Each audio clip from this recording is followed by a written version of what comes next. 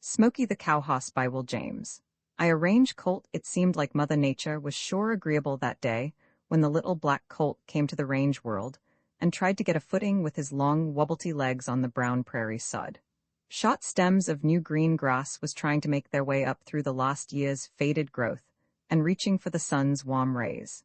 Taking in all that could be seen, felt, and inhaled, there was no day, time, nor place that could beat that spring morning on the sunny side of the low prairie, but where Smoky the colt was foaled. Smoky wouldn't have fitted the colt as a name just then on account he was jet black, but that name wasn't attached onto him till he was a 4-year-old, which was when he first started being useful as a saddle horse. He didn't see the first light of day through no box stall window, and there was no human around to make a fuss over him and try to steady him on his feet for them first few steps. Smoky was just a little range colt, and all the company he had that first morning of his life was his watchful mammy. Smoky wasn't quite an hour old when he began to take interest in things. The warm spring sun was doing its work and kept a pouring warmth all over that slick little black hide and right on through his little body, till pretty soon his head come up kinda shaky and he began nosing around them long front legs that was stretched out in front of him. His mammy was close by him, and at the first move, the colt made she run her nose along his short neck and nickered. Smoky's head went up another 2 inches at the sound, and his first little answering nicker was heard. Of course a person would have had to listen mighty close to hear it, but then if you'd watched his nostrils quivering you could tell that's just what he was trying to do. That was the starting of Smoky. Pretty soon his ears began to work back and forth towards the sound his mammy would make as she moved. He was trying to locate just where she was. Then something moved right in front of his nose about a foot.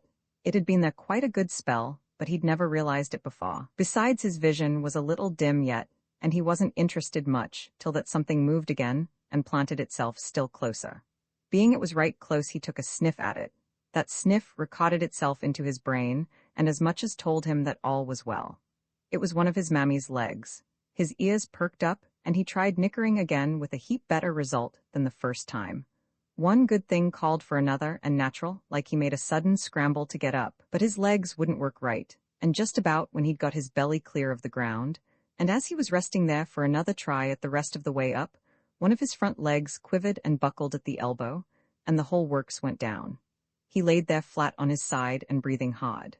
His mammy nickered encouragement, and it wasn't long when his head was up again, and his legs spraddled out all around him the same as before.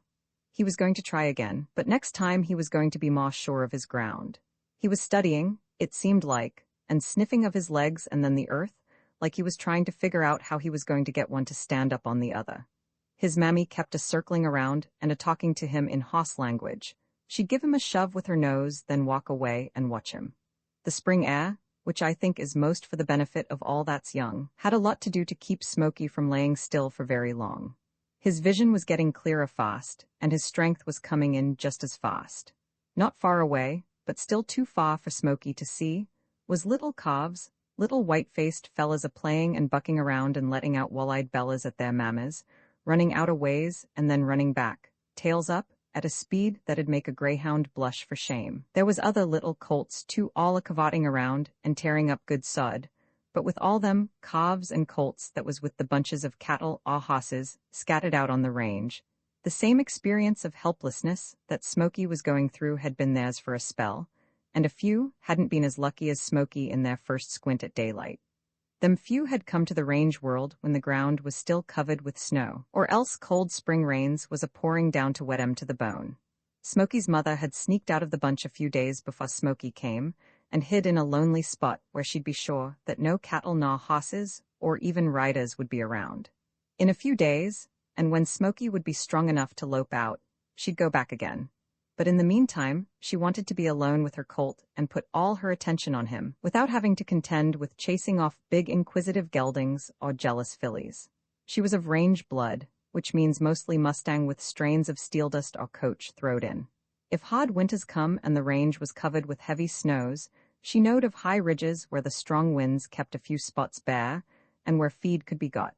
If droughts came to dry up the grass and water holes, she sniffed the air for moisture, and drifted out across the plain, which was her home range, to the high mountains where things was more normal. There was cougars and wolves in that high country, but her Mustang instinct made her the fittest. She circled around and never went under where the lion was perched awaiting for her, and the wolf never found her where she could be cornered. Smoky had inherited that same instinct of his mammy's, but on that quiet spring morning, he wasn't at all worried about enemies. His mammy was there, and besides he had a hard job ahead that was taking all of his mind to figure out.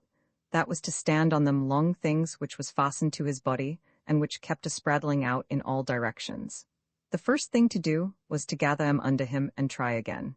He did that easy enough, and then he waited and gathered up all the strength that was in him. He sniffed at the ground to make sure it was there, and then his head went up, his front feet stretched out in front of him, and with his hind legs all under him, he used all that strength he'd been storing up and pushed himself up on his front feet, his hind legs straightened up to steady him. And as luck would have it, there was just enough distance between each leg to keep him up there. All he had to do was to keep them legs stiff, and from buckling up under him, which wasn't at all easy, cause getting up to where he was had used up a lot of his strength, and them long legs of his was doing a heap of shaking. All would have been well maybe, only his mammy nickered, "That's a good boy," and that's what queered Smoky. His head went up proud as a peacock, and he forgot all about keeping his props stiff and under him. Down he went the whole length of his legs, and there he laid the same as before. But he didn't lay long this time. He either liked the spot of going up and coming down, or else he was getting peeved. He was up again, mighty shaky, but he was up sure enough. His mammy came to him. She sniffed at him and he sniffed back. Then nature played another hand and he nursed. The first nourishment was took in, his tummy warmed up and strength came fast. Smoky was an hour and a half old and up to stay. The rest of that day was full of events for Smoky. He explored the whole country, went up big mountains 2 feet high, wide valleys 6 or 8 feet across, and at one time was as far as 12 feet away from his mammy all by himself. He shied at a rock once. It was a dangerous-looking rock, and he kicked at it as he went past. All that action being put on at once come pretty near being too much for him, and he came close to measuring his whole length on Mother Earth once again. But luck was with him, and taking it all, he had a mighty good time. When the sun went to sinking over the blue ridges in the west, Smoky, he missed all the beauty of the first sunset in his life. He was stretched out full length, of his own accord this time, and sound asleep. The night was a mighty good rival of what the day had been. All the stars was out and showing off, and the braves was a-chasing the buffalo plum around the Big Dipper, the water hole of the happy hunting grounds. But all that was lost to Smoky. He was still asleep and recuperating from his first day's adventures, and most likely he'd kept on sleeping for a good long spell. Only his mammy, who was standing guard over him, happened to get a little too close and stepped on his tail. Smoky must have been in the middle of some bad dream. His natural instinct might have pictured some enemy to his mind, and something that looked like a wolf or a bear must have had him cornered for sure. Anyway, when he felt his tail pinched that way, he figured that when a fella begins to feel it's sure time to act, and he did. He shot up right under his mammy's chin, let out a squeal, and stood there ready to fight. He took in the country for feet and feet around and looking for the enemy that had nipped him, and finally in his scouting around that way, he run across the shadow of his mammy. That meant but one thing, safety, and that accounted for, and put away, as past left room for a craving he'd never noticed in his excitement. He was hungry, and proceeded right then and there to take on a feed of his mammy's warm, rich milk.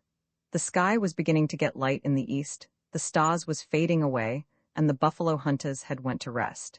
A few hours had passed since Smoky had been woke up out of his bad dream, and there he was, asleep again. He'd missed his first sunset, and now he was sleeping through his first sunrise, but he was going to be prepared for that new day's run, and the strength he was accumulating through them sleeps and between feeds would sure make him fit to cover a lot of territory. There wasn't a move out of him till the sun was well up and beginning to throw a good heat. He stacked up on a lot of that heat, and pretty soon one of his ears moved, then the other. He took a long breath and stretched. Smoky was coming to life. His mammy nickered, and that done the trick. Smoky raised his head, looked around, and proceeded to get up. After a little time that was done, and bowing his neck, he stretched again. Smoky was ready for another day. The big day started right after Smoky had his feed, then his mother went to grazing and moving away straight to the direction of some trees a mile or so to the south. A clear spring was by them trees, and water is what Smoky's mammy wanted the most right then. She was craving for a drink of that cold water, but you'd never thought it by the way she traveled.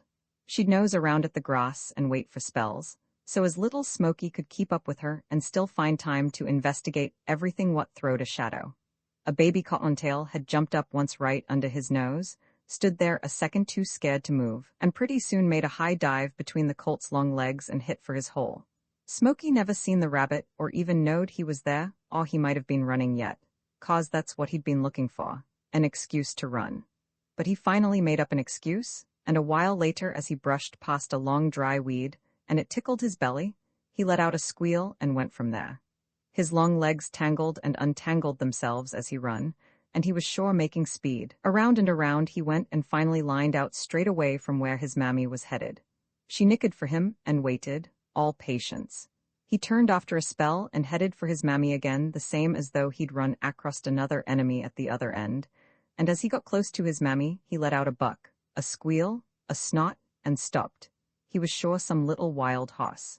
It took a couple of hours for them two to make that mile to the spring. The mother drank a lot of that good water, a few long breaths, and drank some more till the thirst was all gone. Smoky came over and nosed at the pool, but he didn't take on any of the fluid. It looked just like so much thin air to him, the same with the tender green grass that was beginning to grow in bunches everywhere. It was just growing for him to run on. The rest of that day was pretty well used up around that one spot. Adventures of all kinds was numerous for Smoky, and when he wasn't stretched out and asleep, there was plenty of big stumps in the cottonwood grove that could be depended on to give him the scare he'd be looking for. But there was other things, and more threatening than stumps, which Smoky hadn't as yet spotted, like for instance, a big coyote had squatted and been watching him through dead willow branches. He wasn't at all interested in the action Smoky was putting into his play, and only wished the colt's mammy would move away a little further, when he would then take a chance and try to get him down. Colt meat was his favorite dish, and he sure wasn't going to let no chance slip by, even if it took a whole day's waiting for one to show itself. A couple of chances had come his way, but they was queered by Smoky's mammy being too close, and he knowed better than show himself and get run down by them hoofs of hers. Finally, and when he seen his appetite wouldn't win anything by sticking around that spot any longer, he took a last sniff and came out of his hiding place. Keeping the willows between him and the hosses, he loped out till he was at a safe running distance and where he could see all around him, and there he squatted again, in plain sight this time. He hadn't quite made up his mind as yet whether to go or stick around a while longer. Just about then, Smoky spots him. To him, the coyote was just another stump, but more interesting than the others he'd kicked at, on account that this stump moved, and that promised a lot of excitement. With a bowed neck and kinked tail, Smoky trotted up towards the coyote. The coyote just sat there and waited, and when the colt got to within a few feet from him, he started away, and just fast enough so as the colt's curiosity would make him follow. If he could only get the colt over the ridge and out of his mammy's sight, it all was only a lot of fun to Smoky. And besides, he was bound to find out what was that gray and yellow object that could move and run and didn't at all look like his mammy. His instinct was wanting him steady as he went, but curiosity had the best of him, and it wasn't till he was over the hill before his instinct got above his curiosity, and he seen that all wasn't well. The coyote had turned, and quicker than a flash made a jump for Smoky's throat. The generations of Mustang blood that had fought the Lobo and Cougar, and which was the same blood that flowed in Smoky's veins, is all that saved the colt. That inherited instinct made him do the right thing at the right time. He whirled quicker than lightning and let fly with both hind feet, with the result that the coyote's teeth just pinched the skin under his jaws. But even at that, he wasn't going to get rid of his enemy. It was a sure enough enemy this time, that easy, and as he kicked he felt the weight of the coyote, and then a sharp pain on his hamstrings. Smoky was scared, and he let out a squeal that sure made every living thing in that neighborhood set up and wonder. It was a plain and loud distress signal, and it was answered. His mammy shot up the hill, took in the goings on at a glance, and ears back, teeth a-shining, tore up the earth and lit into the battle like a ton of dynamite. The battle was over in a second, and with hunks of yellow fur a-flying all directions it wound up in a chase. The coyote was in the lead, and he stayed in the lead till a second hill took him out of sight. Smoky was glad to follow his mammy back to the spring and on to the other side a ways. He didn't shy at the stumps he passed on the way, and the twig that tickled his tummy didn't bring no play. He was hungry and tired, and when the first was tended to, and his appetite called for no more, he lost no time to picking out a place to rest his weary bones. A thin stream of blood was drying on one of his hind legs, but there was no pain, and when the sun set and the shadow of his mammy spread out over him, he was sound asleep, and maybe dreaming of stumps that moved. When the sun came up the next morning, Smoky was up too, and eyes half closed was standing still as the big boulder next to him and sunned himself. A stiff hind leg was a reminder of what happened the day before, but the experience was forgotten far as dampening his spirits was concerned. Even the stiffness wouldn't hold him back from whatever the new day would hold. He'd always remember the coyote, and from then on never mistake him for a stump. But that sure wasn't going to take any play out of him. He was 2 days old now and strength had piled up fast. He felt there was no trail too long for him, and when the sun was a couple of hours high that morning and his mother showed indications that she wanted to drift, he sure wasn't dragging along behind. The stiffness gradually went out of his hind leg as he traveled, and by the afternoon of that day, he was again shying at everything and sometimes even shying at nothing at all. They kept traveling, and it seemed like to Smoky that the trail was getting pretty long after all. They skirted the flat along the foot of the mountains, crossed one high ridge and many creeks, and still his mother was drifting on. She wouldn't hardly even stop for him to nurse, and Smoky was getting cranky and tired. The pace kept up till the sun was well on its way down, when it slackened some and finally, the mother went to grazing. A shot while later Smoky was laid out full length and dead to the world. Smoky didn't know and didn't care much just then, but his mammy was headed back to her home range, where there was lots of hosses and other little colts for him to play with. And when late that night, she lined out again, traveling steady, he wasn't in any too good a humor. Finally, it seemed like they'd got there, for his mammy, after watering at a creek, went to grazing at the edge of some big cottonwoods. She showed no indications of wanting to go any further. Right there Smoky was willing to take advantage of the chance and recuperate for all he was worth. The sun came up, but Smoky was in the shade of the cottonwoods what was beginning to leaf out.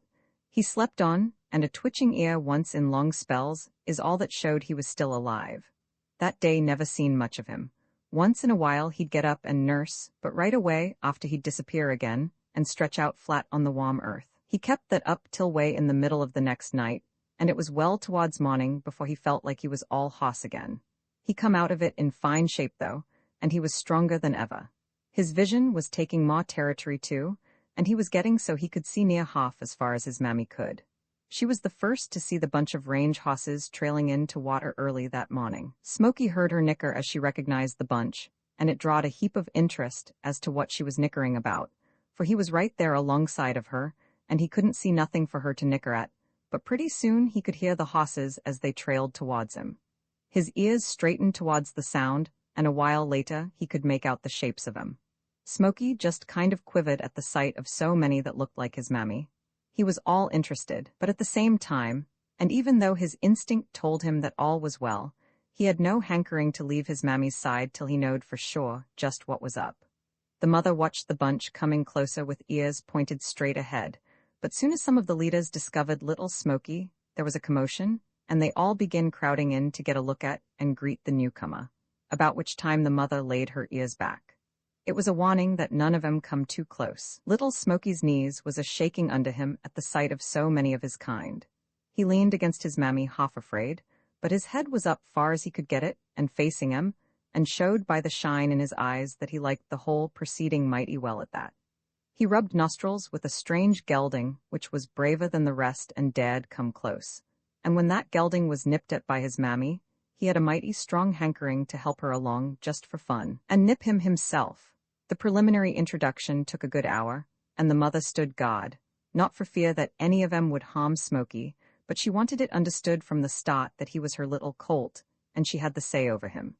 It finally was understood, but it took all that day, and part of the next for the bunch to get used in having the new little feller around and quit making a fuss over him. They was all jealous of one another, and fought amongst themselves to be the only one near him, and his mother, of course she'd declared herself from the start, and it was took for granted from all around that her place in Smoky's heart couldn't be considered, and all knowed better than try and chase her away from him. Fillies and old mares, young geldings and old ponies and all, had it out as to which was the most fit to tag along and play with Smoky, and keep a watchful eye over him along with his mammy.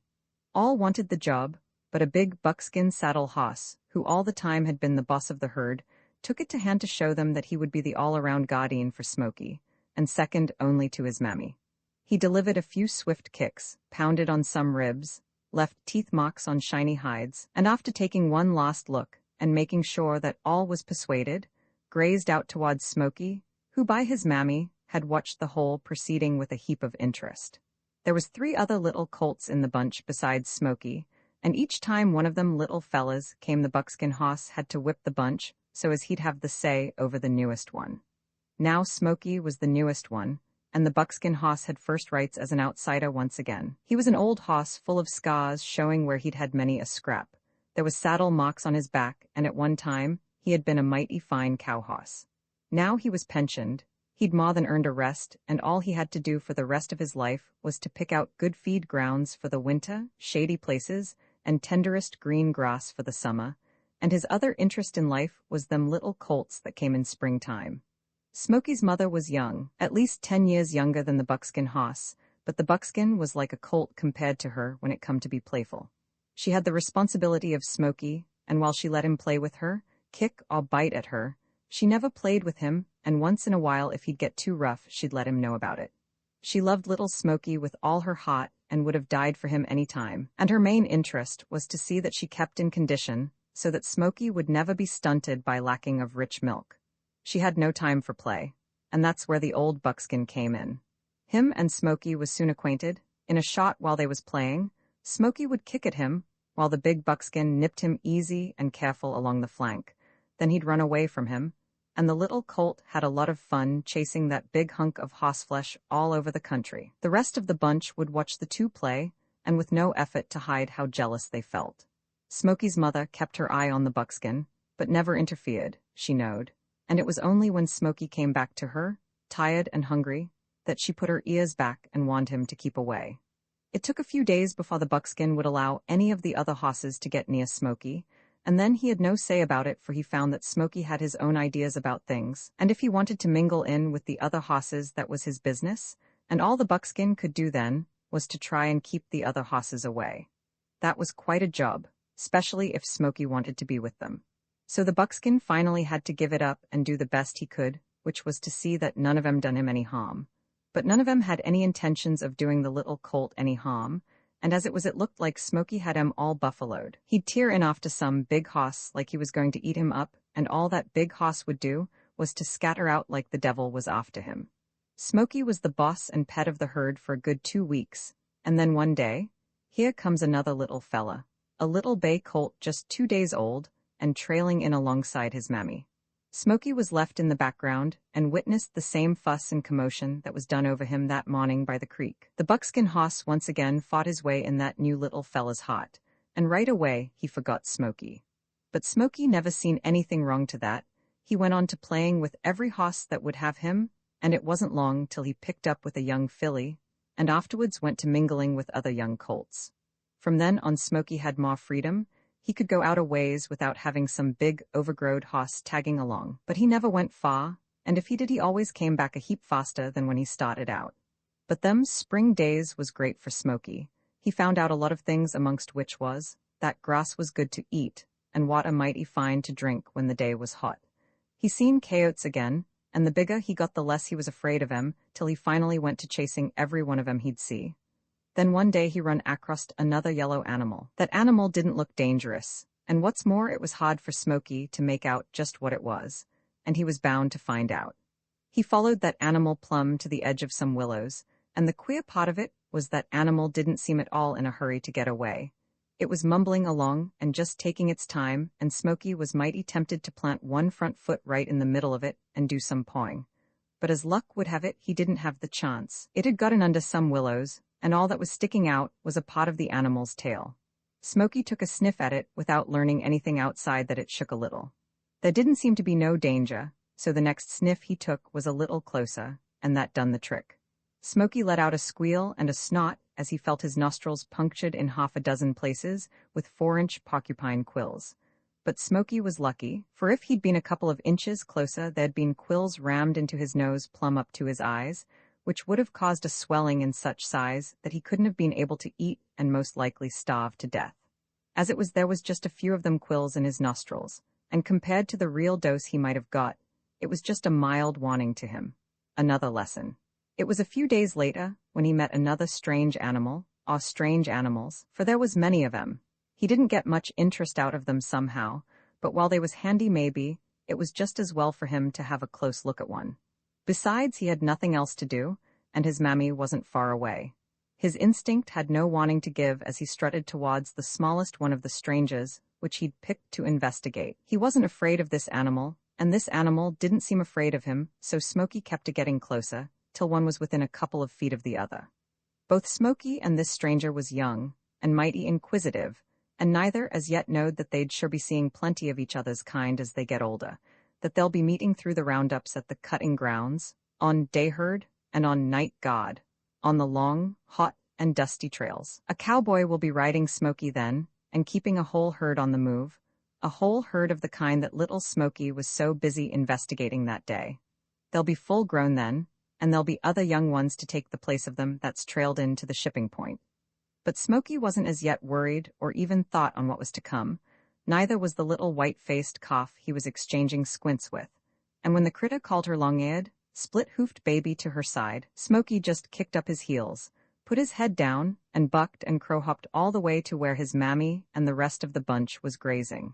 Amongst the missing, the remuda was in the big corrals of the home ranch once more, and after a few winter hosses was cut out, the rest was hazed towards the winter range, and let go. 4 long winter months went by.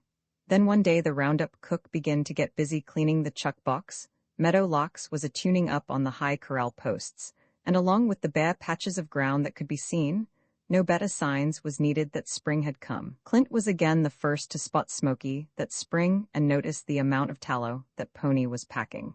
He was in fine shape for whatever work that'd be his to do that summer, and soon as him and the cowboy got through with their first howdies, they both went to work like they never had before. Smoky took up to where he'd left off the fall before, and kept on accumulating science in ways of handling the critter, till that critter would just roll up an eye at the sight of the mouse-colored pony and never argue as to where he wanted to put her.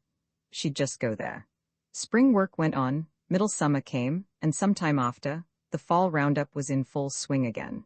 Thousands of cattle was handled, cut out, and culled. Big herds of fat steers was trailed into the shipping point and loaded in the cars, and when the weaning was done and the old stock was all brought in close to the cow camps, Jeff headed his wagon towards the home ranch once more. The work was over, the remuda was turned out, and the riders that was kept on the payroll saddled their winter hosses and scattered out for the outfit's different camps. Winter came on and set in, then spring bloomed out green once again, and with it, the cowboys spread out on the range once more. Season after season followed one another without a ruffle that way. The same territory was covered at the same time of the year, the wagon rolled in at the same grounds, and the rope corral stretched at the same spot. Old riders disappeared, and new ones took their place, like with the ponies. The old cow hosses was pensioned, replaced by younger ones, and the work went on, season after season, year after year. The same outfit rambled out of the home ranch and combed the range like as if no changes was taking place. Jeff, the cow boss, the roundup cook, Clint, and a couple more riders was all that was left of the old hands as the wagon pulled out one spring. The others had cravings for new countries and went and throwed their sugans on some other outfit's wagons. 5 years had went by since that day when Clint, riding Smoky, had joined the wagon. 5 summers was put in when every time Smoky was saddled and rode Clint was the cowboy that done it. Not another hand had touched Smoky's hide in that time, excepting when old Tom had tried to appropriate the hoss for his own string, and since that day, there hadn't been any excuse for Clint to worry about anybody taking Smoky away from him. There wasn't a cowboy in the outfit who didn't more than want the hoss, and if Clint ever failed to show up when the spring work started, there'd most likely been some argument as to who should get him. But he'd always been the first to ride in at the home ranch at them times, and none had the chance to lay claim on the hoss. In them long summers, and as Smoky was rode off and on, the little hoss had got to know Clint as well as that cowboy knowed hisself. He knowed just when Clint was a little under the weather and not feeling good. At them times he'd go kinder easy with his bucking as the cowboy topped him off. The feel of Clint's hand was plain reading to him, and he could tell by a light touch of it whether it meant go get easy now, good work, and so on. The tone of his voice was also mighty easy to understand. He could tell a lot of things by it, especially when he was being got after for doing something he shouldn't have done. His eyes was wide open at them times, his neck bowed, and he'd snot-sought a low. But when Clint would tell him what a fine hoss he was, Smoky was some different. He'd just take it all in the same as he would warm sunshine in a cold fall day, and near close his eyes for the peace he was feeling at the sound of the cowboy's voice. The way Smoky could understand the man who rode him through and around the big herds had a lot to do in making him the cow hoss he'd turned out to be. His strong liking for the rider had made him take interest, and for learning all about whatever he was rode out to do. There'd come a time when Smoky knowed the second Clint had a critter spotted to be cut out, and the pony's instinct near told him which one it was, till nary a feel of the rein was needed, and the dodging critter was stepped on and headed for the cut. The same with roping, and where Smoky could do near everything but throw the rope that caught the critter, there he shined as he did anywhere else under the saddle. He'd keep one ear back, watch out and follow the loop leave Clint's hand and sail out to settle around a steer's horns, and the slack was no more than pulled when that pony would turn and go the other way. He knowed how to lay the critter, and none of the big ones ever got up, not while Smoky was at one end of the rope. Of the many happenings that all went to show of Smoky's knowing how in handling the critter, there's one Clint and the boys liked to tell of. It was only an average of the others that happened, but there was something about that one which made the telling easier as to the wonders of that hoss. It was the detail that counted there. There was a big steer in the herd with a crooked horn which had curved and threatened to grow some maw and right through his eye.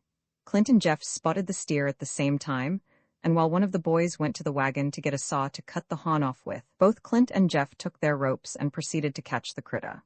The steer was wild, big and husky and wise, and soon as he seen the two riders coming through the herd headed his way, he broke out of it and tail up in the air began to leave the flat. About then is when Smoky appeared on the scene. That little hoss ate up the distance between him and that steer in no time, and soon carried Clint to within reach. On account of the crooked horn, Clint had to rope the steer around the neck, and that he did neat and quick. Everything went on as it should. Smoky run on past the steer, and Clint throwed the slack of his rope over that same steer's rump, and in another second that critter would have been laying with toes up to the sky and ready to tie. The unexpected happened about that time, and when the rope tightened the steer didn't lay at all. Instead, there was a sound of something ripping. Clint went up in the air about 3 feet, turned a somerset and hit the ground. The saddle stood up on end on Smoky's back, and only the flank cinch was holding it there.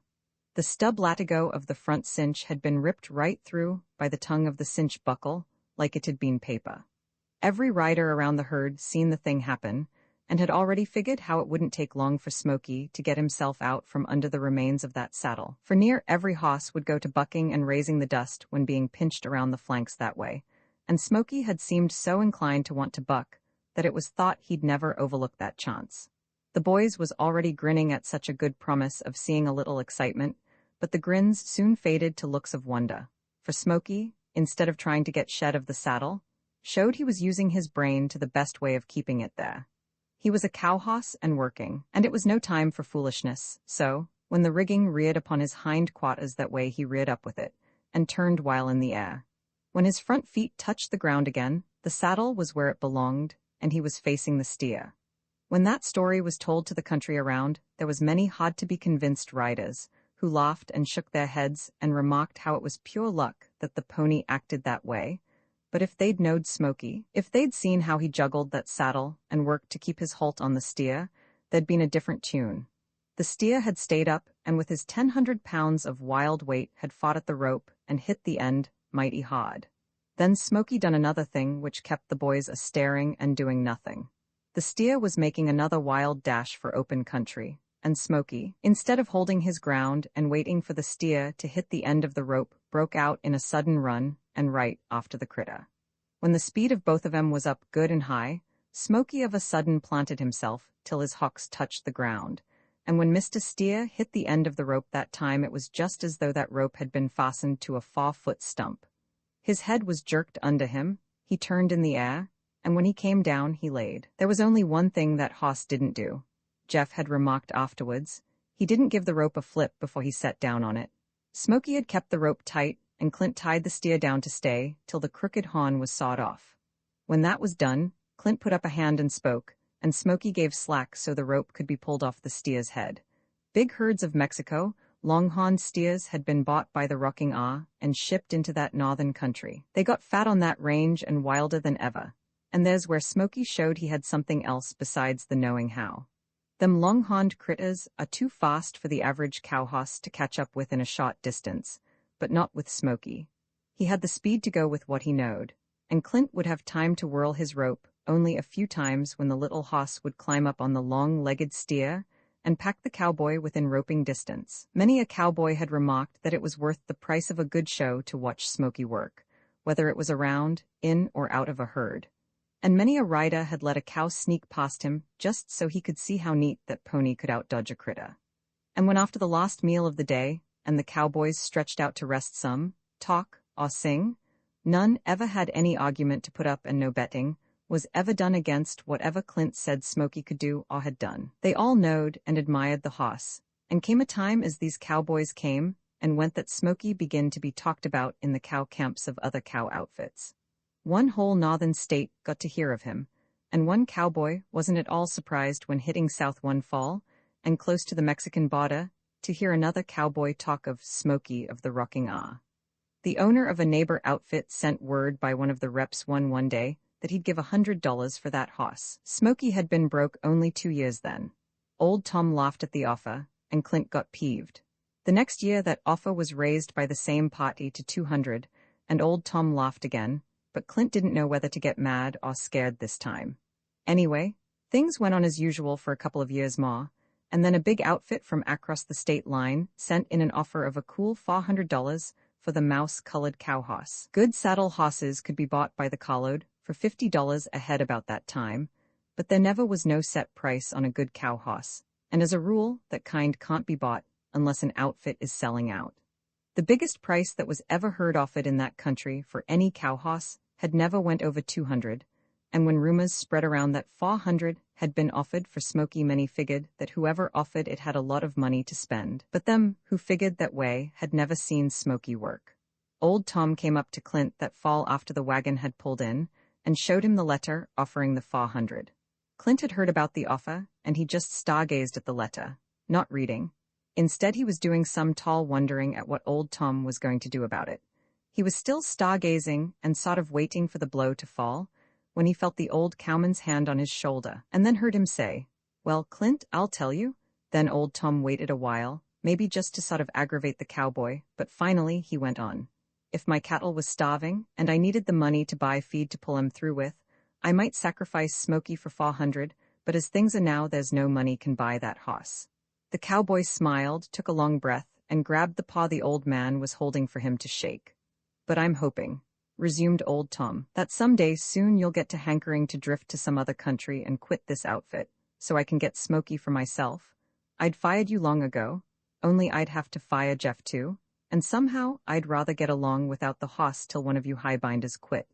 Clint had kept a smiling all the while the old man was speaking, then he gave his hand another shake and walked away. He knowed old Tom had said that last just to hear how his voice sounded. As usual, Smoky was turned out on the range along with the remuda for that winter. Clint had helped haze em to the brakes as he'd always done, and noticed as he stopped and let the ponies graze and scatter that the feed was mighty short and scarcer than he'd ever seen it. The whole summer had been mighty dry and the range shot on grass, but this little scope of country that was the saddle hoss range had always been good, and the ponies had always wintered there better than if they'd been in a warm stable and fed grain. Clint thought some of taking Smoky back with him and keeping him up for a winter hoss, but then he'd have to turn him out when spring works came on, and the cowboy didn't want to think of going out on spring roundup without his top hoss. "No," he decided, "I'm going to let you run out this winter, but I'll be out to see how you're making it and don't lose too much tallow. You're getting to be too valuable a hoss to take any chances of losing," he says to him as he scratched him back of the ear. "But," he went on, "you're not half as valuable to the outfit as you are to me, old pony, even though old Tom won't consider no price on you." Clint was on his way back and had no more than got sight of the buildings of the ranch when old White Winter hit him from behind and made him clap his gloved hands over his ears. "Holy smoke," he whistled through his chattering teeth. "She's sure starting ferocious." And she had. The first initiating blizzard of the season was more than just a snowstorm with a wind.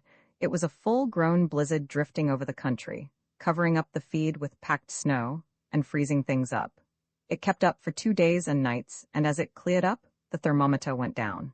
The next day, Clint was busy bringing in old stock closer to the ranch and where they could be watched. And as another blizzard hit the country again, a few days later, that cowboy was kept on the jump, bringing under the sheds and next to the haystacks all the stock he'd hunted up. Clint was in the saddle all day, every day, and sometimes away into the night. A month went by, and in that time, 2 feet of snow had accumulated on the range. Ma was threatening to come, and all the cowboys that was kept on the rocking payroll more than had their hands full. The ranch hands would roll up their eyes at every bunch of stock the riders brought in to be fed, for as they figured they already had all they could handle, and if this kept up, old Tom would have to hire more hay shovelers and buy more hay.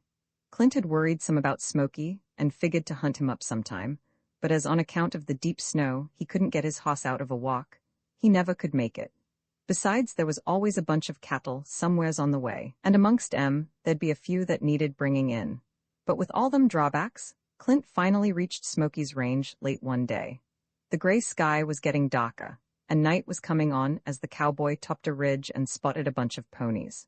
Amongst the bunch was a long-haired, shaggy-looking, and lean mouse-colored hoss, and Clint could hardly believe his eyes or keep from choking as he rode closer and recognized his Smoky hoss. The cowboy was for catching the hoss right there and bring him into the ranch. He wondered if Smoky could travel that far, but as the hoss raised his head out of the hole in the snow where he'd been pawing for feed and spotted the rider coming towards him, Clint was surprised to see so much strength and action. Smoky hadn't recognized the cowboy, and before he took a second look, he'd hightailed it from there in a hurry. Clint watched him and smiled as he seen that the hoss wasn't in near as bad a shape as he'd first thought. "But I'm going to take you in just the same, you little son of a gun, for God knows what you'll be like in a few weeks from now if this weather keeps up." He started on the trail Smoky and the other ponies had left. It was good and dark by then, but the trail in the deep snow was easy enough to follow. He wondered as he rode if he could get Smoky to stand long enough so as the hoss would recognize him under all the disguise of his winter clothes, for at night specially he looked more like a bear than anything. Then again, hosses are spookier and harder to get near at that time. Clint had his doubts if he could catch him, and he figured he'd most likely have to take the whole bunch along in order to get him to the ranch. He was riding along on the trail and trying to get sight of the ponies, when to his left just a little ways and out of the snow came a faint bella. It sounded like a critter in trouble, and Clint stopped his hoss. The bella came again, and he rode towards the sound. All curled up, shivering, and near covered with snow, a little bitty calf was found, couldn't been over 2 days old, figured the cowboy, and he wondered how the poor little cuss could still be alive. "Where's your mammy, Johnny?" says Clint as he got off his hoss and came near the calf. But the words was no more out of his mouth when a dark shadow appeared, and bellering, tried to get to the cowboy with her horns before he could get on his hoss. In making his getaway, Clint noticed tracks of more cattle, and following 'em a ways, come across another cow and with another calf, only this second calf was older and more able to navigate. These 2 wall-eyed heifers must have been missed during last fall's roundup, Clint figured, and just as luck would have it, they both have winter calves. "Well, Smoky," he says as he looked the direction the ponies had went, "I guess that leaves you out this time." It was near noon the next day when Clint showed up at the ranch packing a little calf on the front of his saddle. He found Jeff by the big sheds where the cattle was sheltered and fed, and told him, "I had to leave this little fella's mammy out about 10 miles. There's another cow and young calf with her, and maybe you better send a man out after 'em before this storm that's coming catches up with 'em. Me, I'm going to eat the whole hind leg off a beef and roll in between my Sugans." The storm Clint had spoke of came sure enough, and seemed like to want to clean the earth of all that drawed a breath. The snow piled up and up till, as the cowboy remarked, "The fence posts around the ranch are only sticking up about an inch, and soon won't be visible no more." That storm would have meant the death of all the cattle that was on the range, and most of the hosses too. But as the tail of it came, a high wind sprung up, the snow drifted and piled high in the coulees, and at the same time took the depth of it down considerable wherever that wind hit. When it all finally quit raging, there was many patches where the grass was buried only by a few inches, and them patches the wind had cleared was what saved the lives of the range stock that winter. Clint had worried about Smoky as the stormy weather came on. He'd tried time and time again to get to him, but always some helpless critter made him branch off and finally turn back. Tomorrow, Clint kept saying, but the tomorrow came and went, and the cowboy, always a fretting, hadn't got near Smoky's range. The great liking Clint had for the mouse-colored hoss made him fret and worry more than was necessary. That liking made him imagine a lot that was nowheres near true. And many a time that cowboy rolled in his bunk, tired and wore out, and dreamed of seeing Smoky caught in a snowbank, weak, starving, and wolves drawing near. Smoky had sure enough lost considerable fat, and his strength was reduced some too, but he was nowheres weak. That is, not so weak that he couldn't get up easy once he laid down, or be able to travel and rustle for his feed. The last big storm had took him down some more, but he was still able to plow through the snow banks that had gathered on the sides of the ridges, and get on the other side where the feed was easier reached. If it didn't snow too much more, there was no danger for Smoky and the bunch he was with. Him and Picos had got to know that range so well, they knowed where the best of shelter could be found when the winds was cold or the blizzard howled, and then again, they knowed of many ridges, and where the snow was always the thinnest. They had a spot to fit in with or against whatever the weather had to hand out, and whether the next on the program was to be sunshine or more snow, they was still well able to enjoy or compete with either. Weeks had passed since Smoky had raised his head out of the hollow in the snow and spotted the rider, who'd been Clint, coming onto him. And then one day, here comes another rider. Smoky had been the first to spot that other rider, and as was natural, him and the rest of the bunch made tracks away from there, until the rider couldn't be seen no more. A mile or so on, the bunch went to pawing snow and grazing again. Night was coming on, a wind was raising, and pretty soon light flakes of snow began to come. Then, when night was well on, and as the wind got stronger and the snow heavier, the rider showed up again, right in the middle of the bunch this time, and before Smoky or any of the others could see him. The ponies scattered like a bunch of quail at the sight of him, and so close. But they soon got together again, and on a high lope went along with the storm. The rider followed on after him, and as mile after mile of snow-covered country was left behind, the ponies realized there was no dodging him. Heavy drifts was lunged into and hit on a high run as they tried to leave him behind, and then as they'd cross creek bottoms a mile or so wide, and where the snow was from 2 to 3 feet deep, the run began to tell on him. They finally slowed down to a trot, and as the rider wasn't pressing him any, there came a time when going at a walk seemed plenty fast. They was getting tired. The night wore on with them a-traveling that way. The heavy wind pushed them on, and their long hair was matted with snow, but tired and hard as the deep snow was to buck through, it all seemed better to drift on that way than stand still in such as the storm had turned out to be. They drifted on, not minding the rider much no more. Then after a while it began to get light, slow, and gradual. The new day come, and the rider, finding a thick patch of willows, let the ponies drift in the shelter. He tried to look on the back trail as he let him drift, and he grinned as the thick stinging snow blurred his view. "That old blizzard will sure do the work of covering up my trail," he remarked as he looked for a sheltered spot amongst the willows.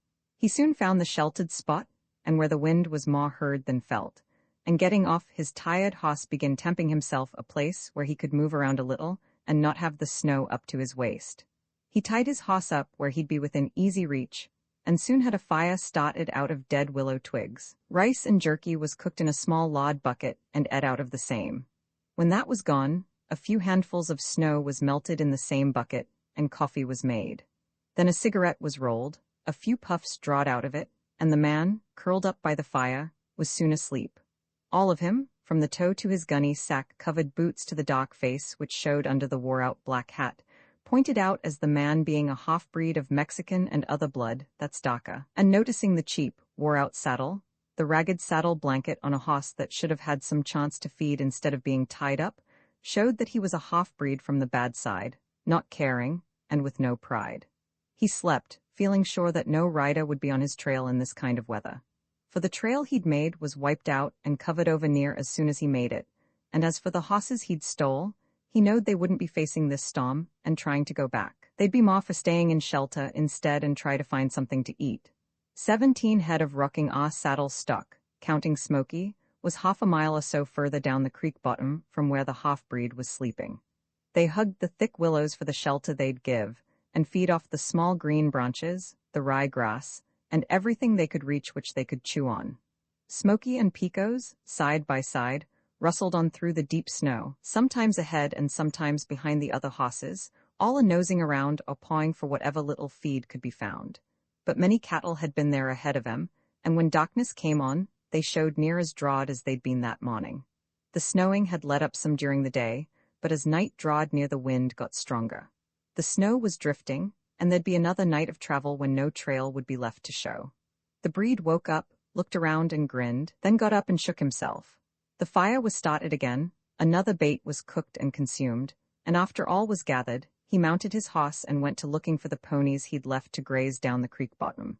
He run onto 'em a couple of miles further and where he'd figured they'd be, and as Doc settled over the snow-covered range, he fell in behind him and started him on the way.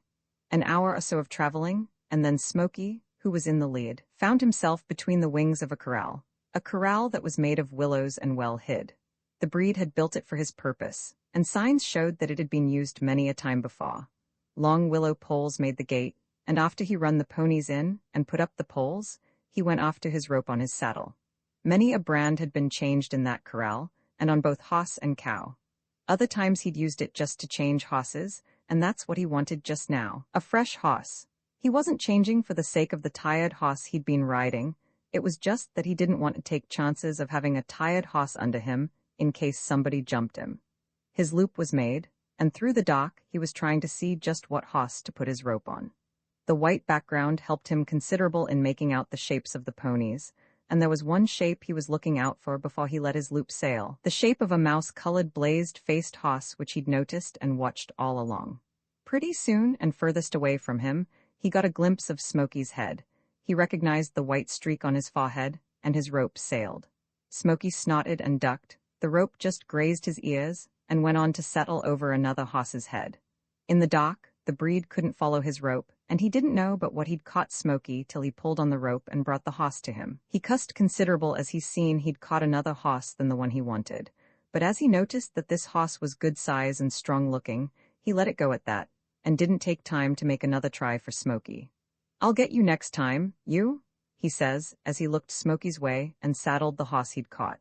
Letting the poles down, the breed mounted the fresh hoss, let the ponies out, and turned him out of the creek bottom onto a long bench. The strong winds had blowed most all the snow off there, and excepting for a few low places where it had piled deep, traveling was made easy. He kept the ponies on a trot most of the night, and sometimes where the snow wasn't too deep he'd crowd 'em into a lope. Steady, the gait was kept up, and finally, after the breed seen that the ponies was too tired and weak to travel much more, he began to look for a place where he could hide 'em and where they could rustle feed during the day that was soon to come.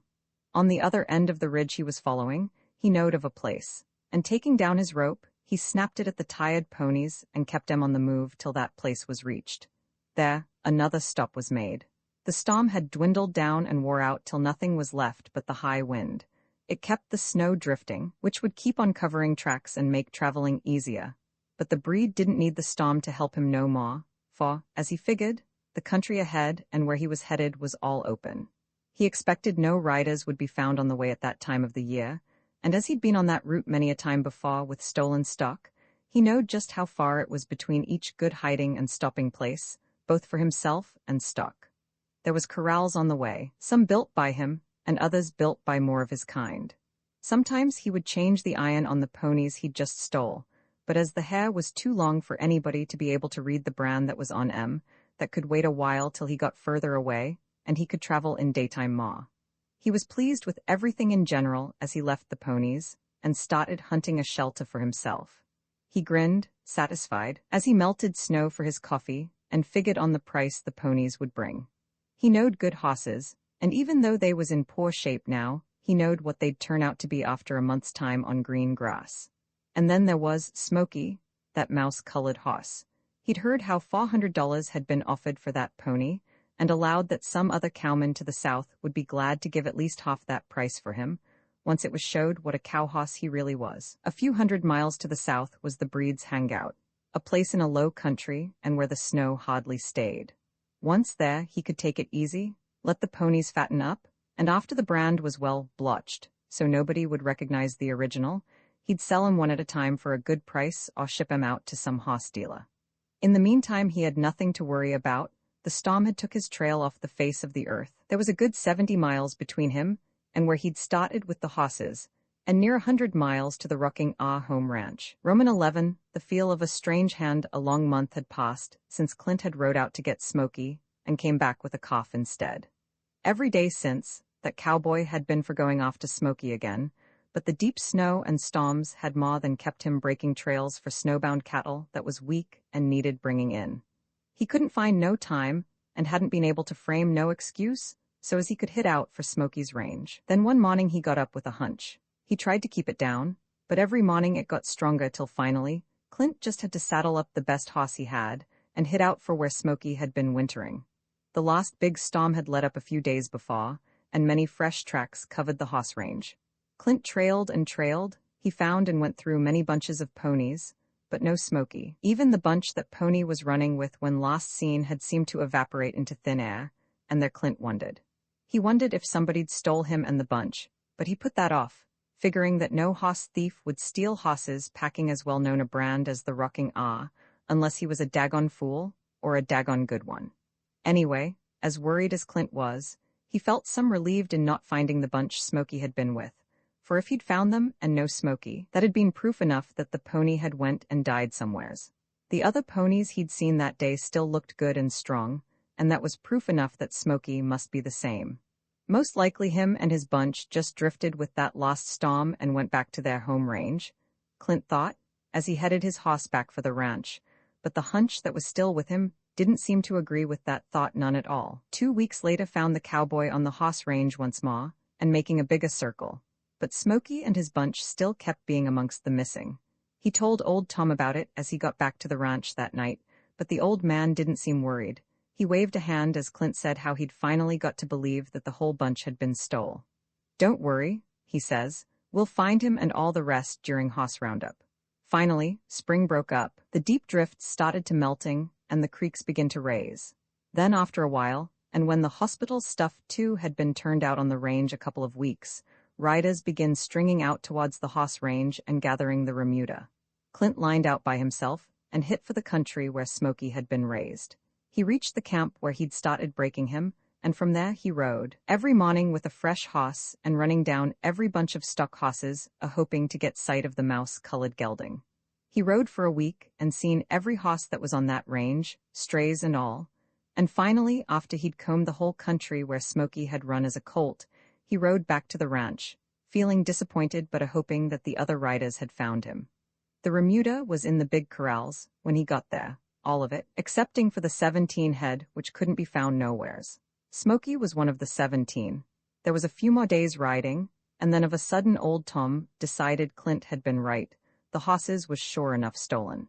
His big car hit only the high spots as the old man headed for town. Jackrabbits was passed by and left behind the same as if they'd been tied, and when he hit the main street he was doing 70. He put on his brakes and passed the sheriff's office by half a block, but he left his car there and hoofed on a high run all the way back. That official was notified of the theft, and notified to notify other officials of the state and other states around, and old Tom stuck close to see that that was done and mighty quick. $1,000 reward was offered for the thief, and the same reward for the return of the hosses, naming one mouse-colored saddle hoss as special. The spring roundup went by, summer, and then the fall roundup and the close of the season's work. Nothing of Smoky, nor any of the ponies he'd run with, or the hoss thief was heard of.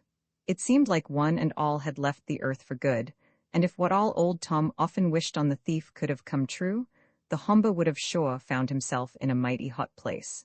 Clint rode on for the rocking through that summer and fall, and always as he rode, he kept an eye on the country around and hoping that sometimes he'd run across his one hoss, Smoky. He didn't want to think that the hoss had been stolen, and he kept a saying to himself as he rode, "He's just straight away somewheres."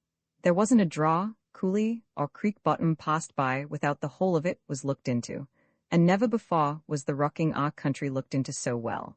Every rider, on down to the wrangler, kept his eyes peeled for the mouse-colored hoss, and even though cattle is what the wagons was out for, there was more eyes out for Smoky, and cattle was only brought in as second best. It wasn't till fall roundup was near over that Clint began losing all hope of ever seeing Smoky again in that country, and as them hopes left him, there came a hankering for him to move. Maybe it was just to be moving and riding on some other range for a change, but back of it all, and if Clint had stopped to figure some, he'd found that his hankering to move wasn't only for seeing new territory. There was a faint hope away deep that someday, somewheres, he'd find Smoky. For that, Pony had got tangled up in the cowboy's heartstrings a heap more than that cowboy wanted to let on, even to himself. He couldn't get away from how he missed him. He'd thought of him when on day herd, and how the hoss had seemed to understand every word he'd said. On the cutting grounds, he'd kept a comparing whatever hoss he'd be riding with Smoky, and find that Pony, no matter how good he was, a mighty poor excuse of a cow hoss alongside of the mouse-colored pony that was missing. But all them good points of Smoky's was nothing as compared to the rest of what that hoss really had been as a hoss, and there's where Smoky had got under Clint's hide as a hoss, 1 in 1,000. The last of the wagons had trailed into the home ranch, and the next day, the remuda was hazed out to the winter range. Clint wasn't along that fall to see the ponies turned loose. Instead, he was in the big bunkhouse at the home ranch, and busy stuffing his saddle into a gunny sack. A railroad map was spread on the floor, and which the cowboy had been studying. Jeff opened the door of the bunkhouse and took in at a glance what all Clint was up to. He noticed the railroad map laying by his foot and smiled. "I figured you would," he says, "now that Smoky is not with the outfit no more." The first of winter had come and hit the high mountains of the southern country. Big, dark clouds had drifted in, drenched the ranges down to bedrock with a cold rain, and hung on for days. Then the rain had gradually turned to a wet snow, kept a-falling steady, and without a break, till it seemed like the country itself was shivering under the spell. Finally, and after many long days, the dark clouds began to get lighter and lighter and started lifting and drifting on. Then one evening, the sun got a chance to peek through and smile at the country again. It went down a-smiling that way, and after it disappeared over the Blue Ridge, a new moon took its place for a spell, and like as to promise that the sun would smile again the next day. And it did.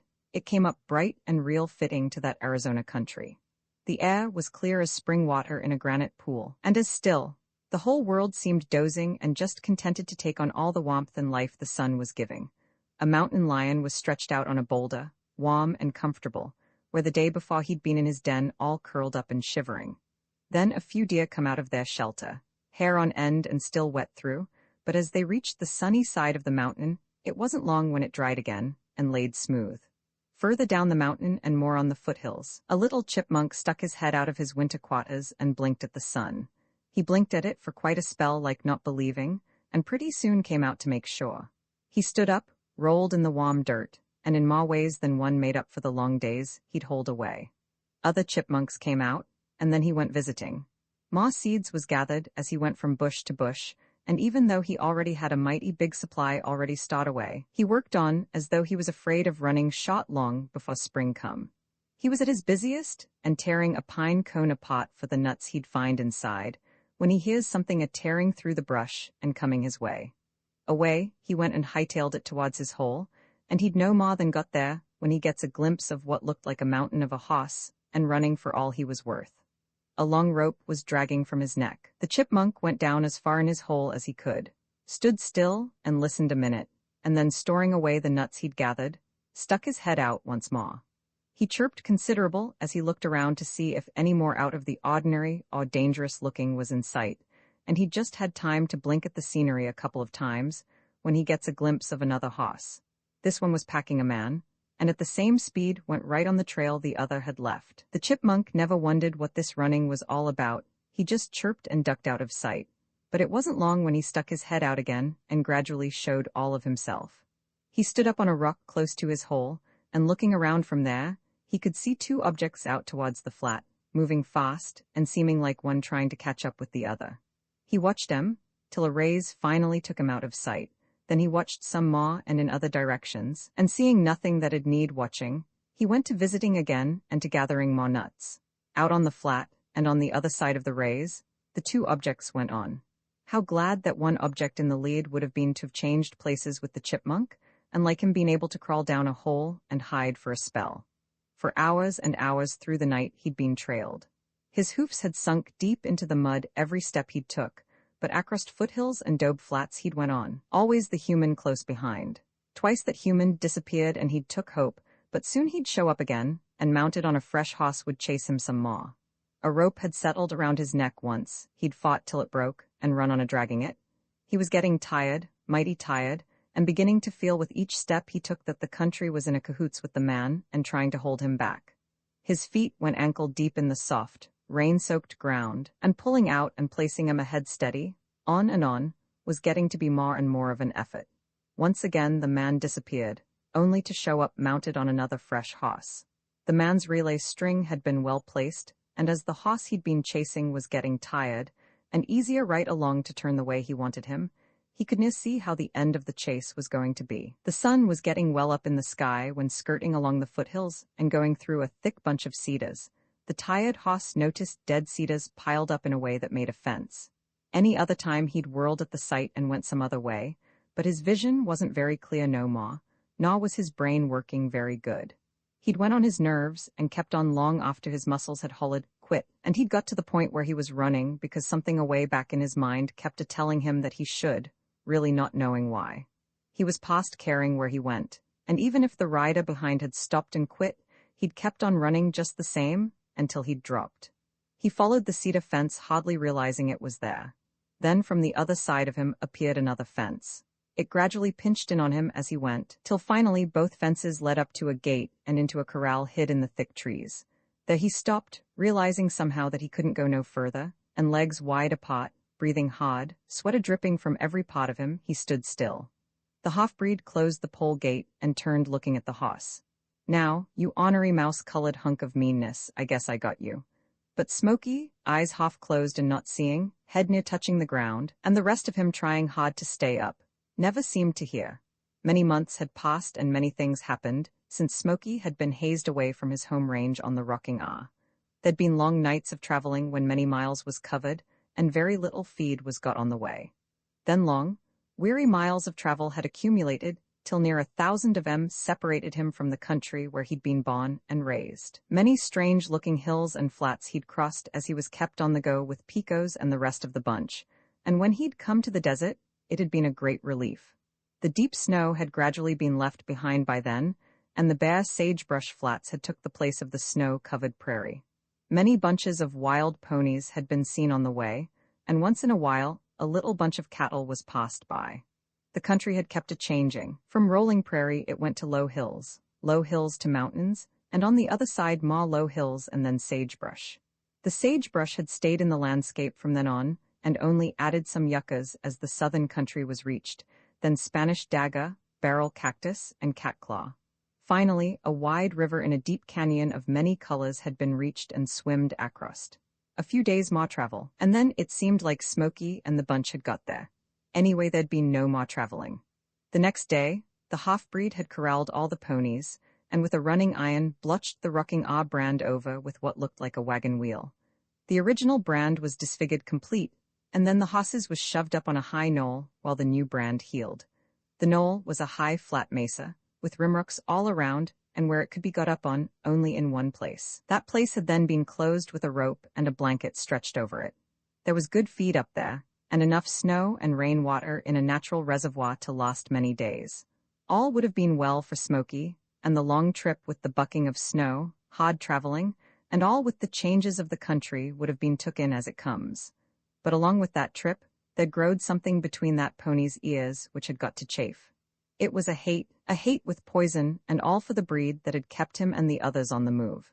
Smoky was born with a natural fear and hate of the human. He'd carried it always, excepting when Clint, that one man, was around, but hating humans had never bothered him, not till the dark face of the breed had showed itself over the skyline.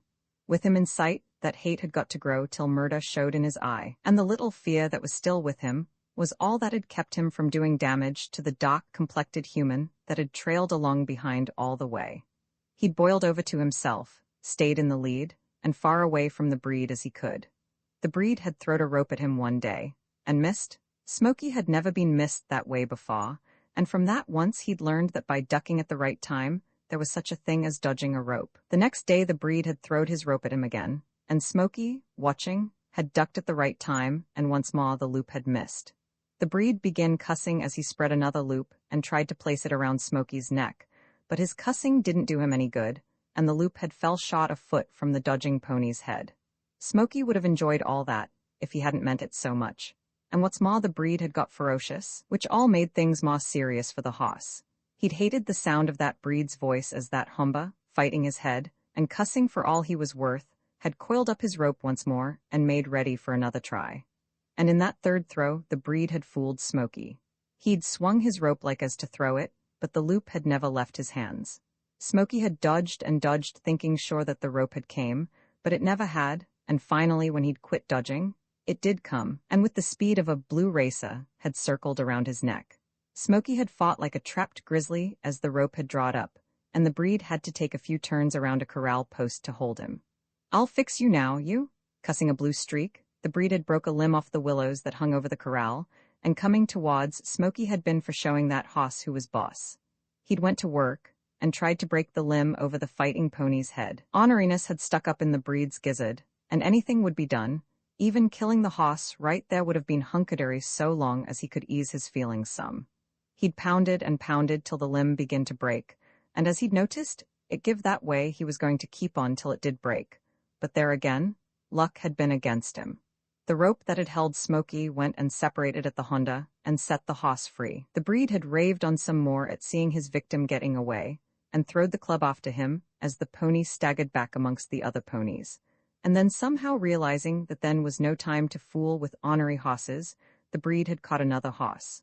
"I'll tend to you some more," he hollered at Smoky, and getting on the other hoss he'd let the bunch out and started him on the trail. 200 miles of that trail was covered, and in the time it took to cover that distance, Smoky had fed on hate for the breed till that hate growed to a disease. Killing the breed would be all that could cure it. Every blow that human had pounded on his head that day, a couple of weeks past, had left a scar that healed on the surface, but which went to his heart instead, spread there, and stayed raw. Then one day, on the edge of a big desert flat and amongst the junipers, the breed spotted a high, strong corral. A log cabin with smoke coming out of the chimney was off to one side a ways, and standing in the door was a man, the first man the breed had seen since starting out with the stolen hosses. But he felt safe. 500 miles had been covered, the brands on the hosses had all been picked, 3, and besides, as he figured, it'd be a good place to stop a while and recuperate. And as he seen the place was a cow camp, he thought maybe he could get the cowboy to help him some with that mouse-colored hoss he was still wanting to tend to and packing a grudge against. The cowboy wasn't much for the breed the minute that Humber rode up, but as company was scarce, he kinda stood him, and even agreed to help him with the hoss. Smoky watched the two walk in the corral the next day, and knowed something was up. His ears laid back at the sight of the breed, and hate showed from every part of him. He was ready to fight, and if anything he was glad of the chance. But Smoky had no chance, too many ropes settled on him at once, and the first thing he knowed, he was flat on his side and tied down before he could use either hoof or teeth. The hoss was no more than down and helpless, when the breed, seeing his victim within reach and where he couldn't get away, began to get rid of what been on his chest for so long, and when Smoky, even though tied down, reached over and near pulled the shirt off of him with his teeth, was when the breed figured he had an excuse to beat that hoss to a pulp, even though the hoss had no chance. The cowboy, not understanding the breed's tactics for a spell, stood off a ways and watched. There was all about the hoss to show that he'd been right in his first dislike for the dark-faced Humba. At first, he was for interfering and shoved the club the breed was using right down his throat. Then as he noticed how the pony would like to do the damaging instead, he thought of a better way and walked up. "Listen, fella," he says to the breed, "what's the use of beating a hoss up that way? Why don't you give him a chance and try to do it while you're setting on him?" "Maybe you think I can't do it?" says that Humba, bleary-eyed and mad clear through. The scheme had worked fine. The cowboy grinned to himself as he helped the breed put the saddle on Smoky. Once he'd got a little too close to that pony's head while helping that way, and that hoss come within an inch of getting his arm, the cowboy overlooked it, and to himself remarked, "The poor devil had sure got a reason to be mean, and I guess he's at the point where he figures no human is his friend anymore." The cowboy was right. Anything on two legs, whether it was the breed or any other human, had sure enough got to be Smoky's enemy, a creature to scatter into dust and put out of the way whenever a chance showed up. The saddle was cinched on, and while the breed was getting as much of the seat under him as he could, the cowboy took off the foot ropes, and soon as the last coil was pulled away, he made long steps for the highest part of the corral, and where he could watch everything to his heart's content. The cowboy had no more than reached the top pole of the corral when a sudden commotion, which sounded like a landslide, made him turn. Smoky had come up, and at last given a chance, had more than started to make use of it. It was his turn to do some pounding, and he done it with the saddle that was on his back, and which went with every crooked and hard-hitting jump he made. The breed had rode many hard hosses, and he was a good rider, but he soon found that Smoky was a harder hoss to set than any he'd ever rode before, and as good a rider as he was there was many a twist brought in that he couldn't keep track of. They kept a-coming too fast, and it wasn't long when he began to feel that setting in that saddle on such a hoss was no place for him. The saddle horn and cantle was taking turns and hitting him from all sides, till he didn't know which way he was setting. Pretty soon he lost both stirrups, and once as he was a-hanging over to one side, one of them stirrups came up and hit him between the eyes. That finished him. He hit the ground like a ton of lead. The cowboy up on top of the corral had laughed and enjoyed the performance all the way through, and when the breed dug his nose in the dust of the corral he laughed all the more. He'd never been more agreeable to seeing a man get busted in his life. The breed laid in a heap, never moving, and then the cowboy, finally getting serious, was for getting him out of there before the hoss spotted him and reduced him into thin air. Somehow, he wasn't caring to see a human get tore apart and right before his eyes that way, even if that human did deserve killing. But Smoky's interest was all for shedding the saddle right then and all that carried the breed's smell. Finally, it began to slip. Higher and higher on his withers it went till the high point was reached, and then it started going down. When it reached the ground, the hackamore had come off with it, and before Smoky, slick and clean, straightened up again, the breed had picked himself up, and without the help of the cowboy, sneaked out of the corral.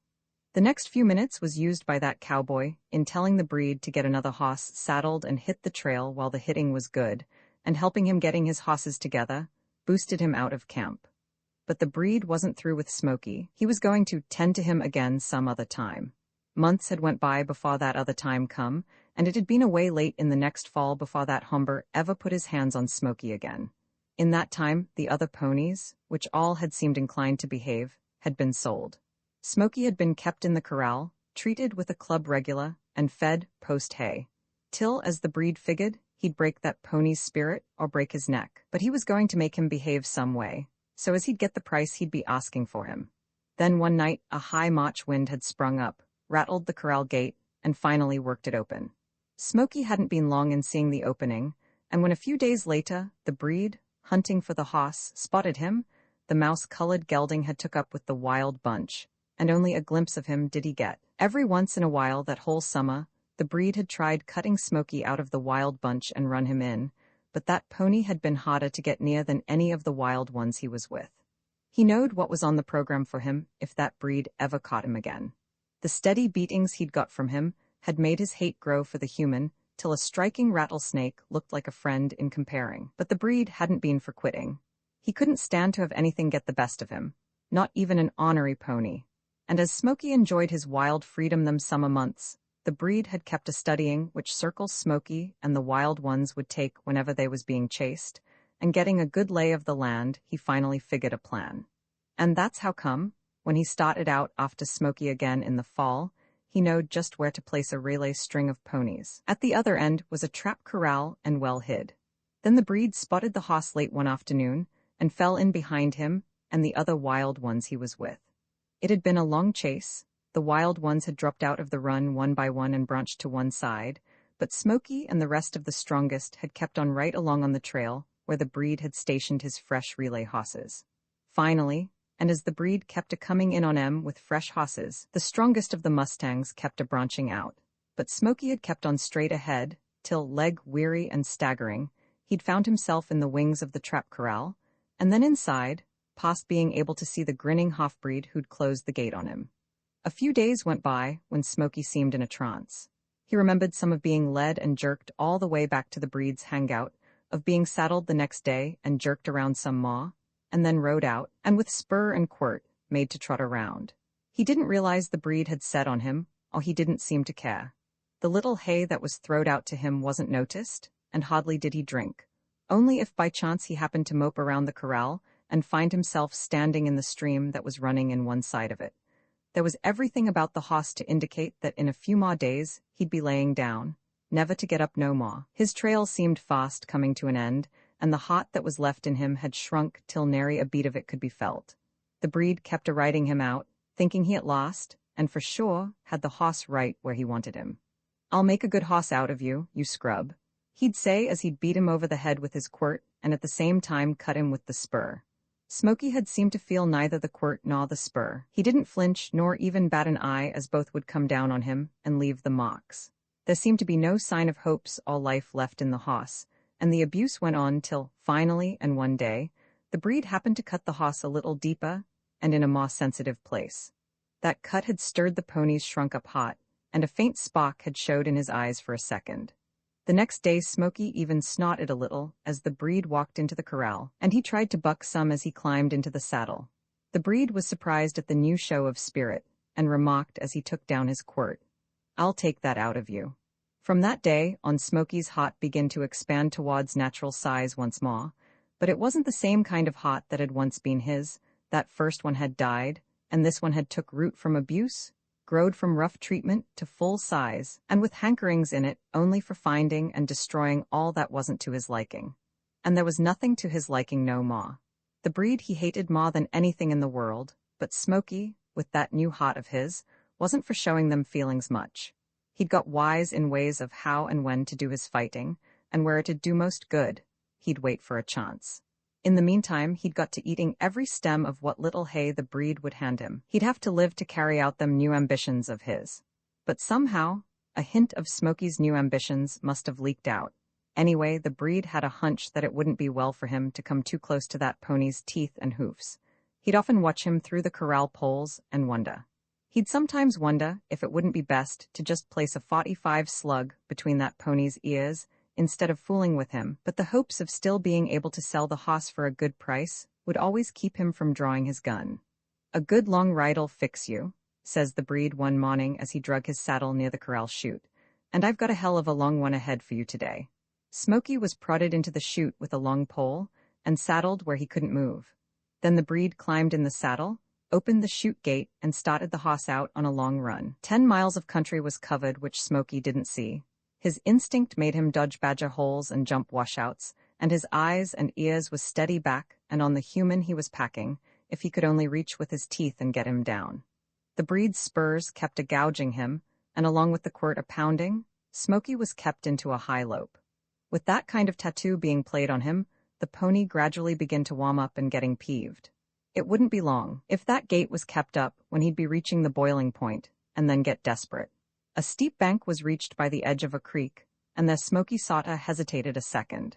His ears and eyes was pointed ahead for that second, and looking for a place where the going down wouldn't be so sudden, when the breed, always looking for some reason to deal the hoss misery, put the steel and laid the quirt to him at once. That took Smoky by surprise, and the flame that had been smoldering in his heart loomed up into an active volcano all at once. Down over the bank he went, and when he landed, he had his head between his front legs and went to bucking from there.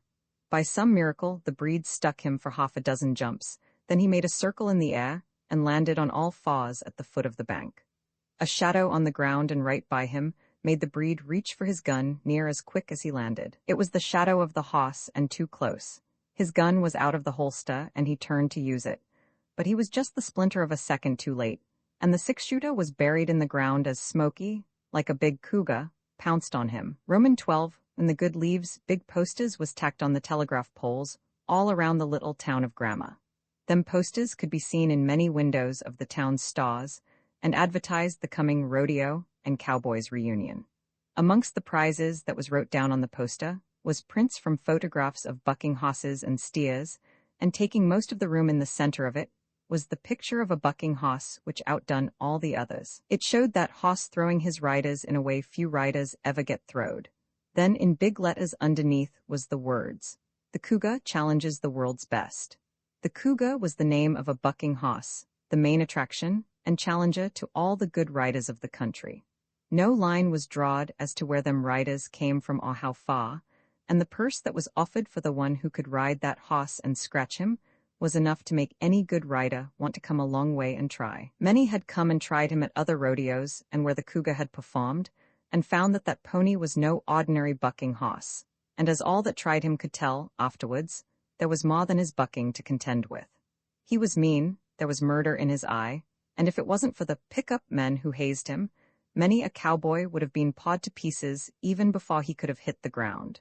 That pony seemed to have a grudge against humans in general. His ambition was for exterminating them all off the face of the earth.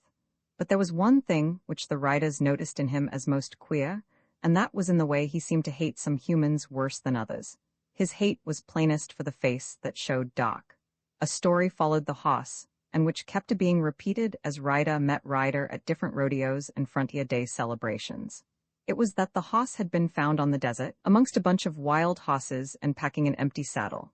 There'd been dried blood sticking to the hair along his jaw, and some more on his knees. The hoss had been roped and tied down, and the riders had looked for signs of wounds or cuts on his hide, but nary a scratch had been found.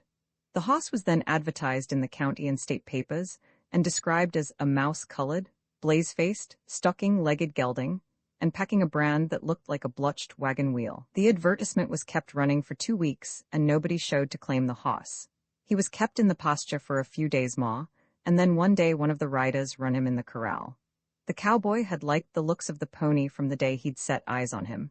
He'd figured him as an ordinary hoss that had been spoiled a little, and shaking out a loop, there'd been no doubt in his mind, but what that could be took out of him easy enough. But he hadn't got very far when he found that the pony would have to be throwed before a saddle could ever be put on his back.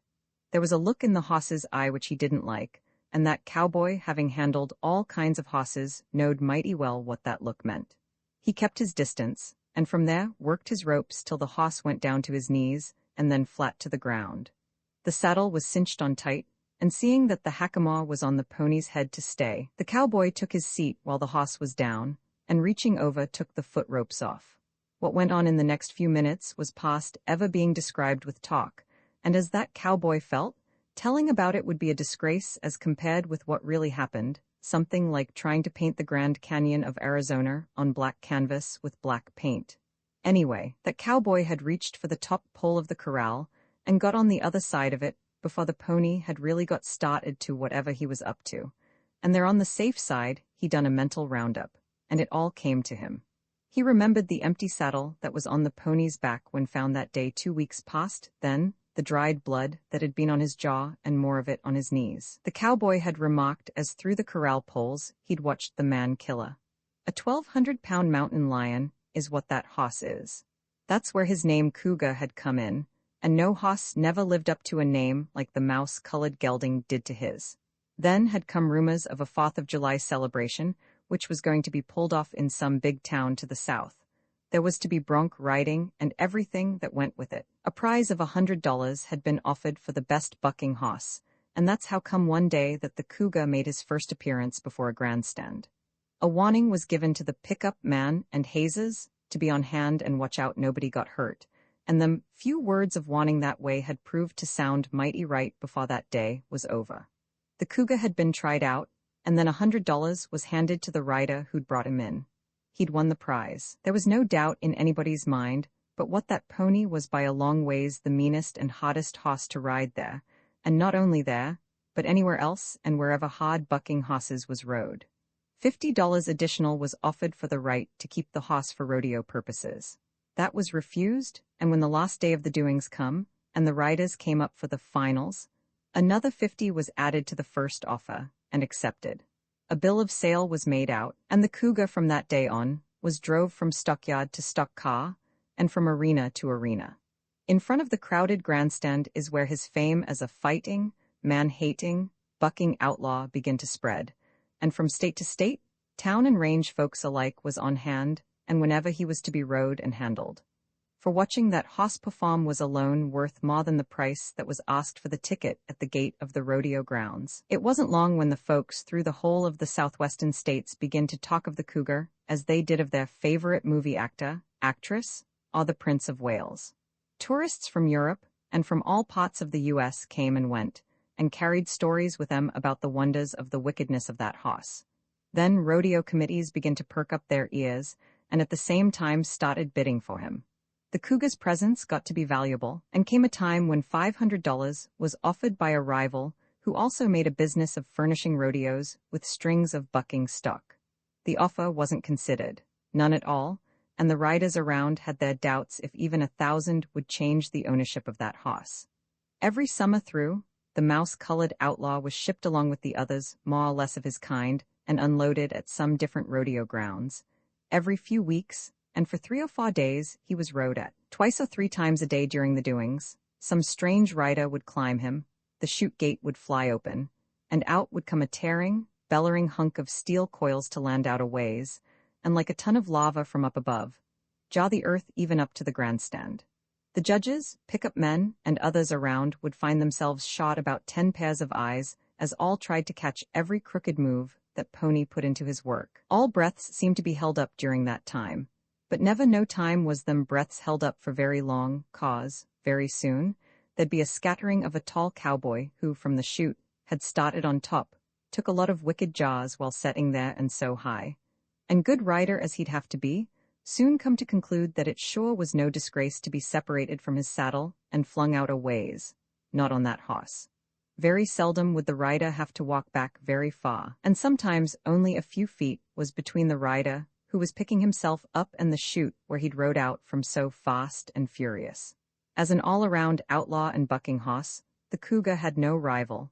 There wasn't a hoss in the state, or any state neighboring, that could compete with him in either fighting or bucking, and folks seeing or studying the hoss often wondered. For anybody who knowed hosses could see that that hoss hadn't been born a natural outlaw, like most of the rodeo's bucking hosses generally are.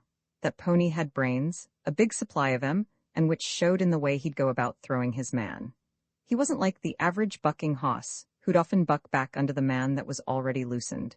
And instead, when the cougar felt a man lose an inch, that inch was never got back. The saddle kept a getting away from him from then on. But there was more, and which was all proof as to the amount of brains that Pony carried. There was his hate for the man, and which showed the same as the hate one human would have for another, only it was more dangerous. And then again, and as the cowboy who took care of him often remarked, the way that hoss packs a grudge, somebody sure must have dealt him a dirty deal sometime or other. I know there's sure something on his mind besides that too, and like he's pining for something that's gone and hopeless.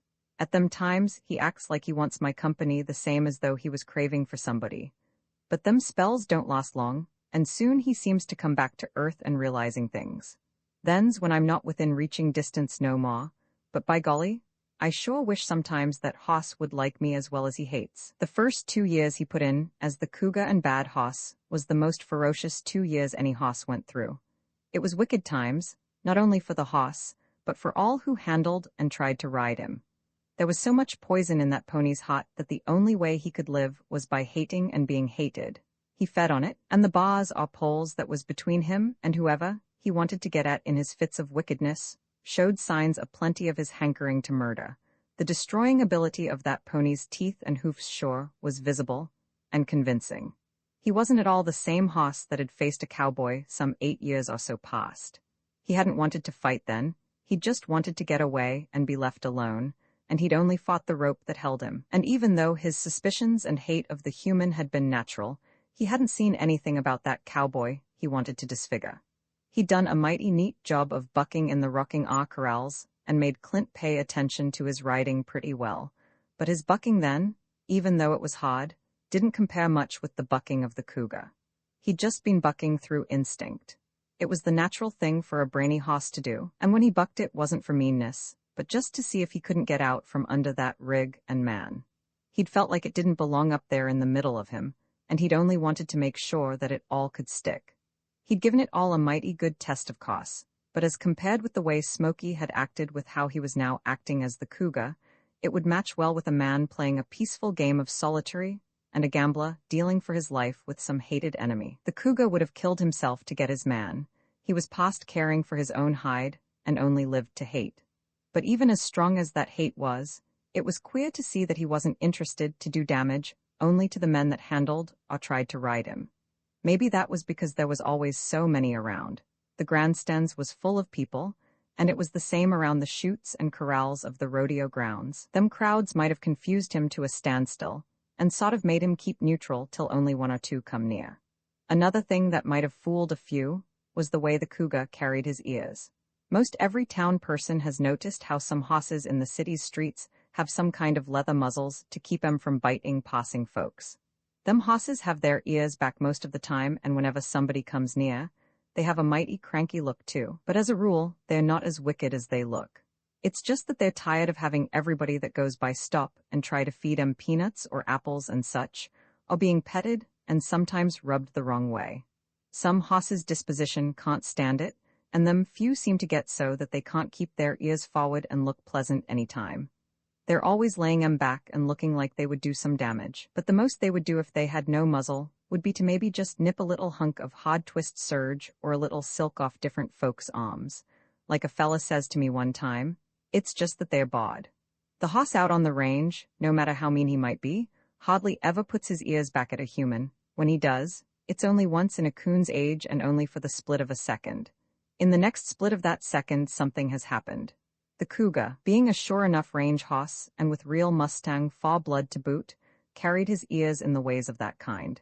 He'd look at a man through the chute timbers and with his ears straight ahead, but in them eyes under the shadow of them ears was a fair picture of what would happen if that man ever stepped in that chute with him. It didn't need no imagination to see it either. Never did the cougar lay his ears back, unless he was sure of his victim. When he did, there'd be an ambulance wagon racing through the arena, and remarks in queer low tones passed by white-faced folks up in the grandstand, which all kept accumulating and piled up in the cougar's reputation as a bad hoss.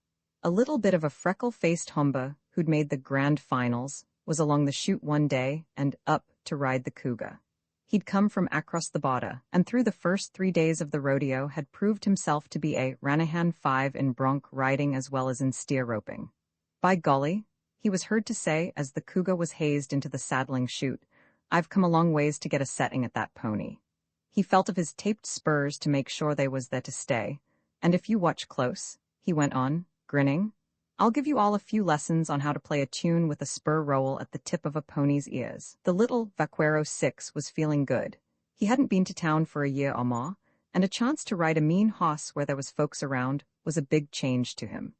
Barrel Cactus and Spanish Dagger had been the only witnesses to his riding ability, and riding a sidewinding pony on dobe flats or high mesas wasn't so apt to bring out the best in a rider as when in a nice arena, where there's a band playing and folks a-cheering. There's a hoss to my liking, he says as he took a look at the cougar. The way that pony was acting while being saddled didn't faze the rider none at all. The grin on his face kept a-spreading all the wider as he made ready to climb the chute. He'd handled many a fighting hoss, and to him, they all could do only one thing, and that was their worst. As a true rider of the range, he welcomed anything that'd test his skill and ability, and if the cougar had come straight up from hell, wah-horns, a forked tail, and cloven hoof, he'd have grinned all the maw and bet his year's earnings that he could send him back to where he came with his tail between his legs and hollering, enough. Rider up, hollered the hazer, but the judges was already watching, for it was the cougar coming out. The cowboy let out a wah-whoop and grinned as the chute gate flew open, and the cougar came uncocked. He packed that grin past the judges, and at the same time, reefed, spurred, the earth-jarring outlaw with taped rolls from back of the ear to the back of the saddle's skirts. Yee-yep, he howled as the bellowing cougar left the earth once more. A cloud of dust went up which kept the judges from seeing what went on, but even if there'd been no dust they couldn't have followed what all had happened. It had happened too fast. In the next particle of time, a twisting hunk of mouse-colored horseflesh was tearing up the arena towards the chutes and the fence along it. The cowboy was still wah-whooping and fanning, but he was to one side and being snapped around like a whiplash. The cougar had found his stride and, as usual, was getting his man.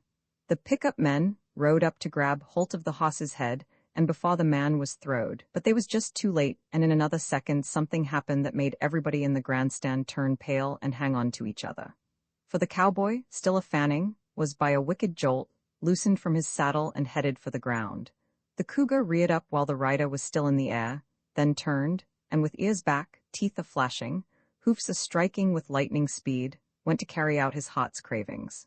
The man was juggled up there for a second and then came down. The hoss, like the cougar he was, right after him and to finish what he'd started. It was then that Providence or something seemed to interfere, for as the rider came down and reached the earth, he was on the other side of the fence, which kept him from being totally reduced to dust. But even with the fence separating, the cougar wasn't through. There was a noise of splintering timbers as he tried to reach the cowboy, and it wasn't till 2 ropes settled around his neck and pulled him away that it was what you'd call ended. A few riders rushed up to find the cowboy setting up and shaking his head like a trying to get back amongst the living. Pretty soon he looked up at the men around him, and a sort of vacant grin spread over his features. Then he looked at his clothes, noticed his shirt was most tore off of him. He wrinkled his face as he moved his body and felt kinks along his ribs and back, and looked at his handmade rawhide chaps, which showed marks where hard hoofs had connected. The sight of them made him grin again, and after a while he says, "Daggone good thing I had these chaps on, or I'd be setting here and going at 'em one better." From that day on, the freckle-faced cowboy was, or tried to be, at every rodeo and near whatever shoot the cougar honored by his presence. He'd run up against a hoss he couldn't ride. It was hard to take, and he couldn't get it into his head how it was done. He'd never seen a hoss he couldn't ride before, but there was more, and which all kept the cowboy to following the outlaw. The unnatural meanness of that pony had him guessing, and he sort of wanted to figure it out while setting on top. There was a hoss that not only called for skill and nerve, but the thinking ability of the pony was sure worth a trying to match. Winters and springs and falls found him on the range and doing his work there. He was getting all kinds of good practice with his everyday work, and when summers come, he was always on the trail of the cougar and with new hopes that he could go back to the range and tell his majordomo that he rode him, slick and clean and to a standstill. For 2 summers he followed him, in that time, competing with other good riders. He'd had 3 chances at him, and each time them chances wound up with him hitting the ground and running as he hit. "That hoss sure means what he does," he was heard to say to one of the riders one time, "and by golly, that's just what makes me keep after him." 3 more long summers of rodeo work went by, and the cougar kept on challenging the world's best riders. Another spring came, more rodeos was followed, and where it was advertised that the cougar will be present, the posters went on telling how in 5 years' time no rider had been able to set the hoss till the gun was fired, and as the cowboys remarked, that was one truthful statement. Smoky kept on throwing men right and left that spring and on through the summer. He kept his record and back clean that way till away along towards the fall, and then one day at the start of another rodeo, a cowboy from the Wyoming country, and who'd come south for the winter, happened to hear of the doings. A couple of days later that bronchitis showed himself at the rodeo headquarters, and remarking how he'd heard of the cougar, signed his name, and entered on bronc riding.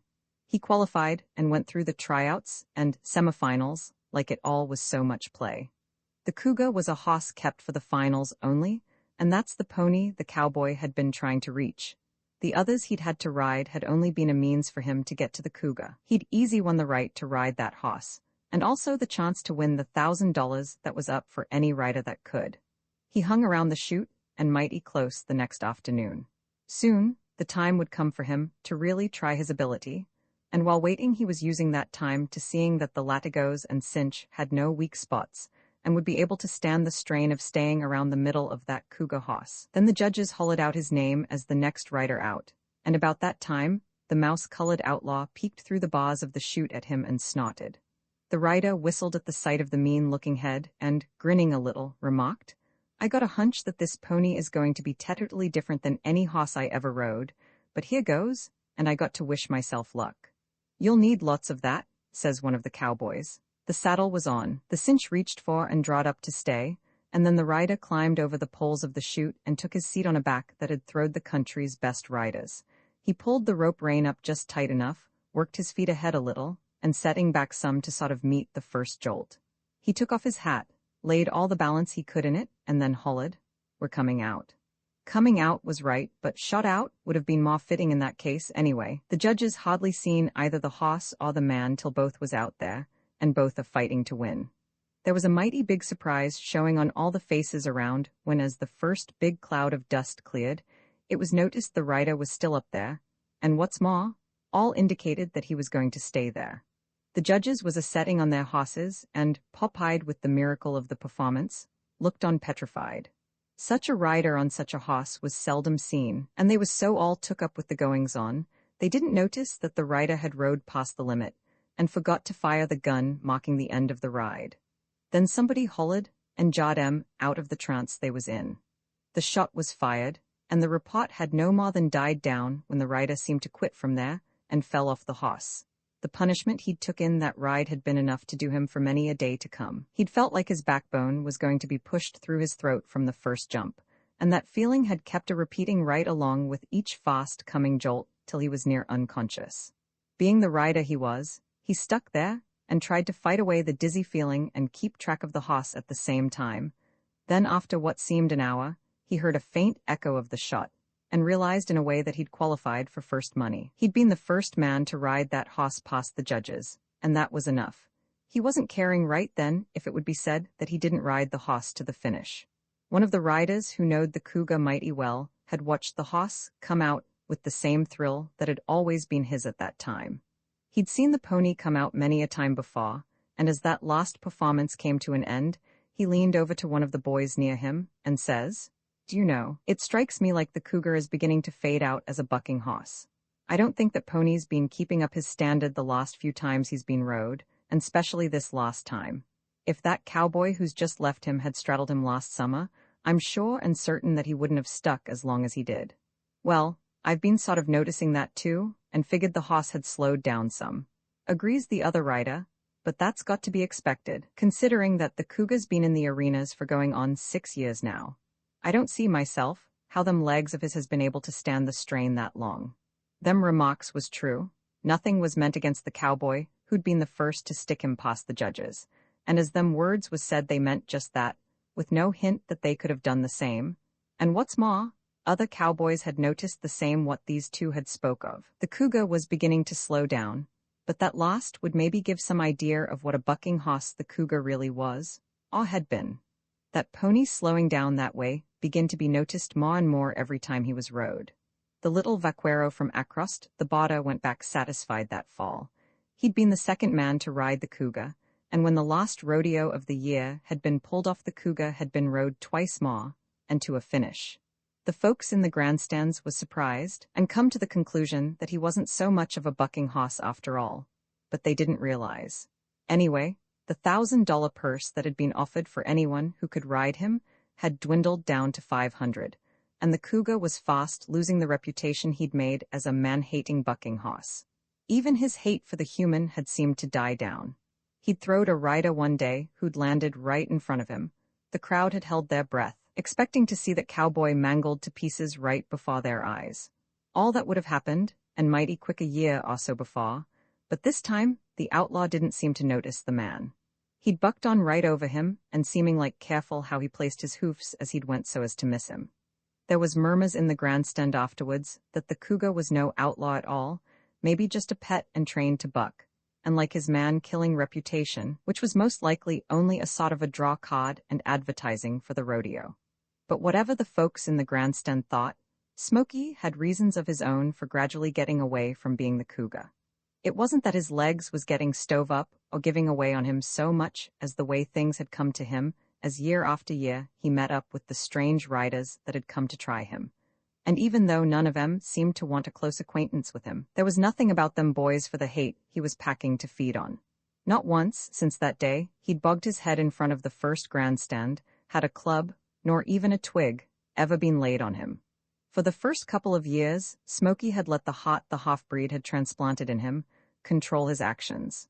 The poison of hate in that heart had kept him from noticing or go according to the good treatment he'd been getting, and it was close on to the 5th year before his ears began to perk up to the show of admiration and respect that was handed him from all around. The name of the cougar lived on for a spell, but the hoss that had been packing that name was fast getting away from having the right to such. Then the next spring came, and with it rodeos began to be pulled off here and there. Good riders began following the cougar again as before, and with the hopes that some day, sometime or other, they'd be able to pull their riggins off that pony's back and be able to say, "I rode him." But long before middle summer come, them hopes had died down in many of the boys, for the cougar wasn't the cougar no more. Them fast, crooked, and hard-hitting jumps of his, and which had jarred the thoughts and balance out of so many a good rider, had died down, and put the hoss as an average with the other bucking hosses. Rider after rider focked him, and sought a disappointed, had rode and fanned him easy enough, where a year or so before no fanning had been required to qualify. The cougar kept a bucking on, and on every time he was saddled, and he was rode through to the finish oftener and oftener till finally, no rider was ever throwed no more, not from that pony's back. The heart of the cougar was shriveling up and leaving space for the heart that was Smoky's, and that heart, even though older and weaker, was making a mighty strong stand and steady coming back. Soon, there came a time when the mouse-colored outlaw didn't have to be handled from a distance no more. No high corral was needed for protection against his teeth and hoofs, and like most of the other buckers, he could be led from the stock car to the rodeo grounds without any other ropes holding him back, and away from the man that was leading him. Then one day, a rider brought in a big robined gray, remarking that here was an outlaw. And an outlaw he was sure enough, from his Roman nose on up to his sunk, dead-looking eyes, and taking in his lantern jaws on to his thick neck, and along with the rest of him, all indicated the natural outlaw. But what made him as a most valuable hoss for the rodeos was in the how he could buck. That's all he knowed, and like all natural outlaws that way, that's all he wanted to know. Right away, he was called the Gray Cougar, the same as to try and bring back the real cougar. But there was no comparing the gray outlaw with the cougar, not when that lost one had meant business. To begin with, the gray hoss was mean only because it was his natural instinct to be that way. He didn't have the special ambition nor the brains that the cougar had. With the gray it was just jug-headed orneriness, and in no way could he compete with the mouse-colored man-killer. But he made a fine outlaw just the same, a second best that'd do. He managed to buck a few men off from the start, and right then is when the old cougar begins sliding into the background, for it had been quite a spell since that pony had made a man ride for his money. The appearance of the gray outlaw had kinda mocked the downhill start for Smoky's career as a bucking hoss, and then one day the end came sure enough, and in a few minutes.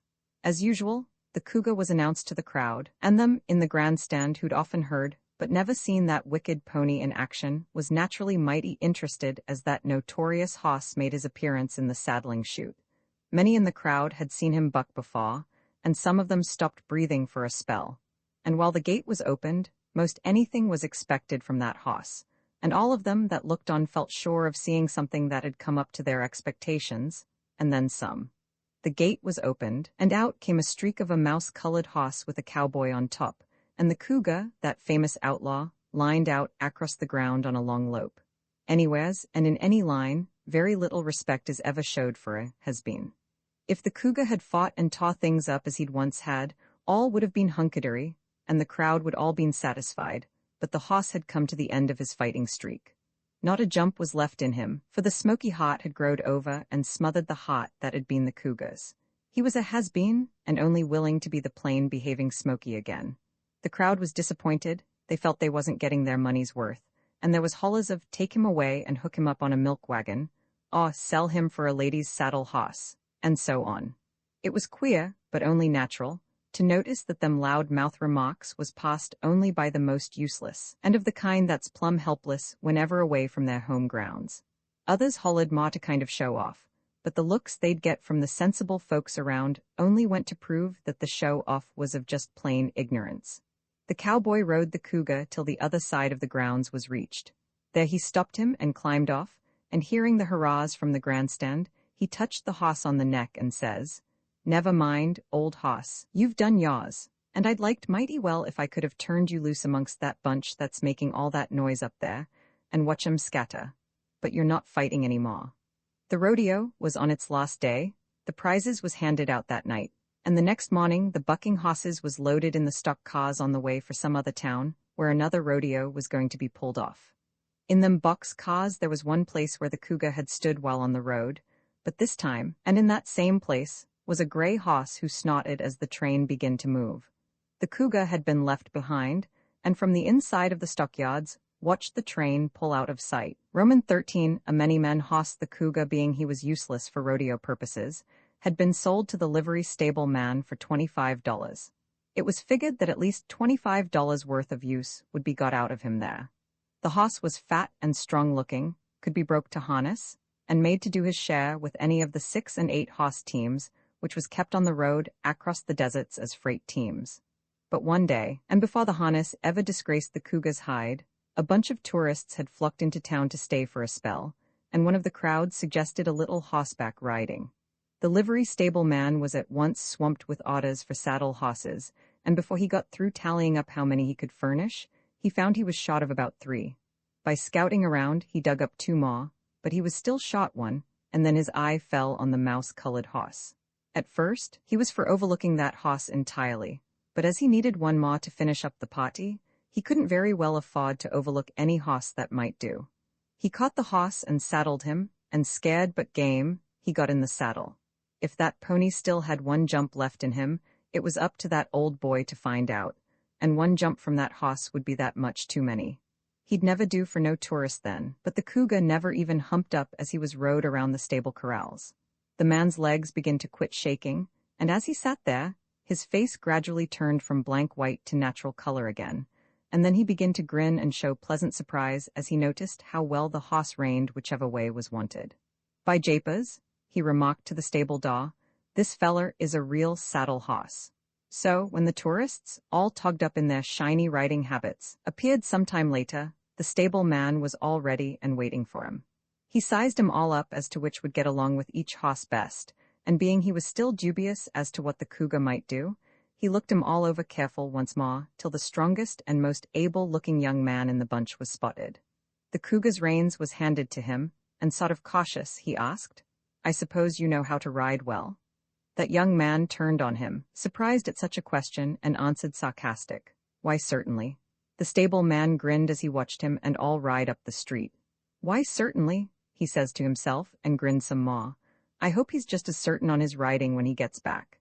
It was evening before the party, slouching all over their hosses, returned to the stable. The stable man smiled, satisfied, as he noticed that the young fella, not at all mussed up, was still riding the cougar. He'd been worried about letting that young fella have the hoss, but everything was okay now, and the folks seemed to have all enjoyed their ride considerable, and so well that they wanted the hosses again for the next day. "This is a very fine hoss," says the young feller as he got off the cougar. There was all about him that as much as went on to say, "Why, certainly I can ride." The stable man had seen many like him, and knowed exactly how well he could ride, but he was relieved in learning that the cougar had behaved so well. "And what's the hoss's name?" asks the young fella. For a minute the stable man done some tall thinking. If the hoss's real name was given out, the young fella would sure swell up and bust in learning that he'd rode the famous outlaw nobody else had been able to ride for so long. And even though the hoss hadn't made a single jump with him, his certainly would get more conceited than ever. And then again, he maybe wouldn't want the hoss any more. So after hesitating a while, he finally came onto a new name for the hoss. "Cloudy is that hoss's name," he says. That name sounded sort of pleasing all around, and it fitted the color of the pony mighty well, but then the good points for it would never loom up like the name of Smoky had in the cow country to the north, nor would it ever be mentioned about from state to state, and give thrills just at the sound like the name of the cougar had often done. But then again, that hoss wasn't the same no more. He'd went from top cow hoss to champion bucking hoss and all-around outlaw, only to fade away in a livery stable, and there for every Tom, Dick, and Harry to ride as they pleased. Cloudy was just a livery plug. As a raw bronc and then cow hoss, Smoky had been for learning all that could be learned. As the cougar and outlaw, he'd been for killing and disfiguring every man that gave him the chance. There'd been something that called on him to do his best while on the rocking R range, and there he went to the top as a cow hoss. Something else, and very different, had stirred his interest while in the arena of the rodeo grounds. He'd shined there as a fighting outlaw, and in a way that had made all the others seem to be out of sight. He'd had something big to work for, both on the range and in the arena. But now, it seemed like as the big livery stable doors closed on him after his first day of use there, that the end of his string had come. He'd sort of felt it in a way, soon as the lost car of the bucking hosses he'd been with went and disappeared over the skyline. He hadn't tried to get away, or even snorted when the stable man came in the corral where he'd been left, and let him out. He'd followed the man to the big stable, and as he was kept there, he found nothing about the place nor the folks around that suggested anything worth while working for. He was just a hoss there, a plug that could be rented by the hour or day, and even though all seemed strange and new compared to what he'd been used to, there was nothing in the goings on which could put a spark in his eye. Maybe it was that his heart was growing old, but anyway, and after getting acquainted some with the place, the pony sort of took things as they come without snotting out his opinions. He was fast getting past caring. His main interest in life soon began to be only for the manger of hay and the little grain that was fed him when the day's work was done. One day the stable man came and curried him. That was a new experience for the hoss. Never had a curry comb ever touched his hide before. Somehow he didn't mind it, and then come a time when the feel of that performance was looked forward to. It felt near as good as a good roll in the dirt. The currying, his feed of grain, a rest, and to be left alone, had got to be the remains of the mouse-colored pony's ambitions. But he had to work and earn what hay and care was handed him. He didn't mind working, but all this aimless chasing around he was took out to do most every day wasn't at all to that pony's liking. He'd been broke to doing something useful, and which had to be done. Afterwards, and with his bucking, there was a reason, but with these equestrians, as they was called, they didn't seem to know themselves what they wanted to do, or where they wanted to go. They'd just wander around and handle him with a rein in each hand like he was a plow horse. They'd run him up and down streets where the ground was hard on his feet, and let him walk where the going was soft and level. It was no wonder that the end of the day, and the stall at the stable, was looked forward to so much. Never before had that hoss appreciated his night's rests as he was now doing. He'd near close his eyes for the peace he'd feel then, and eat his hay and grain slow, the same as though he was fearing that as soon as it was gone, he'd have to be out again, and going. There'd be a short spell through the night when he'd close his eyes all the way, and his tired mind, like his tired body, would be at rest. And then after a while, when his eyes would open again, he'd clean up what little hay he'd left the night before, and that way, gather all the strength he could for the day's work that was soon to begin. Near every morning, early, a gray-haired man, and sort of stout around the middle, would come. A little pancake saddle with flapping iron stirrups would be put on the pony's back, and after a lot of hard work and puffing, the equestrian would finally get up and on the hoss, and the early morning ride would begin. The man was heavy, and set his saddle mighty awkward, but with all his weight and awkwardness, and as Cloudy got acquainted some with the man, he finally sort of took a liking for him.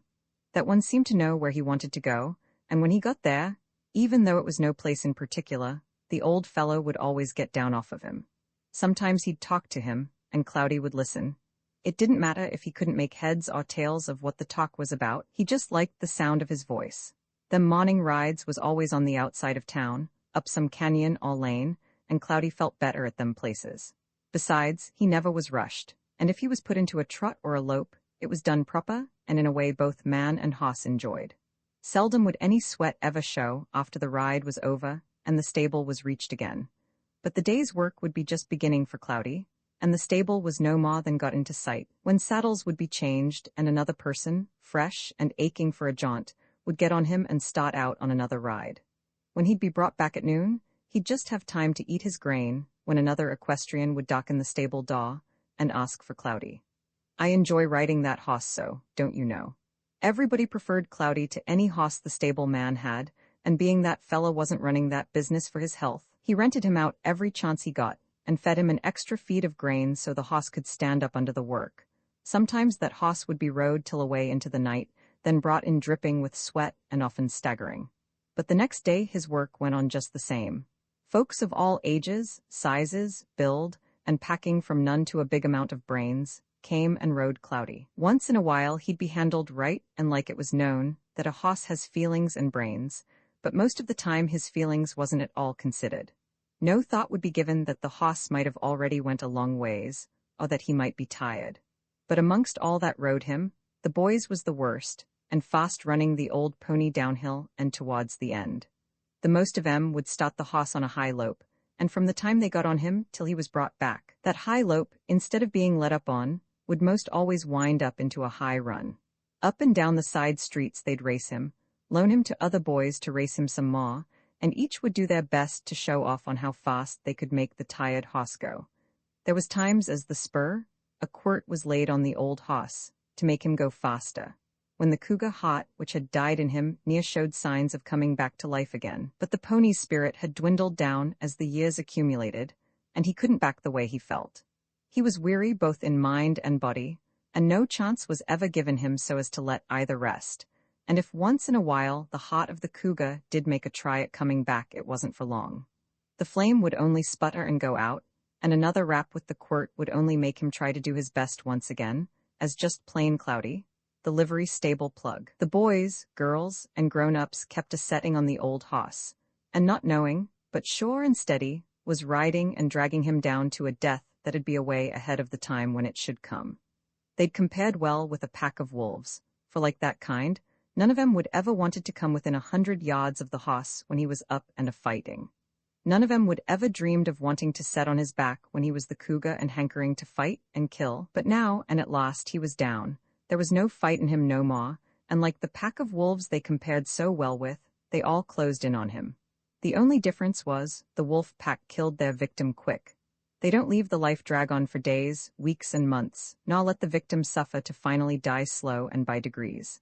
Then again, the wolf killed to eat and live, but there was no blame ever attached to these human wolves who was killing the hoss only for the pleasure they'd get in riding him, and the fine exercise that went with it. Most of 'em meant well, only they didn't know. Cloudy, always true in whatever he done, was so willing, no jab of the spur was needed to make him go, and his willingness to do his best that way was often if not always mistaken, and took for granted that he was feeling good and rearing to go. They didn't know the difference between a tired, wore-out hoss and one that's fresh and fit to be rode. Then again, there was many who never stopped to realize. To them, a hoss was just a hoss, and they didn't know nothing about hosses. That kind figured a hoss to be like an automobile, always able to go and as fast as was wanted. And instead of stepping on the gas like is done with a car, just give the hoss the whip, and that way keep him right on a-going. A winter came and scattered the bright fall days far ways. The coming of the long, cold winter, along with the raw winds that swept down from the divide, brought to the folks around a dread of the dreary months that was to follow. Them folks wasn't for enjoying being out much anymore, and instead found a lot of comfort in being where there was a roof over their heads and a fire roaring between the far walls. The tourists had all left and scattered back to where they came. The town was dead, and many heads was got together a-trying to figure ways to break the monotony that had took hold of the community.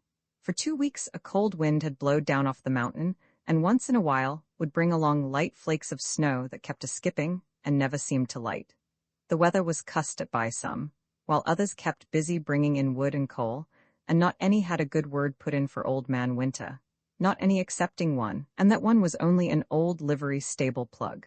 That old plug couldn't have said anything anyway, but he done better. He felt what he couldn't say. He felt that the coming of winter that way and the evaporating of the tourists and the others, as it came, was all that saved what little life he had left. There was saddle saws on his back, and he'd got to where there was nothing to him but a rack of bones on which a hide hung. That hide was faded from many a sweating, and in spots the hair had wore off and left it bare.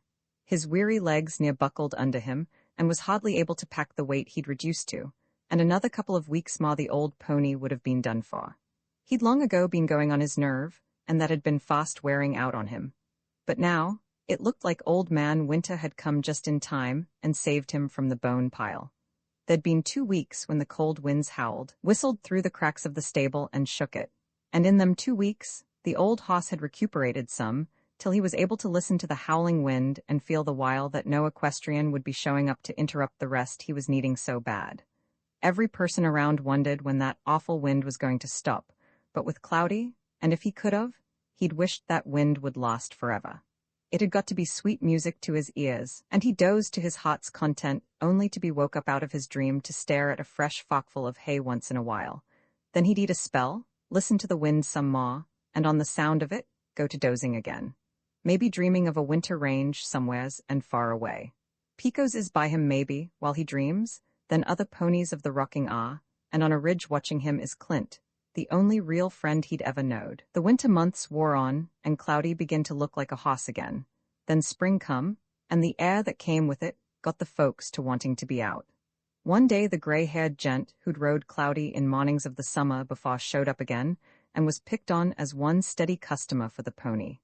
Then a few days later, a young lady came to the stable who just loved hosses, and asked if she could get Cloudy every afternoon and whenever the weather was fit to ride in. The stable man let her have the hoss once, and noticing what good care she took of him, figured her as another steady customer for the old hoss. With her and the gray-haired man showing up every day, he allowed how that would be enough work for him, and none of the other equestrians ever got a chance to set on that hoss from then on. A few years before, and if Cloudy had been the kind of a hoss folks would want to ride, that pony would have been able to take on a couple more equestrians and stand up under the work easy enough. But now he was getting too old for much more riding, and the stable man, realizing that, was trying to make him last as long as he could. But Cloudy was getting stiff mighty fast along the shoulders and front legs. He couldn't reach out no more in the same stride that had been his. And instead, whenever a front foot touched the ground for another step, it was like he was placing it on needles, and careful so as not to jar his shoulders and the rest of his body any more than he could help. There was times when he felt like he wanted to split the breeze the same as he used to, but that feeling was mostly in his heart, and his old legs couldn't follow up. Them old legs had hit the ground too hard, too many times, and jawed too many riders out of the saddle at the rodeos where he'd performed as a bucking hoss. Then the first year of livery stable work, where he was jammed around on the town's hard and rocky streets, put the kibosh on him for fair. The old tendons had been called on to do too much. But neither the old gent nor the young lady that was riding him every day noticed the stiffness crawling up on the old hoss. He still went, and he still seemed willing to go some more, and far as they could tell he was as good as any 4-year-old. Both took care of him so well that no hint ever came to either of them that they was riding an old hoss what had a long ago earned freedom and a rest for what few years was still his to live. Every afternoon the girl came, her pockets loaded down with lumps of sugar, and refusing help, saddled Cloudy and headed him for a trail from where the scenery around could be seen and well. She'd pet him on the neck and run her fingers through his mane, and talk while the pony, given plenty of time, would pick his way through the rocks and brush. She'd let him rest often while in the steepest climbs, and sometimes would get out of the saddle so as to give him a better chance. At them times, she'd reach in the pocket of her white riding habit and get a few lumps of the sugar she'd brought for him. Cloudy hadn't been much for sugar when it was first introduced to him. He'd sniffed and snotted at the white lump, but the young lady had kept it under his nose till he finally nibbled at it. It didn't taste so bad, and he'd nibbled at it again, and some more, till came a time as the girl kept a-feeding it to him right along he'd got to looking for it. He'd even stop sometimes, look back at her while she was on him, and make it mighty plain that he wanted another one of them white lumps. And when she was by him on the ground, he kept a-trying to stick his nose in her pockets and reaching for 'em. He knowed where she carried it. What a surprise it would have been for the cowboys who knowed Cloudy when he was the cougar, the man-killer, to have seen him in the act of bumming a young lady for sugar that way. And what a surprise it would have been for that same young lady to have learned that not so very long ago that hoss would have took her hand and snapped it off at the wrist if that hand had ever come to within reaching distance. It would have been a surprise sure enough, and afterwards, she'd figured the hoss being mean that way would have been on account of rough treatment by someone. She'd been right, even if that someone was only a scrub of a degenerate half-breed and not fit to be classed amongst humans. Without him coming into the life of that pony, there wouldn't have been no such a hoss as the cougar, and he'd still be known around to the northern country as Smoky, the best cow hoss that ever busted a critter. But anyway, and whatever had been in the past of the hoss that was now better known as Cloudy, didn't worry the young lady any. To her, he was the sweetest hoss she'd ever seen, and she kept supplying him with sugar. If she knowed that lumps of sugar wasn't the best thing there is to feed to a hoss, she'd filled her pockets with a handful also of grain instead, or something that's more fitting to a hoss's stomach that way. But she didn't know, and she sure meant well. Fine warm spring days came, the kind of days when folks and animals alike hunt for a place where the sun shines the best. The last storm of the season had left, and as it went the last of Cloudy's rest had come to an end. That pony was rearing to go, as best as he could, when the young lady came and saddled him one bright afternoon, and as she'd been cooped up considerable herself, her spirits more than agreed with that of the hoss. Out of the stable old Cloudy went, his legs hardly feeling the stiffness that was in 'em, and seeming like his hoofs was more for flying and not at all for touching the ground. The old pony acted like he wanted to go so bad that the girl didn't have the heart to hold him back. Besides, the stable man had told her one time that it wouldn't hurt to let him run once in a while, if for a short ways. So, leaning ahead on her saddle, she let the hoss go. Cloudy ate up the distance and brought up sudden changes of scenery as mile after mile was covered and left behind. With the warming up of the run, the stiffness went out of his legs. He felt near young again, and was taking the steep hills more like a 4-year-old than the old stove-up hoss he was. Sweat began a-dripping from him, and as the gait was kept up, that sweat turned to white lather. His whole hide was soaked and steaming from the heat of his body, but he kept right on a-wanting to go, and like the girl, the excitement of the run had got a holt of him, till neither realized they was carrying a good thing too far. The girl's hair was flying in the breeze that was stirred. She'd lost her hat, but she wasn't caring. To be going and splitting up some more of that breeze had got to the girl's head, and cheeks flushed, and a smiling she was sure getting a heap of joy out of just being alive and a-going. The trail followed along a stream and up a canyon. It kept a-getting steeper and steeper, and the old hoss began to breathe harder and harder, till finally, his wide-open nostrils couldn't take on enough air to do him no more. He had to slow down or else drop in his tracks, but Cloudy didn't slow down, and not a sign showed on him that he was wanting to. He was the kind of a hoss that never quit and would keep right on a-going till his heart stopped. The girl, not at all realizing, kept a-riding and enjoying the fast pace for all she was worth. She might have rode the old pony to his death that afternoon, only the trail stopped and she couldn't follow it no further. It had washed out during the spring thaw, and a place 10 feet wide and as deep had cut the trail in two. She stopped there, and coming out of the trance the fast ride had put her in, she started looking for a place to cross. But there wasn't any, and the only way left was to go back on the trail she'd come. She put her hands on Cloudy's neck like to tell him how it was too bad the trail stopped short that way, but she never got to say the words. The feel of the sweat and lather that covered the hoss left her dumb, and then she noticed how hard he was breathing. The thrill of the run had turned to sudden worry and fear for what she might have done, and another sort of excitement took a hold of her as she realized, and then wondered what to do. She stepped away from the hoss and wide-eyed looked at him. She'd never seen a hoss shake and quiver all over like that one was doing. He seemed like hardly able to stand up, rocked back and forth like he was going to keel over any minute. Cloudy was jiggered, 7, and his staggering scared her all the more. She must do something, and quick. The first thing that came to her was to try and cool him off before, as she figured, he fainted from being overheated. She tore at the saddle and worked at the latigos till it was loosened, then she pulled it off and with the blanket throwed it to the ground. Steam raised off the pony's back, and at the sight of that the girl got excited all the more. Then she spotted the mountain stream below and just a little ways. She led the hoss careful and over to it, and then, thinking steady of quick ways to cool the hoss off, she figured it a good idea to lead him in the water and where it was the deepest. She skipped from boulder to boulder till finally a place was found where the water came up above the pony's knees, and there she let him stand, while with her cupped hands she splashed the cold snow water on his chest, shoulders, and back. A half an hour or so of that, and the hoss at last quit quivering, showed signs that he was cooled off and got his breath all okay again. After a while he drank, and then drank some more, and the girl watching him felt sure that the worst was over and that the hoss was saved. She smiled, petted him on the neck, and felt relieved at the natural way he'd got to acting again.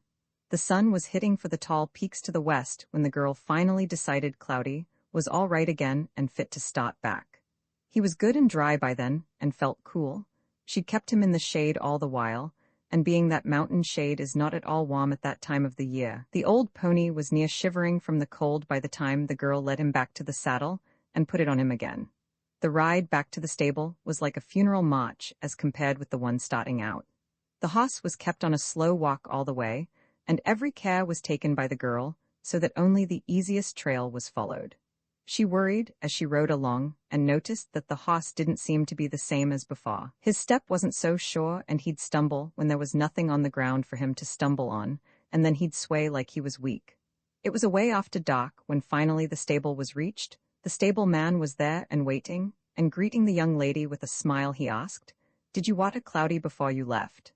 "No," says the girl, "but I watered him on the mountain where I turned to come back. The reason I asked is because the new stable boy I hired forgot to water him this morning, or he thought I did." The gray-haired man didn't get to ride Cloudy the next day, nor did anybody else, for that hoss was hardly able to even get out of the stall. His legs was like so many sticks of wood, and with no more bend in 'em than them same sticks have. His head hung near to the ground, and not a spear of the hay that had been put in the manger had been touched. The girl came to the stable that noon, and would have cried at the sight of him, only the stable man came up, and she held the tears back best as she could. "Looks like he's done for," says that feller as he came up. He didn't ask the girl what she'd done, 'cause a look at the hoss told him the whole story better than the girl could have, and as he figured, a man has to take them chances when he's renting hosses out that way. Besides, the girl looked so downhearted about it that he didn't have the heart to do any more but try to cheer her up.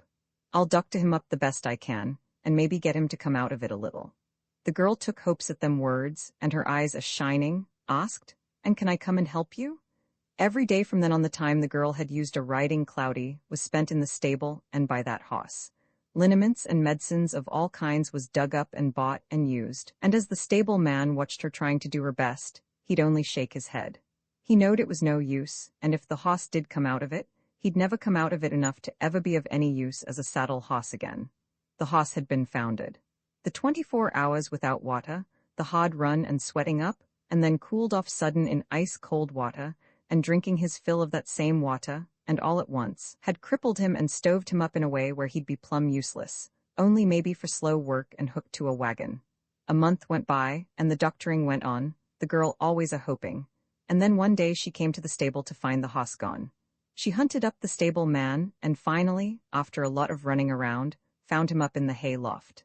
"I figured," says that feller on finding himself cornered, "that it'd be best to turn him loose. There's good range up north a ways, and thinking it'd do him more good to be loose that way on good feed, I just took him up there." But there was no good range in that country, not for many miles. The stable man had lied to save the girl's feelings. And instead, realizing that he couldn't turn the hoss loose only maybe to let him starve, and being he couldn't afford to keep and feed a useless hoss, there'd been only one way out. He'd sold him to a man who bought old hosses and killed them for chicken feed. Roman 14 dark clouds. Then tall grass, the man collecting old wore-out and crippled hosses had come along and led him away. He had a little saltgrass pasture a short distance out of town, and there's where he took the old hoss. He turned him loose amongst a few more old hosses, and would keep him there till the time come when some chicken man around town would need the carcass of one of the hosses to feed to his chickens. Then the hoss what looked like it had the shortest to live would be killed and hauled away. It didn't look like the end was very far for the mouse-colored hoss. All the work he'd done, and the interest he'd had while under the names of Smoky and the Cougar, had stopped being accounted for, and sort of pinched out under the name of Cloudy. And now he had no name. He was just chicken feed. And soon, if he stayed in that pasture, all what he'd been and done would be blotted out with the crack of a rifle shot. But the old pony had no hint of that, and as it was he wasn't for quitting as yet. His old stiff legs was still able to carry him around some, the doctoring he'd got at the stable had helped him more than what had been hoped, and then getting out in a pasture where he could keep moving around as he wanted to was helping him some more. Besides, his old heart was still strong. Quite a bit solid meat was covering his ribs, and with the salt and wire grass to graze on, he could still make out and mighty well. A few weeks went by when once in a while and every few days, one of the old hosses he was pasturing with was caught, let out, a rifle shot was heard, and he'd never be seen no more. Other old hosses was brought in, and they'd pasture on with him, till one by one they'd also disappear, only to be replaced by more of 'em. The old mouse-colored hoss must have looked like he was good to live for a long time yet. Anyway, the chicken hoss man had kept him, maybe for emergency, and so he wouldn't be out of hosses if an order for one came, and that kind was hard to get. Then one day, a man came, looked all the old hosses over, and finally, like he'd decided, pointed a finger towards the hoss that had last been known as Cloudy. That pony was caught and led out the same way other hosses had disappeared, but no rifle shot was heard. Instead, a lot of polying went on. Cloudy was led alongside of an old bony, something that had once been a hoss. The old rack of bones was hooked onto a light wagon, and seeming like hardly able to stand as the eyes of the two men went from him to Cloudy, to sort of figure out which of the two was worth the most, and how much the most. Finally, the dickering came to an end and seemed like agreeable to both parties. $3 to boot was handed, and the trade was made. The rack of bones was unhooked, the harness pulled off of him, and turned loose in the chicken hoss pasture. Then Cloudy's old hot missed a few beats as that same harness was picked up again and throwed over his own back. As true a saddle hoss, and once hard to set on, as the mouse-colored hoss had been, the feel of that harness on his back was as much the same as if a shovel or a hayfork had been handed to a cowpuncher with the idea of his using 'em. The old hoss felt it a plain disgrace, and snorted as it was buckled around him to stay. But the black-whiskered humber that buckled it on never seemed to notice or care that the hoss had no liking for the collar and all the straps. He kept on fastening the harness, and when that was done, he jerked the old pony around and backed him into the shafts of the same old wagon that the rack of bones had been unhooked out of. Cloudy kept on snorting and looked on one side and then the other as the shafts of the wagon was raised. If only he could act the way his heart wanted him to, but he didn't have the strength, the action to put in it, nor the energy no more. The most he could do was to snort, quiver, and shake his head. But, as he was all hooked up, and the man jumping in the wagon grabbed his whip, old Cloudy done his best to try and get back to some of the life and tearing ability that had once been his. He kicked a couple of times at the rattling thing on wheels and which he was fastened to, then he tried to buck some and finally wound up by wanting to run away. But the harness held, and the rattling thing behind came right along wherever he went, and worse yet, he felt the stinging lash of the man's whip as he fought on and tried to clear himself. Then the jerking of the bit through his mouth, and with all that to show how useless his fighting and wanting to get away really was, the old pony soon lost heart. He finally settled down to a choppy lope, then a trot that was just as choppy, and at last to a walk. Another sting of the whip was felt on his flank, and at the same time, the line was jerked at the bit, and Cloudy, still pulling the wagon, was made to turn up a lane. At the end of the lane was a shack made of old pieces of boards and covered over with the tin of old oil cans. To the right of that, and a little ways further, was another shack that looked like a mate to the first, only worse, and that one was going to be Cloudy's place of rest and shelter whenever work was over. There he was pulled to a stop, unhooked, led to the manger, and tied. The stable door was closed with a bang, and after a while the old hoss, still wanting to cling to life regardless of what came, stuck his nose in the manger to nibble on some of what was in it. He reached for a mouthful of what he'd naturally took for hay, and chewed for a spell, but he didn't chew on it long. There was a musty taste about the long dirty brown stems that didn't at all fit in with any hay he'd ever ate. The kind that had been put in the manger for him to eat was the same that the livery stable man had used to put in the stalls and bed the hosses down with. It was straw, only this was musty straw, and wouldn't even make good bedding for hosses. Cloudy felt hungry long before the next morning came, and often through the night he'd nosed into the musty straw with the hopes of finding a few stems that'd do to fill an empty space, but there wasn't any to be found. The old rack of bones that had been there before him had looked for some too, and with no better luck. Cloudy's new owner figured it cheaper to swap hosses with the chicken man and give him a few dollars to boot whenever any hoss of his give out. He wasn't going to buy no high-priced hay for no hoss. The straw was given to him for the getting, and would keep any hoss alive and working for at least 6 months, and then, whenever the hoss would be too weak to go any more, he'd trade him for another. Any kind of a hoss, fat or thin, could always be used by the chicken man, and in trade, he'd always take one of the fattest to take the place of the one he'd just starved near to death. That way, year in year out, he'd keep a-draining the last of the life of every hoss he'd get his claws onto. His property, and where he starved the hosses into making a living for him, took in a couple of acres. Half of that land was rocks, mostly, and where he kept a few chickens. He bought, or stole a little grain for them, but they well repaid him. Every time he went to town there was a basket of eggs in his wagon, and which he sold well. The other half of this land was cultivated, and where vegetables of all kinds had been made to grow. There's where the help of a hoss was needed, to pull the cultivator or the plow, then the hauling of the vegetables to town, and once there, any odd job that could be got and which would bring a few dollars for the use of the hoss and wagon. It was bright and early the next morning when the work began for Cloudy. The man showed his teeth in a grin as he looked in the manger while putting the harness on the hoss, and noticing the straw in there hadn't hardly been touched, remarked, "You'll be eating some of that before you get through." Cloudy was made acquainted with many different kinds of implements and work that day. All was mighty strange and plumb against the ways of working which he'd been broke to do. It was pull and pull, one contraption and then another, back and forth through furrows, turn at the end and then back again. If he slowed down or hesitated, wondering what to do, there was the whip always on hand to make him decide and mighty quick. His muscles, having developed under the saddle, used to pack weight and set that way, wasn't for getting next to the change very easy. Looking through a collar and pulling steady was so different to heading off and turning a wild-eyed critter.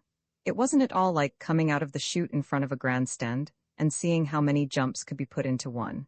Naw didn't compare even with packing equestrians around. He'd felt some free under the saddle, and even though all of it had been real work, there'd always been something that fitted in and which made him feel natural. But now, with all these straps hanging onto him, there was a feeling that he was tied down. Them straps even seemed to wrap around his heart at times and keep it from beating. And taking all, the strange hard work, the sting of the whiplash on his ribs, nothing fit to eat after he was tired out and the day was over, it was no wonder that the old pony's heart began to shrivel up on him. As the long days run into weeks and the work in the field and in the town got to bearing down on him, the old pony even got so he couldn't hate no more. Abuse or kindness had both got to be the same, and one brought out no more results or show of interest than the other. He went to the jerk of the lines like without realizing, and when he was finally led into the stable when night come the feeling was the same. There he ate the musty straw because it was under his nose. He didn't mind the taste of it, he didn't mind anything anymore. Of the odd jobs that Cloudy's owner would get to do around town, and whenever he could get away from his truck and chicken farm, there was one which he looked forward to the most, and which the thought of made him rub his hands together with pleasure. It was that of scattering the posters advertising the annual rodeo and celebration that was pulled off in town and every early fall. But that wasn't all. There was many other things for him to do at that time for which he could charge without anybody ever finding out whether all he'd been paid to do really had been done. That year, as usual, he was ready, and right on the dot, to take on some more of that kind of work. He'd hooked up the old mouse-colored hoss, and taking a load of vegetables on the way in, stuck around town doing the different kinds of work the Rodeo Association had furnished him with. He'd be on the go all day, and prodding the old hoss into a trot, sometimes even if the wagon was loaded. It'd be away into the night before he'd turn the tired hoss towards home. Every day was a great day for the man. There was so many people around to make the town lively, and being most of 'em was strangers, he could get to within talking distance of 'em easy enough, and a few would even stand to have him around for a few minutes at the time. Them strangers had come to see the rodeo. Most of 'em was from other towns around, and mixed in the crowd once in a while could be seen the high-crowned hat of a cowboy who'd come to ride, rope, and bulldog. Then, at the Casa Grande Hotel, and registered there, was many cattle buyers from the northern states. They'd come to bid on the big herds of cattle that was being crowded across the border from Mexico, for Pancho Villa and the Yaquis was making it hard for the cattlemen of that country. Villa took the cattle to feed his army, while the Yaquis run off whatever Villa overlooked. And the cowman that could, and had any stock left, soon seen where if he wanted to save anything of what he'd worked to accumulate, he'd have to rush whatever that was to the border and get it on American soil, mighty quick. That's how come that the stockyards of the border towns was filled with cattle, and that the hotels along them same towns was filled with cattle buyers. The Casa Grande Hotel was the most filled on account that along with the business of buying cattle, a little pleasure could be got there afterwards. A rodeo was in that town, and night celebrations, and being that them cattle buyers was still as much cowboys as ever, a good bucking contest and the fun afterwards couldn't be overlooked, not if it could be helped. Yep, the town was sure lively. Two of the buyers was setting in the lobby of the hotel one morning, and a-talking on the first day's event of the rodeo. A telegraph pole stuck up right before their vision and on the edge of the sidewalk, and nailed to that pole was a poster advertising the rodeo, and with a photograph of a bucking hoss in action on it, told all about the great bucking hoss and outlaw the gray cougar, the only one that could compare, in wickedness and bucking ability, to the cougar, that once famous man-killing hoss. The two went on to talking about the rodeo, and naturally the talk drifted on about the gray cougar and how he could buck. The boys tell me, says one of the men, that this gray cougar hoss couldn't hold a candle to the real cougar when it come to bucking and fighting. According to that, the other hoss must have been some wicked.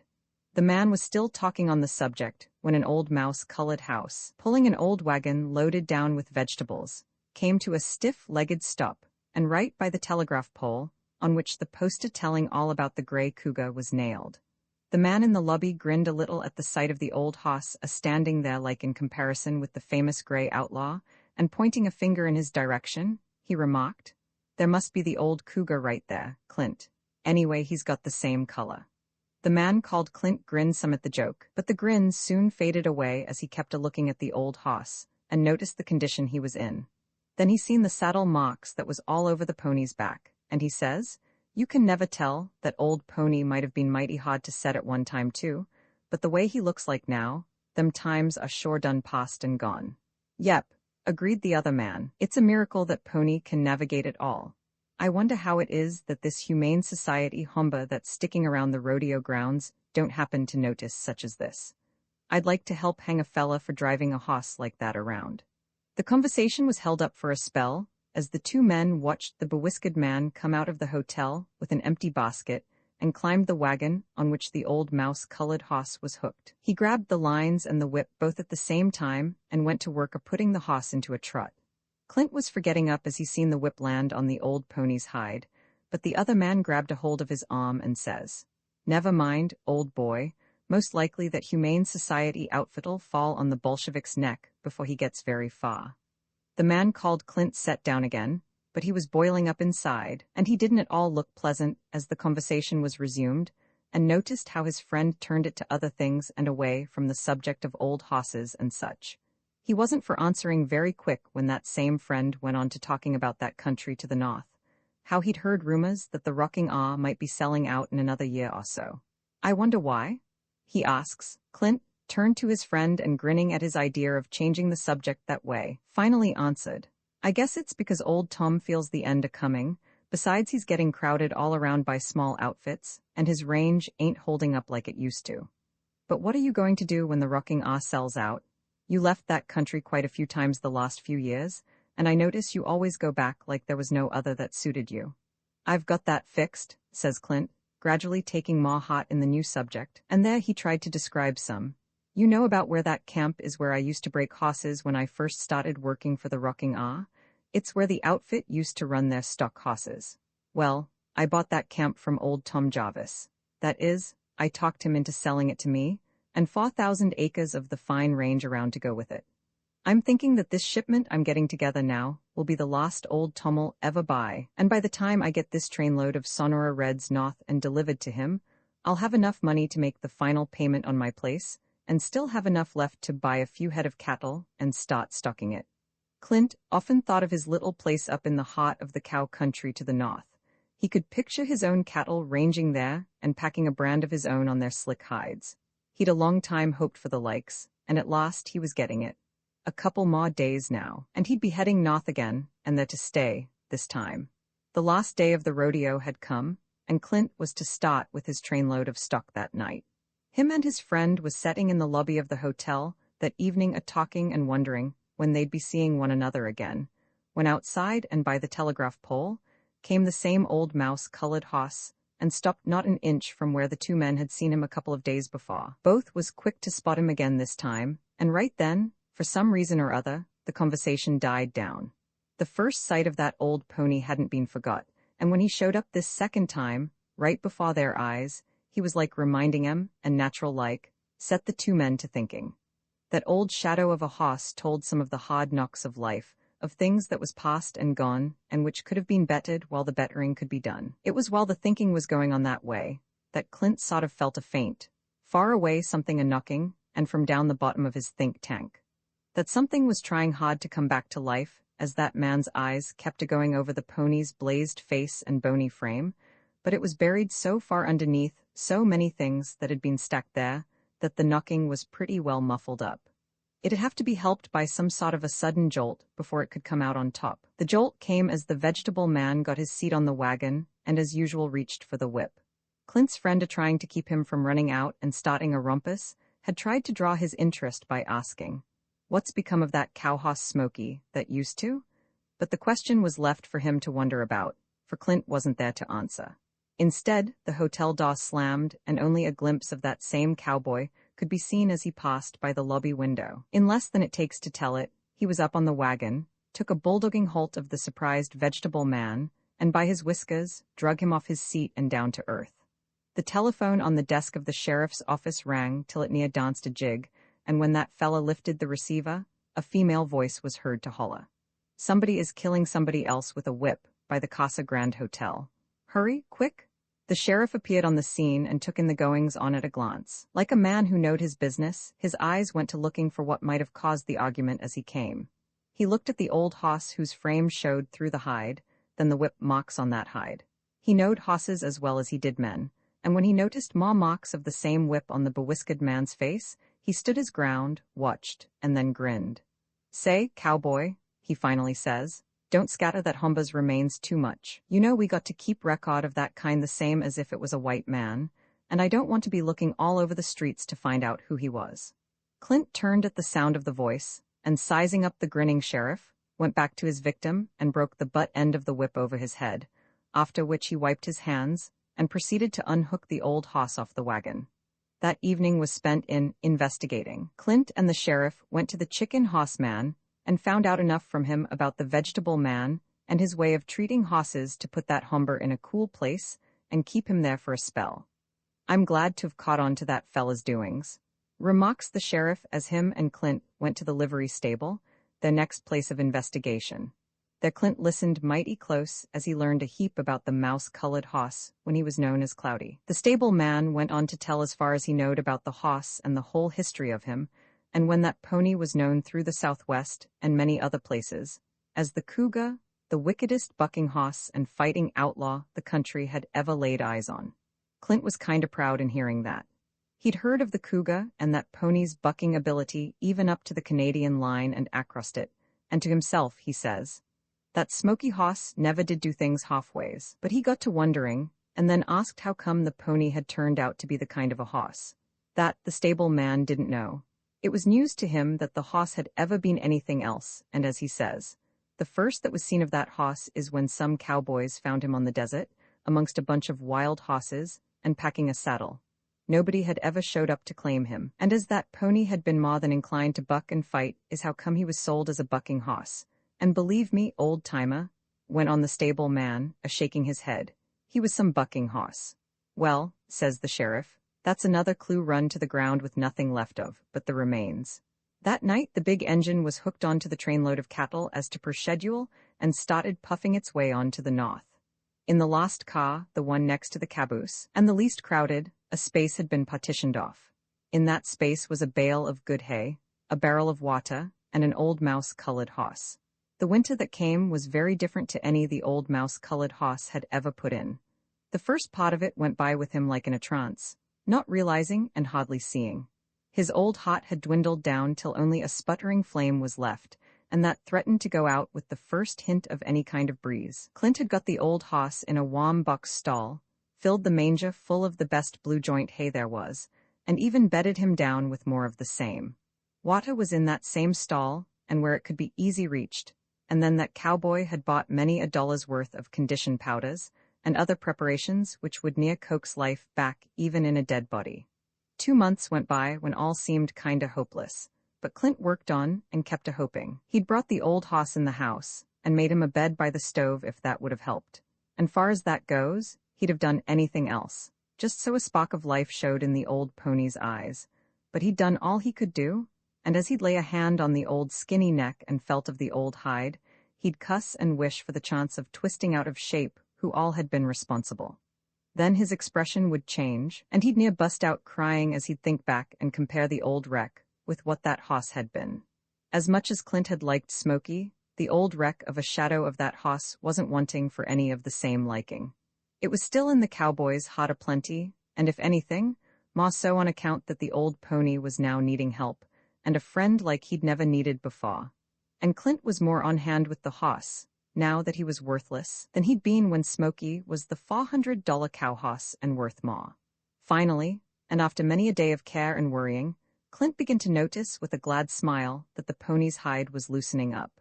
Then after a week or so more of shoving hay and grain, condition powers, and other things down the old pony's throat, a layer of meat began to spread over them bones and under that hide. Then one day a spark showed in the pony's eyes. Soon after that he started taking interest in the things around. As layer after layer of meat and then tallow accumulated and rounded the sharp corners of Smoky's frame, that pony was for noticing more and more, till after a while his interest spread enough, and with a clearer vision, went as far as to take in the man, who kept a-going and coming, once in a while touched him, and then talked. Clint liked to had a fit one day, when talking to the hoss and happened to say Smoky. He noticed that pony cock an ear. The recuperating of the hoss went pretty fast from then on, and as the winter days howled past and early spring drawed near, there was no more fear of Smoky's last stand being anywheres near. As the days growed longer and the sun got warmer, there was times when Clint would lead the hoss out and turn him loose to walk around in the sunshine, and that way get the blood to circulating. Smoky would sometimes mosey along for hours around the place, and then start out on some trail, but always when the sun went down, he was by the stable door again, and then Clint would let him in. Clint would watch him by the hour, whenever the hoss was out that way, and he'd wonder, as he kept his eye on him, if that pony remembered, if the knocks he'd got from different people in different countries didn't forever make him forget his home range and all that went with it. Not many miles away was where he was born. The big mountains now covered with snow was the same he was raised on, and which he tore up with his hoofs as he played while a little colt, and by his mammy. The corrals by the stable and sheds was the ones he was first run into when branded, and in them, a few years later, broke to saddle. But what Clint would wonder the most, as he watched, is whether Smoky remembered him. The cowboy had kept a hoping that sometime he'd be greeted with a nicker as he'd open the stable door in the morning. Clint felt if the hoss remembered, he would nicker that way at the sight of him, and like he used to. But morning after morning went by, and even though Smoky seemed full of life and rounded out to near natural again, no nicker was ever heard. Somebody must have stretched that pony's heartstrings to the breaking point, he remarked one day, as he'd stopped, wondering as usual, and looked at the hoss. Finally, spring came sure enough and broke up the winter. Green grass-covered ridges took the place of snow banks, and the cottonwoods along the creeks was beginning to bud. It was during one of them fine spring days, when riding along and looking the country over, Clint run across a bunch of hosses. In the bunch was a couple of colts just a few days old, and knowing that old ponies have such a strong interest and liking for the little fellas, the cowboy figured the sight of them would help considerable in bringing Smoky's heart up a few notches, and maybe to remembering. He fell in behind the bunch and hazed them all towards the corrals, and as Smoky, turned loose that day, spotted the bunch, his head went up. Then he noticed the little fellas, and that old pony, gathering all the speed there was in him, headed straight for the bunch and amongst them. Clint corralled him and all the rest together, and setting on his hoss at the gate, watched Smoky while that hoss was having the time of his life getting acquainted.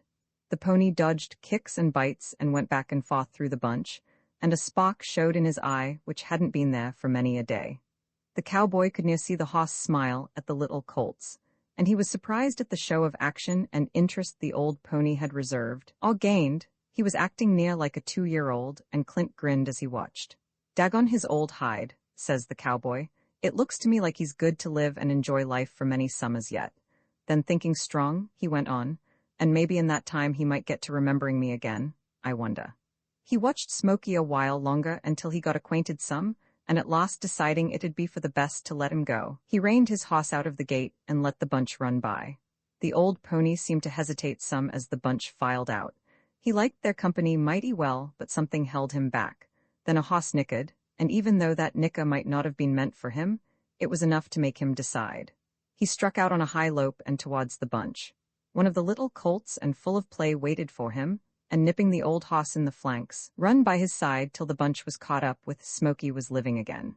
Clint sat on his hoss and watched the bunch lope out over a ridge and out of sight, and with a last glimpse at the mouse-colored rump, he grinned a little, but it was a sorry grin, and as he kept a-looking the way Smoky had gone, he says, "I wonder if he ever will." With the green grass growing near an inch a day, Clint wasn't worried much on how old Smoky was making it. He figured a hoss couldn't die if he wanted to. Not on that range at that time of the year.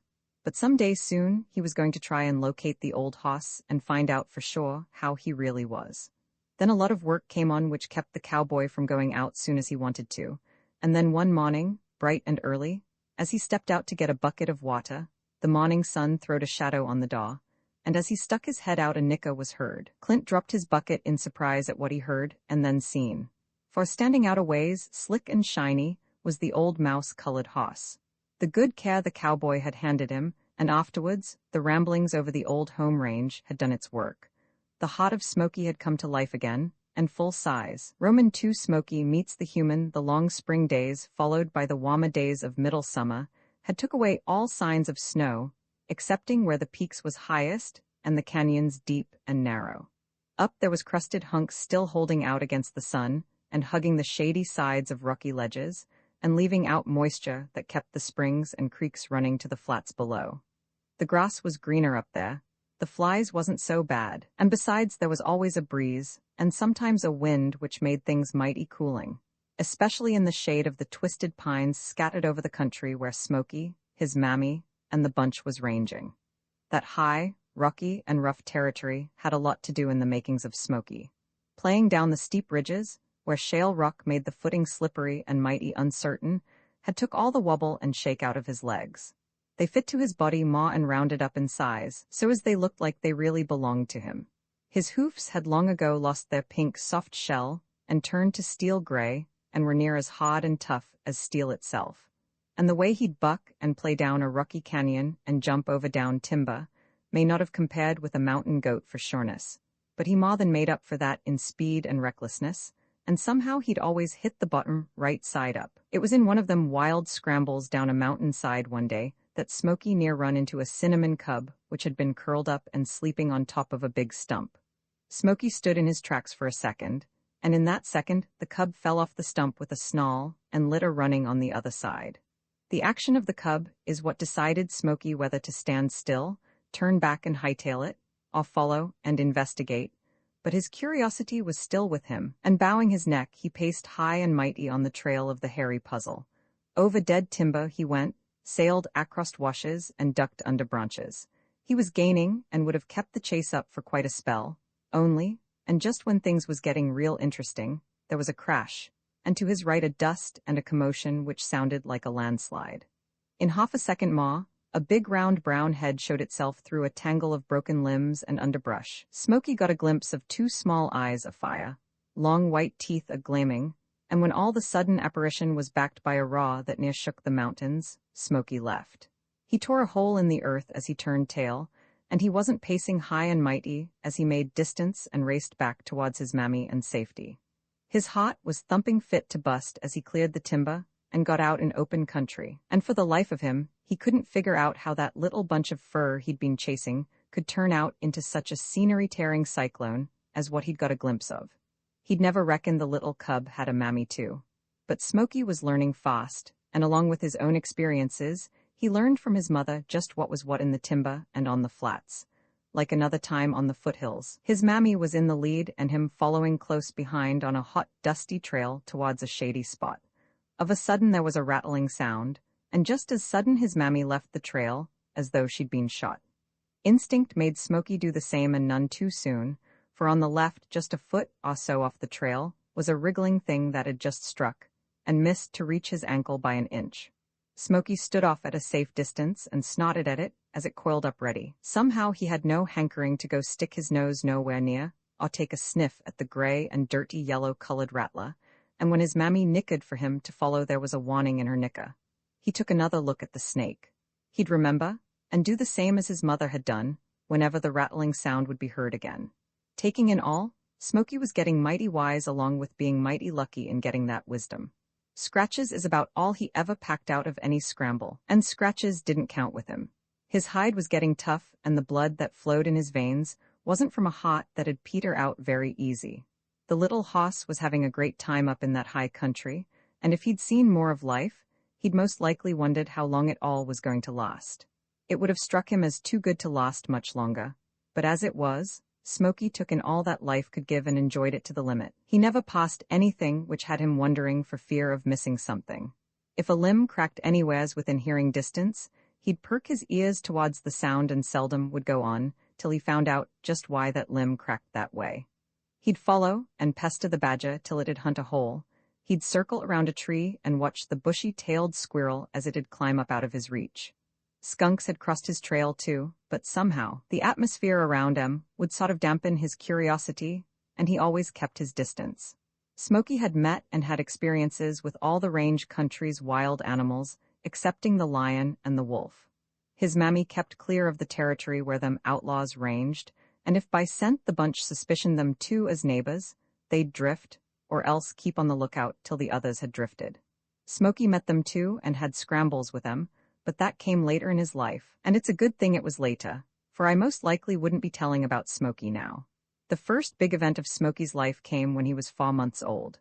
There was nothing to tell him anything would happen, no dark skies nor ill winds to threaten or warn, and as it was, the little fella was just in the steady motion of keeping one end of himself clear of the few flies that was around.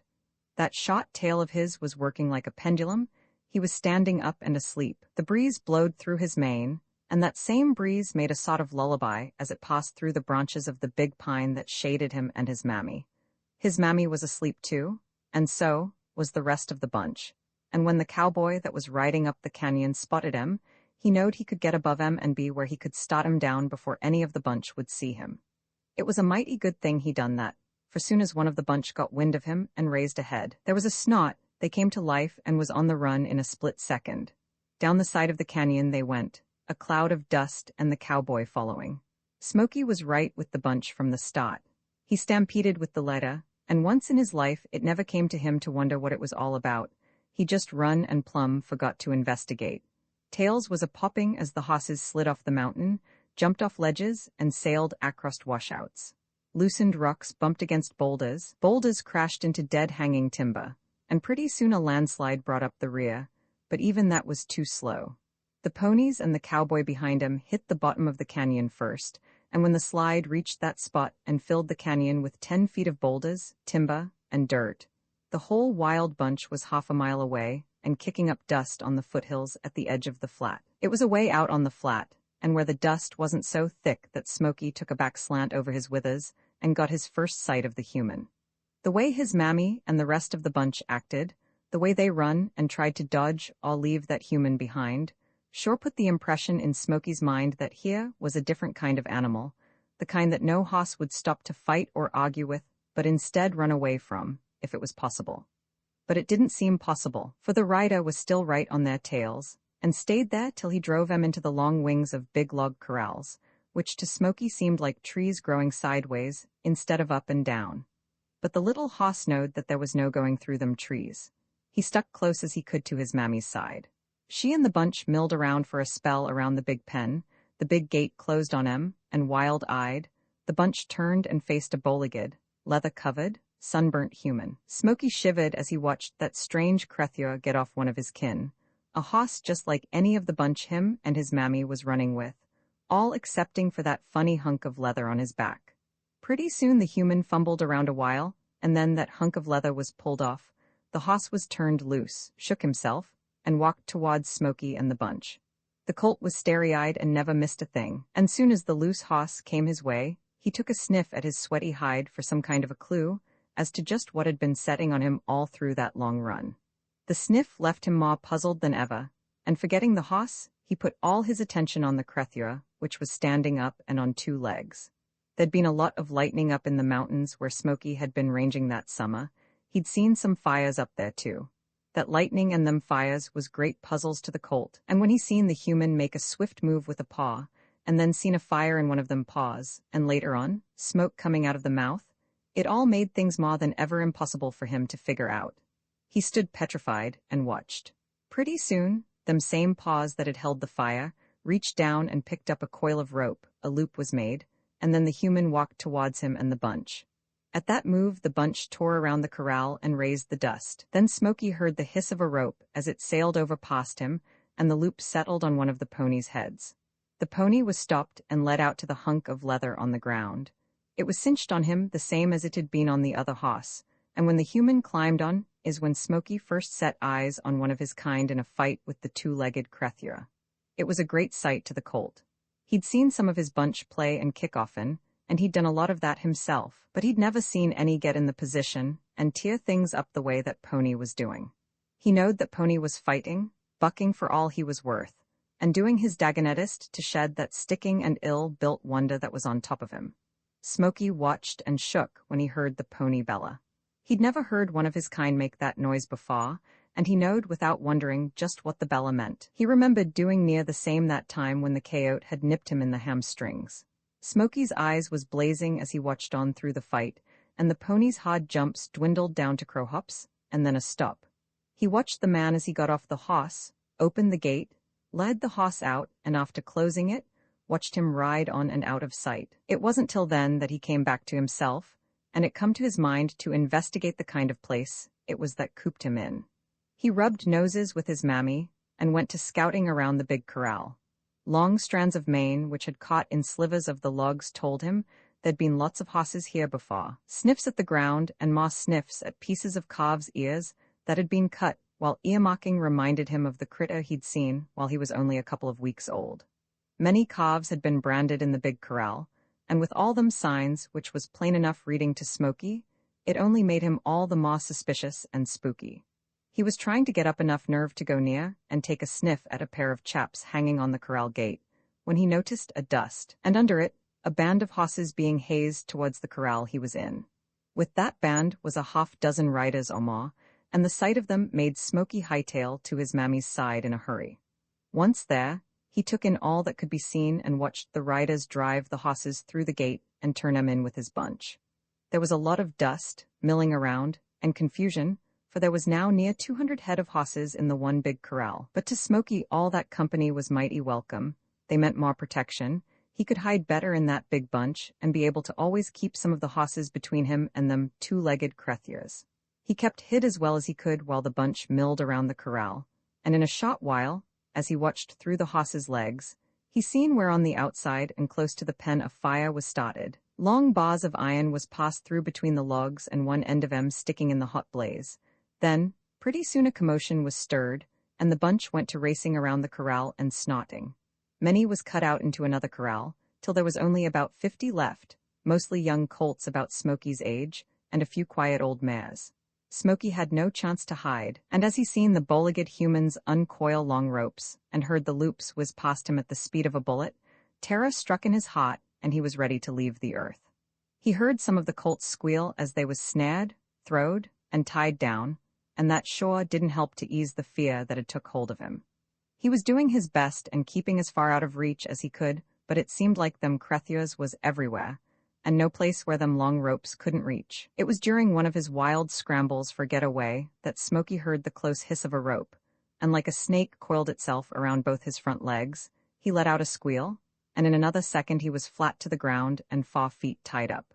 Smoky figured the end of the world had come as he felt the human touch him, and if it had been in his blood to faint away, he'd done it easy. But as it was, he never missed a thing. He seen one of the creatures run towards him with a hot iron, smelled burning hair and hide. It was his own that burned, but it felt cool and there was no pain, for he was at the stage where the searing iron was no worse than a touch from the human hand. But there's an end to all, whether it's good or bad, and pretty soon, Smoky felt the ropes come off his legs, a boost to let him know that all was over, and when he stood up and run back to the bunch, there was a mark on his slick hide that was there for life. As the brand read, the little hoss belonged to the Rocking Ah outfit. It was all a mighty great relief to Smoky and the other colts when the branding come to an end, the bunch all put back together, and when the colts found their mammas all was turned out and free again, free to go back to the high mountain range or run on the flats.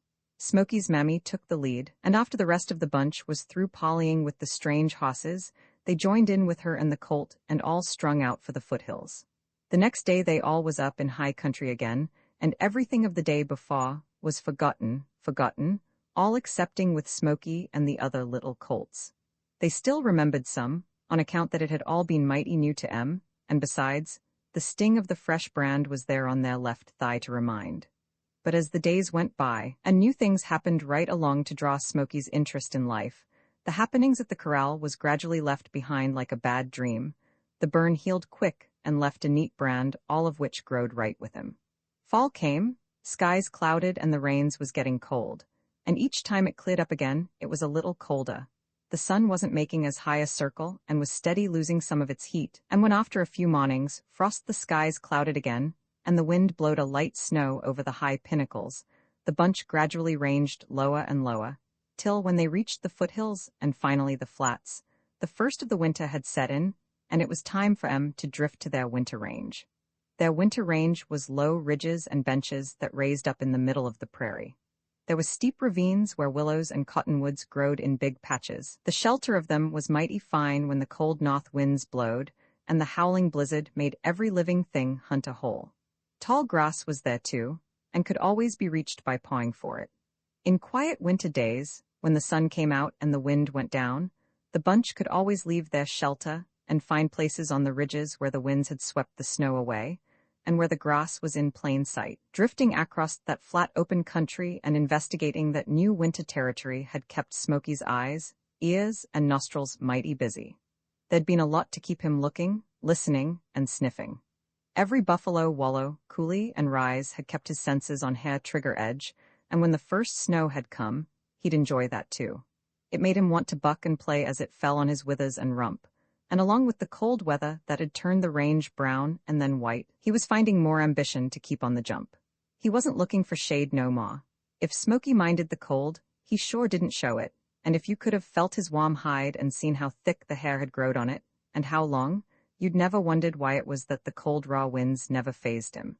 Mother Nature had seen to that and brought on the winter gradual, till, when the time come for it to set in, Smoky was well prepared. He was packing a natural fur coat on a good thick hide, and with an inch of tallow for a lining, and along with the rich, thick blood which he kept in good circulation, he was mighty able to compete with the snows and freezing weather, and was never found to hunt shelter till the blizzard blowed over the ridges from the north.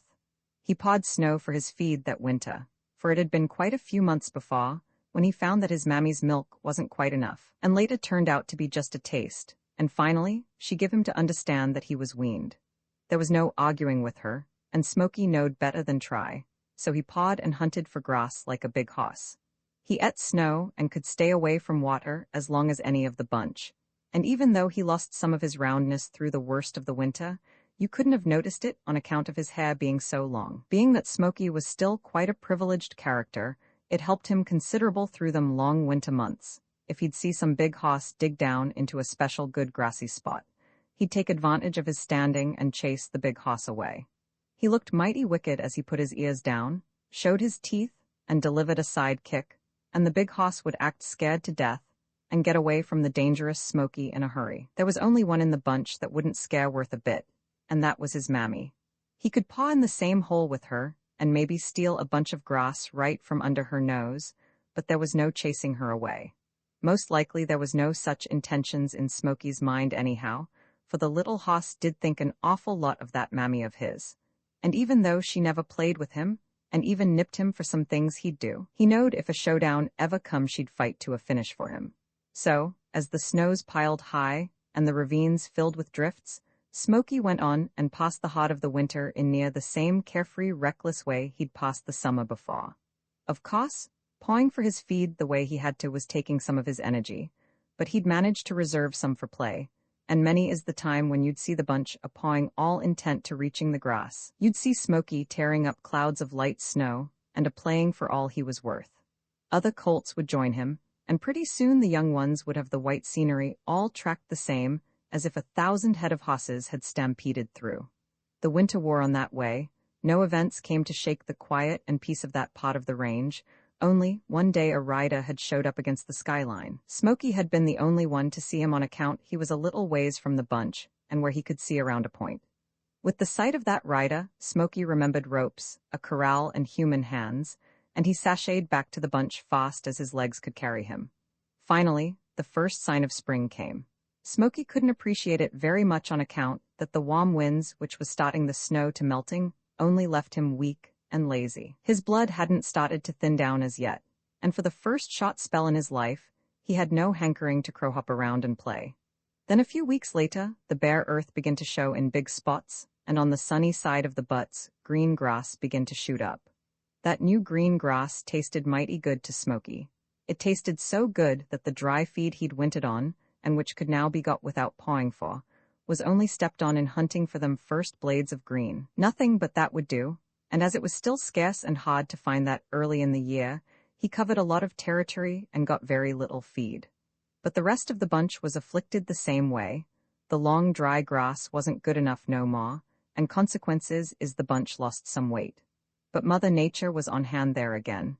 She knowed that's what the bunch needed to condition 'em for the change of season, and sure enough, pretty soon the warm weather didn't leave 'em so drowsy no more, and as the grass kept a-growing, and finally got to be everywhere, on the ridges as on the flats, the bunch perked up again.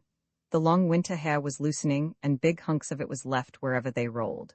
Smoky's winter coat had faded to a brown at the first sign of spring, and now that the warmer weather had come and green grass was a-plenty, there was another color showed where he'd shed off the long hair. It was what we call mouse color, only maybe darker.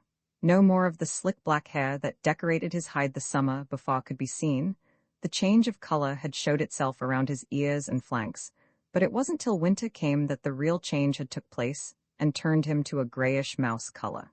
His head and legs was a little darker than his body and showed brown, and with that little blaze face of his a looming up, he made a mighty pretty picture. A picture of the kind once you see you never forget. For Smoky was perfect any way you looked at him, and it seemed like as you sized him up that the other of his kind hadn't been played square with, and some of their good points stole away, so as Smoky would be the perfect little hoss. Smoky had never thought of his good looks and strong body. His good looks was only a sign of his good health. He felt it all and used it to the limit for his own benefit, and for whatever fun his strength and energy could afford him. That never lacked, and if he laid down it was seldom because he was tired. It was more through a hint from Mother Nature for him to hold on a while and store up on life and more strength. The spring rains came and went, and each time after each spell of moisture the grass was a little taller and the country greener. The sun kept a-getting warmer too, and some days was already hot. It was during one of these hot days that Smoky's mother disappeared. Smoky had been snoozing in the shade of a creek bank, and it wasn't till quite a while after he got up and started grazing that he noticed she was gone. The bunch had been drifting back for the summer range, and was at the foothills of the big range. The big flat below was an easy place to spot any moving object on, but Smoky couldn't find hide nor hair of that mammy of his. He trotted around the bunch and, nickering, investigated for a spell. She couldn't be found. He took another look at the country around, and nickering in kind of wonder, he went to grazing again. Somehow he wasn't fidgety as he should have been. Maybe he had a hunch that her disappearing that way was necessary, and that all was hunkadory. Anyway, Smoky never missed any sleep, or feed, or play while she was gone. Things went on just the same, and the little hoss's hide was getting slicker every day. A few days passed, and then one morning, the big buckskin hoss that was still in the bunch perked up his ears, nickered, and loped out towards the flat.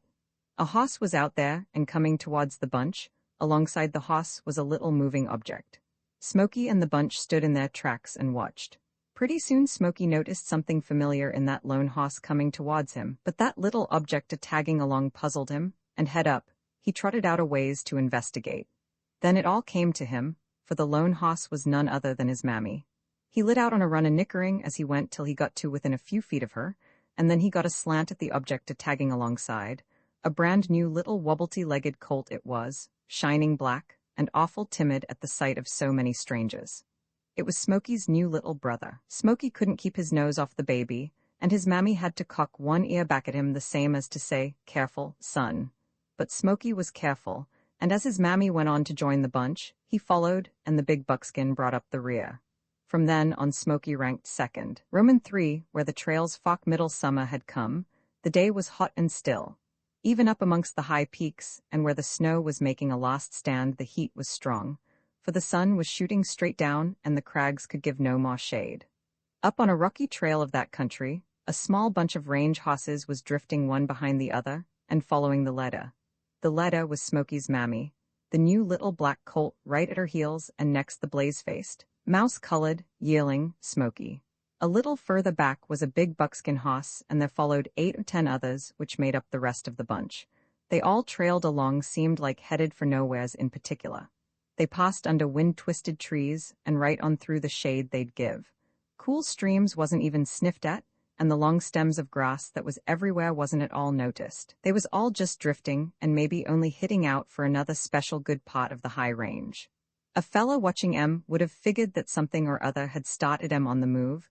Maybe a rider had been spotted that morning, which had kettled em into a run, or else cougars might have been too numerous for comfort.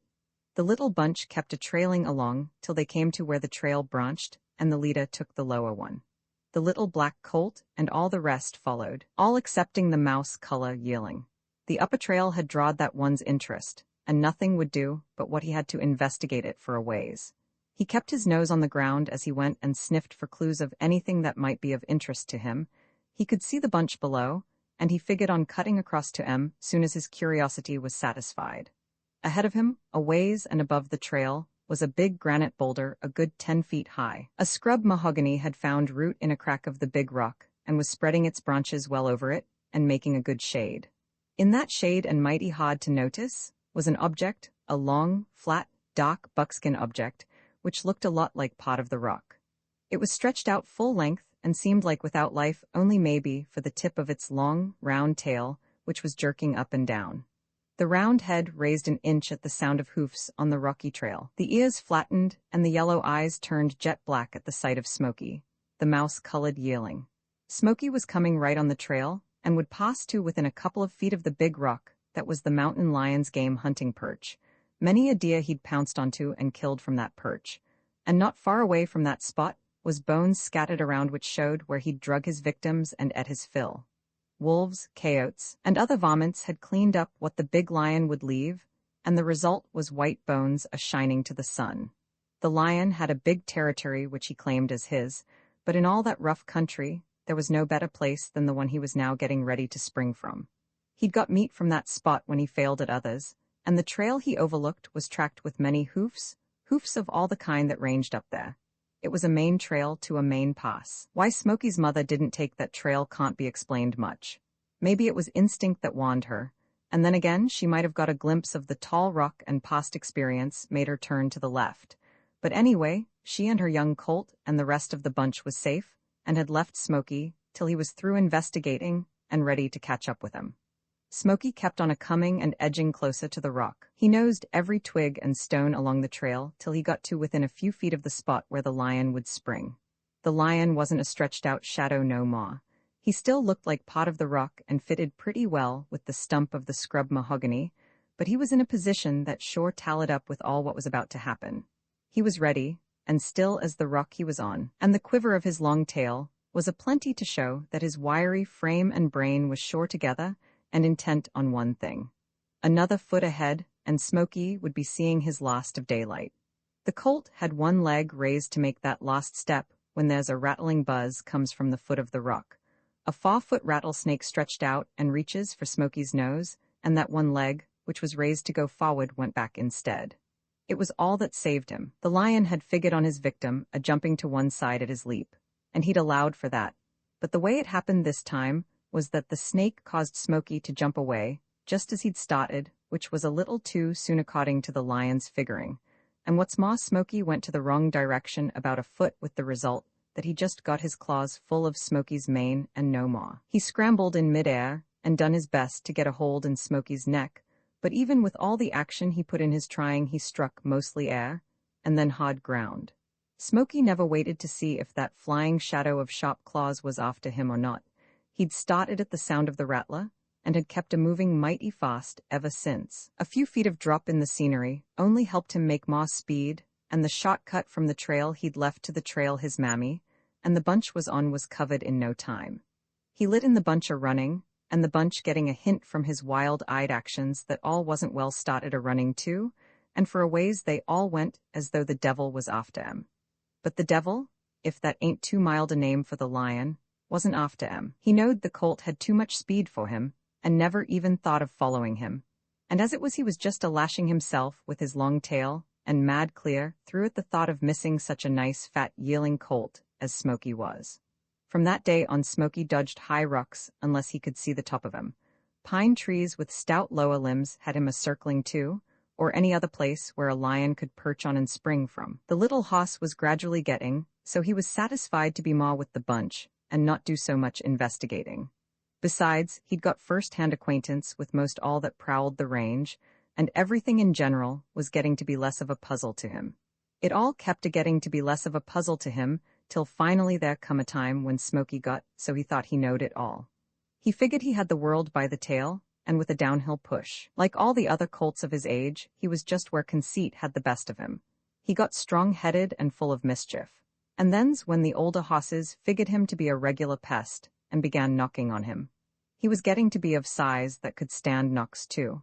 They all took turns at him and pounded on his ribs every chance they had through the rest of that summer, and tried to set him where he belonged. But it was slow work, and Smoky was still getting away with some of the bluffs when the first snows came.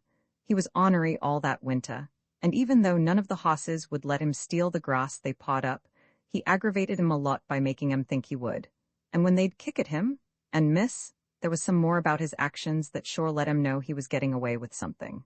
Then one day, a strange hoss showed up on the skyline and joined the bunch. A strange hoss is always sort of timid when first joining a new bunch that way, and Smoky took advantage of that to show there was at least one he had buffaloed. He run the stranger around and kept nipping him on the rump till the old pony was on the point of leaving and hunt new territory. That spot lasted off and on for a few days, and then one day the older hoss turned and lit into Smoky.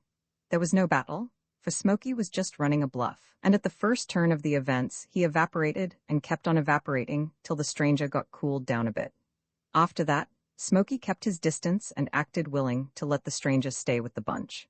The winter wore on that way, and as Smoky was met hard at every ornery thing he'd do, it all got to finally leave an impression on him, and he gradually lost some of his conceit and hard-headedness.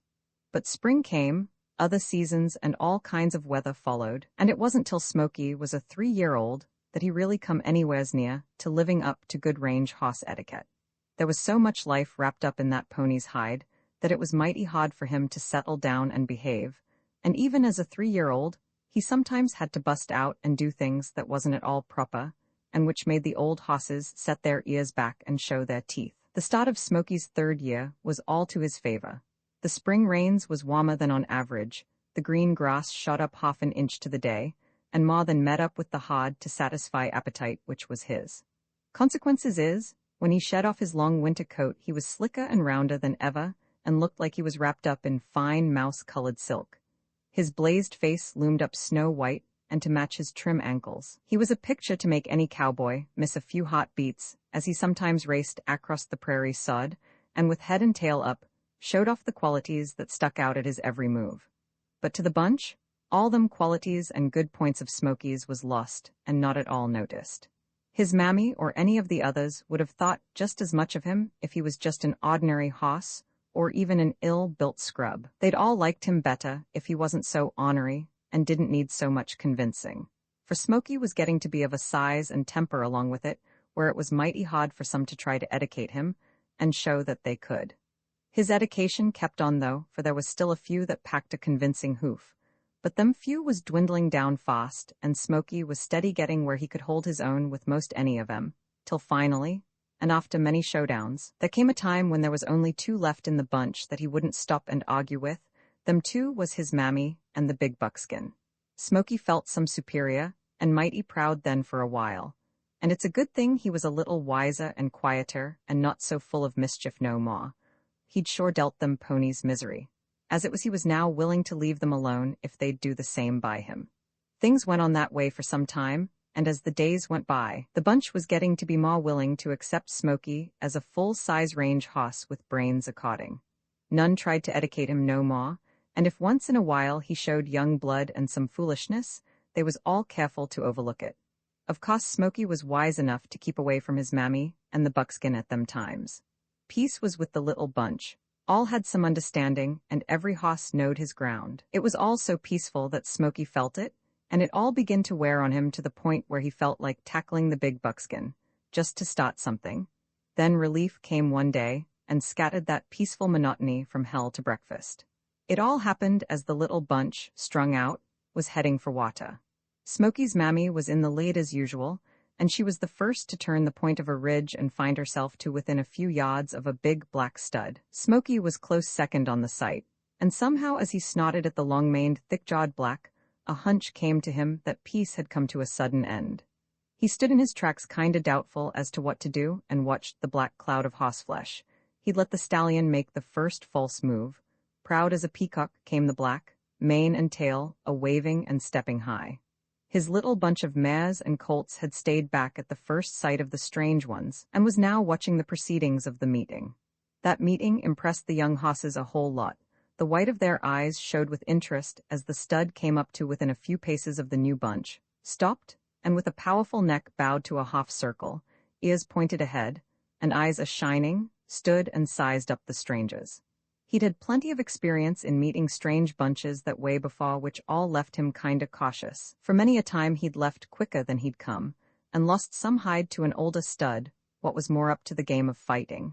And he soon learned that it wasn't a wise idea to ram into a strange bunch and go to appropriating mares without first investigating what kind of a leader that bunch had. He'd got wised up in many ways through them meetings, and he learned to be some careful. He'd also learned to handle his hoofs and teeth till there hadn't been any stud on that range that had been able to whip him the last 3 years. He'd evened up scars. Smoky hadn't moved, and as the stud still kept a standing in one spot with no indication of wanting to start anything, he got restless. Pretty soon it came to his mind that the stallion was leery of starting anything. It was a big mistake, but Smoky had no way of knowing better. The big buckskin did know better, and if Smoky had noticed, he'd seen him out there on the far side of the bunch, and willing to keep neutral. A move from the black stud, decided Smoky. He'd stepped close to his mammy and nostril to nostril was exchanging sniffs with her when she let out a squeal and struck at him, all of which the stallion didn't pay any attention to. But right about then, Smoky landed on him, at him, for his striking front feet and bad sharp teeth missed him just enough to be a clean miss. Smoky had never reckoned with the fighting qualities of a stallion, and he couldn't figure out how it was he'd struck just thin air when he was so sure his enemy had been right there in front of him and within easy reaching distance. And what's more that puzzled him was that the stallion never offered to show fight when he landed at him so furious. Instead, he just got out of the way of his rush, kept his ears ahead, and went on sizing up the bunch the same as if nothing had happened. Smoky felt like he hadn't even been noticed, and the actions of the stud said plainer than words, "Fool kid." A swift kick in the ribs couldn't have done any better towards putting Smoky down a peg or two, and that simple quick move of the studs went a long ways to show what could have happened if he'd been in mind to fight. All that left Smoky kinder uncertain as to how to proceed. He didn't know whether to go back and try it again, or let things rest for a spell till another chance showed up. In the meantime, the black stud had found out that there was none in that bunch he'd need to watch, and head down to the ground, ears back. He started cutting out the geldings, keeping the mares and fillies to put in with the bunch he already had. That was a harder job than it might sound here, for none of the geldings wanted to be cut out of the bunch they'd been with so long.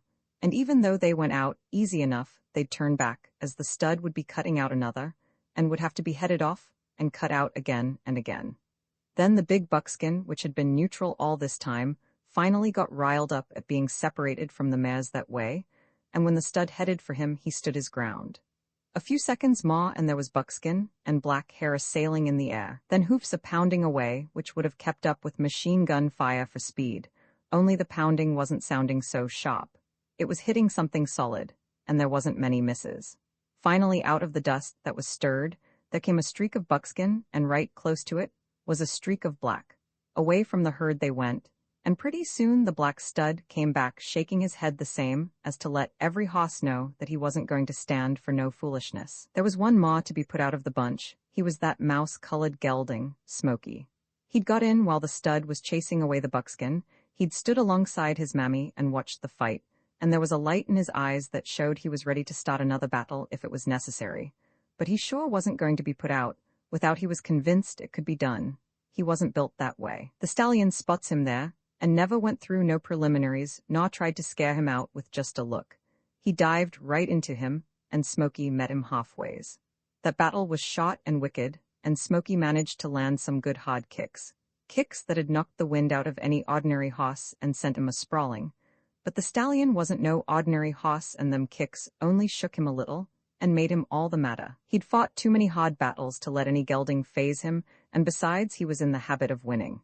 His chance came when Smoky turned to land a couple more hard ones.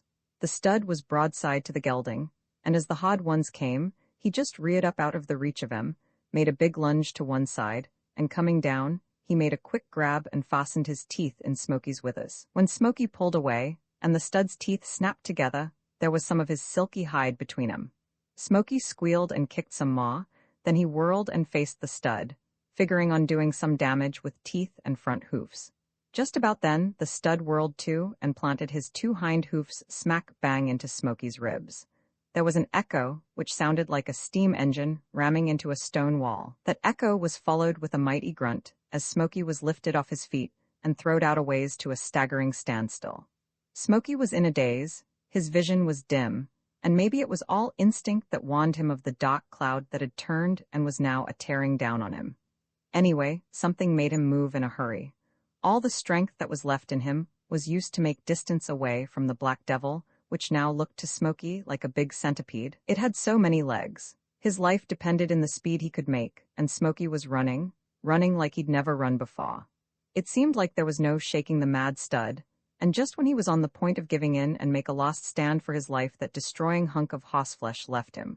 When Smoky stopped, looked back, and seen the stud hightail it back to the mares, he had no hankering to follow. He was convinced. The next few days that followed was mighty aimless to Smoky. Him and the big buckskin had formed a partnership in that time, and the two wandered around like they was lost and didn't care where they went. They covered a lot of territory, passed up a lot of good grassy hollows and shady places, but they kept a-drifting on. They grazed as they drifted and natural-like followed up the canyons and crossed over the high passes that had been the summer range of Smoky's mammy and the bunch. They came across other little bunches, but it seemed like in each of them there was a wild-eyed, thick-jawed stud come out ready to kick the daylight out of them if any symptoms of them wanting to trail in with the bunch was showed. In their roaming around, they passed other geldings which like themselves had been kicked out of the stud bunches. The meeting with them was just plain howditos, and each and all passed on and headed their own wandering way. All would be hunkadory again for the buckskin if he could find another bunch to run with where there was mares and little colts. He had a mighty strong failing for the little fellas, and most any bunch would do if there was only a few of them in. But with Smoky, it was his mammy he missed most, his brother, and the other colts he'd growed up with.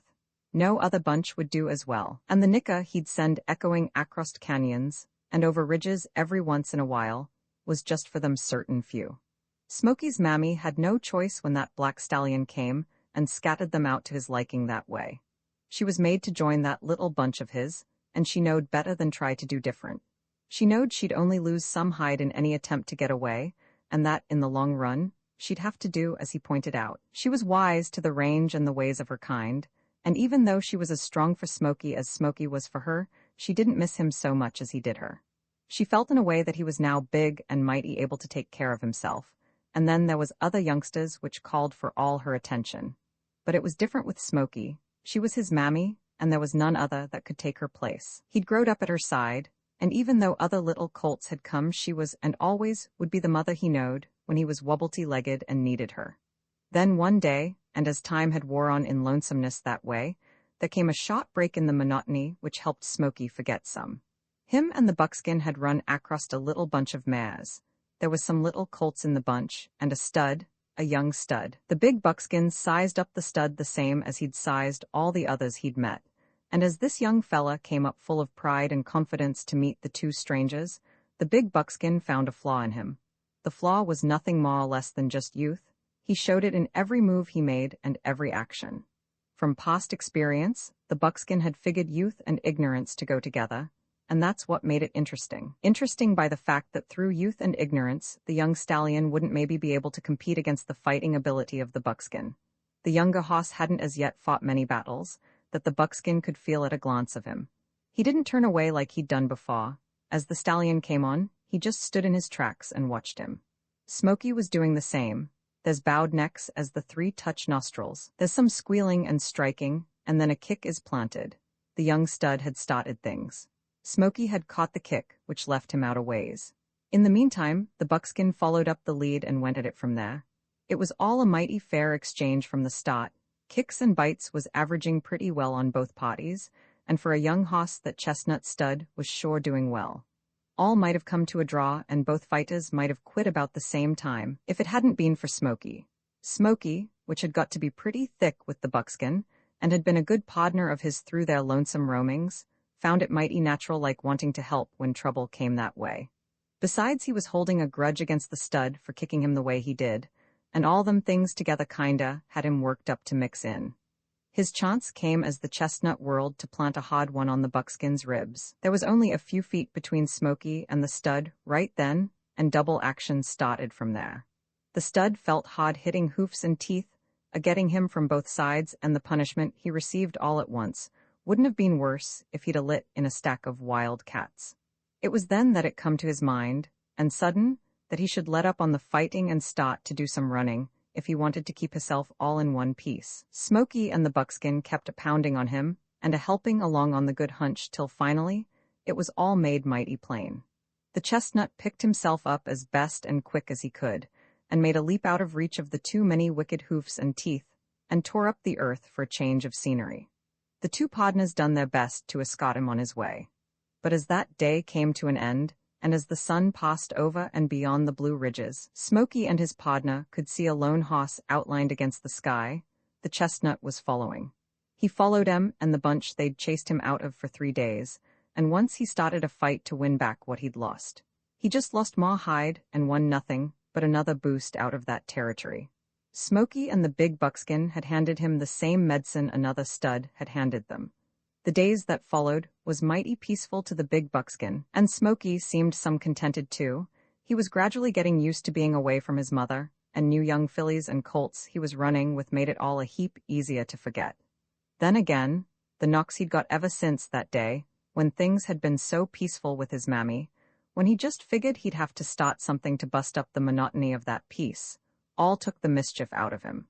The fight with the black stallion, the lonesome ramblings with the buckskin, and the other fights with the chestnut stud, all helped educate him and shape him into a full-sized, serious thinking gelding.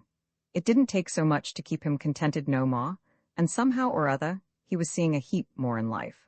That's the way things stood with Smoky that summer. Him and the buckskin ranged high up in the mountains with the little bunch of mares and colts. They all snoozed and grazed through the days, and done the same through the nights. A little play was brought on once in a while by some of the young colts, and Smoky and the buckskin was always the steady victims of them. Them two older hosses was colts themselves at them times, and the way they'd all nip one another, and then sashay around hell-bent for election. A human would wonder at the care Smoky and the buckskin was taking so that the colts would feel winners in all they'd start.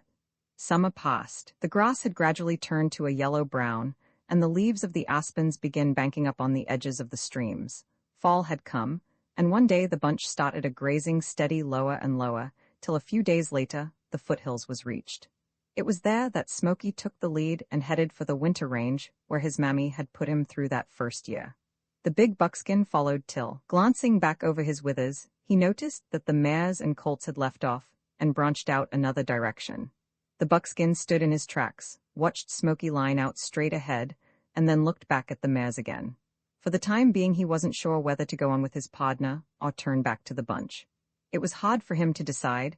He wanted to go with Smoky and still them little colts sure had a mighty holt on his heartstrings. It was just about as he was doing the hardest figuring when one of them little fellas came out of the bunch a ways and nickered for him. That little nicker decided things for the buckskin.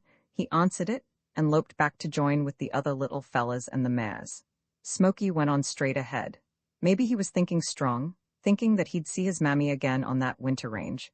Anyway, it never come to him to look back and see if the bunch was following him, and finally, when it did come to him that he was drifting on alone, he stopped and looked around in a sort of vacant stare. His instinct had been controlling him and was taking him back to his home range. But when he found himself alone that way, it all left him surprised at first and then doubtful as to what to do. He was mighty attached to that buckskin, the little colts, and the bunch in general. He looked at the far-away hills of his range, and he seemed like to think on the subject for quite a spell. Then of a sudden his head went up. A loud nicker went out, and away in the distance he could hear an answer. The answer had come from his pardner, the buckskin. Smoky nickered again and loped back to the bunch. He'd come to feel that it didn't matter so much which range he wintered on. He was a big hoss now, and a few ridges to the north or south of that range he was raised in didn't make much difference. An old mare had took the lead, and from then on Smoky just followed side by side with the buckskin. A little colt nipped him in the flanks, and all was well. Roman far the end of a rope's snow laid heavy on the range that winter. Grass was hard to get at, and the little bunch of ponies that tracked the low hills which raised up on the prairies was finding themselves doing a lot of rustling and pawing, and getting very little feed. Bunches of cattle followed him wherever they went and rooted with their nose for the few blades of dry grass them hosses had pawed the snow off of and left. Hay couldn't be bought that winter, and the stockmen found themselves where they had to take a chance and pull their cattle through with whatever little hay the dry summer before could let him have. Cattle had been in fine shape that fall, but as the snow kept a-piling and a-drifting and covering up the feed, the tallow kept a-dwindling away from under the critters' hides, and lean ribs begin to show more and more through the long winter hair. Then came a time as the blizzards blowed, and regardless of what all the stockmen done, which was to the limit of what any human can do, when mounds of white begin to show here and there in that part of the range. Underneath them white mounds was the dead carcass of a critter. Some was dug up by the varmints, coyotes was licking their chops, and to make things worse, there appeared 3 big gray wolves on the skyline one day. Smoky and the big buckskin hoss was the first to see the wolves. Their ears was towards them as the 3 outlaws of the range trotted along, and then stopped to look at the hosses. Smoky had never seen a wolf before, but the big old buckskin had seen too many of them and had scars to show for his meetings with the kind. He let a loud snort at the sight of the three gray shapes, and from that, Smoky got a hunch that these was more to be reckoned with than the coyotes he'd chased when he was a yearling. He had a hankering to go and give them a chase too, but the nervous way the buckskin was acting kinda warned him that it'd be best for him to stick with the bunch. The weak and dying cattle is what had really drawed the wolves. Of course they would just as soon tackle a strong animal as a weak one, but the scent that scattered over the range from the dead stock, and which would reach no less sensitive a nose than theirs, was a lot to their liking, and they just drifted in to investigate. It was below them to touch any of the carcasses they'd passed, for these was old wolves well up to the game of killing, and nothing but fresh meat would do. A good fat yearling or 2-year-old colt is what came highest and most to their tastes, and when they skirted that ridge and spotted that little bunch of ponies in the draw below, it was the sight of them that reminded their appetites how long ago it was since they'd ate last, and they'd traveled a long ways. But it was still daylight, and according to their natural way of doing things, they'd wait till night come before making the kill. They skirted on and out of sight of the horses, nosed the snow and the air to make sure that the coast was clear, and after another look at the country so they'd know it when they returned, the wolves trotted on. They showed what old-timers they was as they circled well away from a carcass for fear of a trap. They'd had their toes pinched in the steel jaws, scars showed where bullets had grazed him, and one was still packing a piece of lead which a cowboy had fired at him from a long shot with a 30-30. The big buckskin back there in the draw knowed their way, and it showed in his action. He'd quit pawing for grass and instead put all his attention to the tops of the ridges that was all around him and the bunch. The way them 3 wolves had sized up the bunch and then disappeared had made him restless and mighty spooky. And finally, that draw got to be too much of a hole for him, too good a place for an enemy to come into without being seen till that enemy was too close. The older mares showed a lot of spookiness too, which all got Smoky riled up so that he began acting the same, and when the buckskin took the lad out of the draw to where a good look of the country around could be got, the whole bunch was mighty anxious to follow. Even the little colts seemed to have the hunch that something was up. The white of their eyes showed, and they stuck mighty close to their mamma's side. A big moon came up, and the light of it reflected a path that shined on the crusted snow. The air was mighty still with the cold that had gripped the range and made everything that lived and carried hoofs come to a stand, so that no air would be stirred. A breeze at that temperature would have froze stiff every standing animal in that territory. Smoky, the buckskin, and the bunch stood on a knoll where they could see well around him. They looked like petrified or froze there so still they all stood. There was no sign of life from them excepting for an ear that moved once in a while, and which was on the job to catch any sound that might come from near or far. The yip, yip, and howl of a coyote was heard, another answered, and pretty soon them two filled the air with their serenading. The echo of that hadn't quite died down when the long, drawed out, and mournful howl of a wolf made that of the coyotes seem like a joke. The little bunch of horses on the knoll hadn't blinked an eye while the coyotes was serenading, but at the sound of what followed, every head in the bunch went up, every ear pointed towards the sound, and the buckskin with a few others snorted. Restlessness had got in the bunch.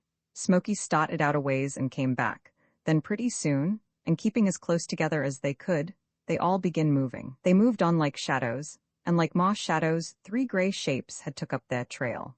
The big buckskin had stayed in the rear of the bunch, and he was first to notice the wolves. A loud whistling snort was heard from him as he landed in the middle of the bunch and kettled them into a stampede and the run for their lives. The cold air was split 40 ways, and crusted hunks of snow was sent a-flying as the ponies, all wild-eyed, broke their way through the drifts at the edge of a ridge and run on towards the big flat. Smoky had stampeded with the rest and kept pretty well up in the lid through the run, but now that his blood was warming up in plowing through the deep snow, and being that blood was circulating more free up his neck and into his brain, it all put somewhat of a different light on the subject. That brain of his was all head up, on hair trigger with the waking up the run was giving it, and pretty soon something hatched up in there that made Smoky slow down till the bunch went past and ahead of him. He was wanting to see what was all fired dangerous about them wolves so as to make the bunch run that way. The big buckskin was the last to pass Smoky. He was busy keeping 2 little colts just a few months old from lagging behind too far, Bucking the deep snow at the speed the bunch was making was beginning to show on them, and it was taking a lot of persuading from the big hoss to keep them little fellas on the move. The wolves was steady catching up with the bunch, and the attack would have took place some sooner if it hadn't been for Smoky. His lagging behind had fooled the wolves into thinking that the mouse-colored gelding had quit and was ready to make his last stand.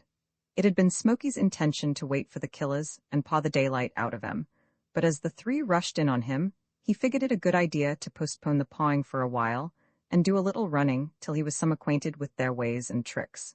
Head and tail up and fire in his eyes, he lined out and led the wolves away from the bunch. They'd figured on making him their victim on account he was the handiest, but as the chase kept up, they found the gelding had a powerful lot of speed left in him.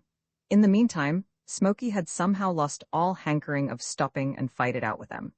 There was something about the three hungry-looking creatures that kept him a-moving, and his instinct was wanting him strong that he should keep some safe distance between him and them. He was doing that the best he could, and as the running kept up, and the wolves couldn't get any closer, they finally figured they was wasting their time.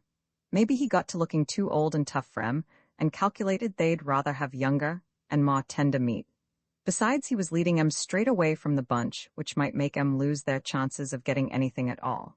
Smoky's play of leading the wolves off that way had been a great relief to the bunch, and mostly the young colts. They'd had a chance to slow down some and get their second wind, and when the killers showed up on their trail once again, they was all more able to sashay on and keep from reach of their tearing fangs. When Smoky found that the wolves had left him and turned back towards the bunch, it was his natural instinct to turn too and follow up in their tracks. He had a hunch somehow that he'd be needed there, and he hadn't altogether lost the hope of a chance of taking apart at least one of the outlaws.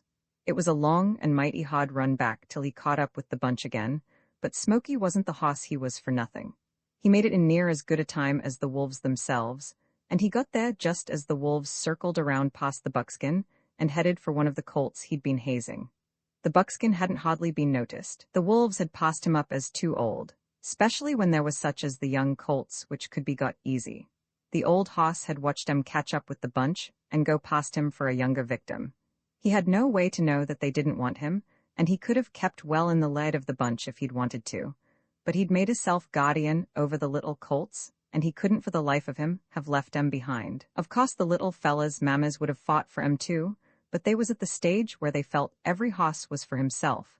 They'd scared into a stampede and was all a-running for their own lives. The old buckskin knowed wolves. He knowed they had their eye on him, and it was best to keep neutral till they'd got over being watched of every move he'd make. And as the three grays passed him and was gaining on the scared little colts, he kept to one side and watched. It was just as the leader made a leap for one of the little fella's hamstrings that the big buckskin came to life, made a leap too, and went to fighting at the risk of his own life. The wolves hadn't looked for no such move from him. They'd got over watching and figured he was far behind, and had put all their attention on dragging down the victim they'd picked. It was a mighty big surprise for them when from behind the big buckskin landed on the second wolf and buried him in the snow while on his way to the first. A good-sized hoof came down just as that first wolf turned his head to meet the fighting buckskin. That hoof connected with his lower jaw as he made the turn and left that jaw hanging limp and plumb useless. When the old pony looked back for the other wolves, there was long gray hairs sticking between his teeth. It was about then when Smoky arrived on the scene. He'd come up right behind the buckskin, and when the second wolf picked himself up out of the snow and made a grab which would have been the death of the old hoss, Smoky done a side swipe that was quicker than chained lightning. A hind hoof came up and caught that wolf right under a front leg close to the body and took that leg off of him like it had been a toothpick. Another hoss that had come up from behind and hadn't been reckoned with. It was during this commotion of biting and kicking mixture of buckskin and mouse-colored horseflesh and flying gray wolves that the third and only able wolf disappeared into thin air. Them two fighting ponies had took away all his appetite for colt meat and left a hankering only to be gone from the reach of their destroying hoofs. Three of his kind could have competed with the mad ponies if their attention had been on them from the start, but that's where the slip had been made, and as it was that lone wolf didn't feel at all equal of resuming what the leader of the pack had started. He left. The moon faded away into the sky, break of day had come. Out on the flat, the little bunch of ponies was knee-deep in the snow, and a pawing away for the grass that was underneath, There wasn't a scratch on nary a hide to show that any had ever seen a wolf. But if Smoky and his partner, the buckskin, hadn't been in that little bunch, there would have been another story to tell. The little colt, which was so busy digging up feed for himself, and plumb ignorant of the close call he'd had, would have been amongst the missing and just easing the appetites of 3 gray wolves. And who knows but what a couple more colts might have been killed along with him, for once a wolf gets a taste of warm blood, there's no telling how far he'll go. The yip, yip, and howl of a coyote sounded off from the hills, and gradual, as the sun came up, big clouds showed over the skyline from the northwest, and seemed like headed to meet and kill that sun's warm rays. By noon that day, a blizzard had come, and the little bunch of ponies faced it on the way back to the shelter of the hills from where they'd left in their run for life. The howl of a lone wolf was heard that night, and away off to the south there came an answer that was more drawed out and mournful than any that had ever been heard. Smoky snorted, but with the buckskin, only his head went up, his ears pointed towards the sound. He knowed wolves, and he knowed they wouldn't be back, not that night. The blizzard hung on for a day and filled the ravines with deep drifts, then the wind died and it settled down to a slow falling snow. There was more white mounds where that snow had covered the carcasses of dead critters, but amongst them mounds there was one that wasn't made by any of the bellowing grass-eating kind. A big gray wolf laid there. A broke jaw had been the cause of his death. Some months later a cowboy run down and roped a 3-legged wolf and remarked, as he looked close to where a front leg was missing, how it must have been an awful wicked bullet to have took that leg off so neat. The already long winter dragged and hung on like it never was going to quit. Snow was deep, and even though the sun climbed higher and stayed longer, there seemed to be no more heat from it than there'd been 2 months before, and when it was at its lowest. The ponies was having a hard time, and as the feed kept getting to be harder to reach, right along they was steady losing on weight and strength. The roundness that had been theirs a few months before was all gone, and instead, they showed lean and slab-sided. Finally, and after it seemed there'd be no end to the rough weather, there came a break. It turned warmer, and some time later the snow began to sag, and then melt on the sunny side of the hills, gradually, and after what seemed weeks instead of days, the grass showed in plain sight more and more, till the time come when the ponies didn't have to paw for their feed no more. Then, after a while, there was green stems showing through the dry grass. The dangers of the winter was over. The range had turned from white to brown, and then green, and the little bunch of ponies began to perk up considerable. The winter hair was a-slipping, their eyes showed more bright, and pretty soon ribs began to disappear under layers of fat and glossy hides. Then, to make this new green world as great and wonderful as the winter before had been hard and cruel, there began to appear brand new little colts in the bunch, all slick little fellas, and full of play. And as the bunch drifted to the open prairie, they came across little calves, their little white faces a-shining in the sun. Smoky had more than kept with all the changes to the good. He showed it in every move he made, and as him and the old buckskin, which had got young again, played around and showed jealous over the new colts, it made a sight that was complete in all that life could give. There was months of peace that way. The little bunch roamed the prairies, not at all seeming to care where sunup found them. Tall green feed was a-plenty and everywheres. Clear, swift mountain streams slowed down on the flats and furnished moisture for the big cottonwood that reached out in the sky and made cool shade. And as it was, time was just let slip by, and enjoyed only as a free-range hoss with little colts for company can enjoy it. It was more through habit than heat that the little bunch drifted on up the foothills one day, and then higher in the mountain. Maybe they liked the breeze up there better, or the change of feed, or maybe it was that too many riders had been showing up off and on, and which kinda disturbed 'em. But them riders couldn't be dodged that easy, and one day for a whole half-hour, there was one within a half a mile of him a-setting on his hoss, field glasses in his hands, and looking at the little bunch as they fanned themselves on a high ridge plumb, ignorant of the eyes that was on 'em. That rider had spotted the mouse-colored blaze-faced gelding, and at the sight of him, let out a whistle of surprise of seeing such a hoss. He'd rode a little closer then, and watched that hoss some more. He'd have come still closer, only he didn't want to kettle the bunch and make 'em suspicious. Besides, he'd just wanted to locate where that hoss was running so he'd know where to find him when he wanted to. He was one of the rocking men. Smoky had stood the whole watchful spell without a hunch of it, and as him and the little bunch started a-grazing on up the mountain, there was nothing further away from his mind than the thought of a human on his trail. Of course there wasn't any human on his trail that day, but there would be soon, for the way that Ryder talked that night and described Smoky to the bronco buster of the outfit, all indicated that it wouldn't be long when the little hoss would be finding himself in a high pole corral. Smoky was now a 4-year-old going on 5, the age when most all range geldings are run in and broke to either saddle or harness, for use on the range or to fit him for market. The little hoss had a good long time of freedom, and if he was kept with the outfit he'd get more, but his time for usefulness had come. The free roaming of the hills and flats was past for a while, till the work he'd be cut out for was done, and Smoky's experience from his colt days on, till now, would go on with more learning and experiences with the human. Smoky's waking up to realizing them things came sudden and almighty unexpected. A long-legged rider on a long-legged hoss had showed up on a ridge above him and the bunch. There'd been a lot of territory covered in mighty fast time as all lit into a run, and they was hazed down onto the flats, and then into long pole wings towards the corral. Then first thing Smoky knowed he was penned in, he couldn't go no further. A big gate was closed and all around him was big cottonwood bars. In another pen joining the one Smoky was in there was other hosses, all geldings, and along about Smoky's size and age. The gate between was opened, and Smoky was cut out of his bunch by that same long-legged rider that had run him in, and put through that gate to join them other geldings. The gate was closed again after him. Smoky peeked through the bars and watched the rider open the outside gate and leave out the bunch he'd run with. He watched one of the mares take the lead, and in a long lope, head back to the high territory from where they'd come. He watched the little colts running to keep up, and then he seen the big buckskin tagging along. His podna and all was leaving him amongst strange hosses in a high corral, and not far away was a human which to Smoky was 10 times worse than any wolf. He nickered, and there was a sound to it that made the buckskin stop, look back, and nicker an answer. The old hoss stood there a while kinda like he was waiting, but pretty soon he started again and caught up with the bunch. The old buckskin knowed humans, he'd packed many a one of 'em on many a long ride. His freedom had been handed back to him for the good work he'd done. He'd experienced what Smoky was going through now, and knowing what he did it was all plain to him just what was up. There was no use of him waiting. Smoky watched him and the bunch disappear in a cloud of dust and out of sight.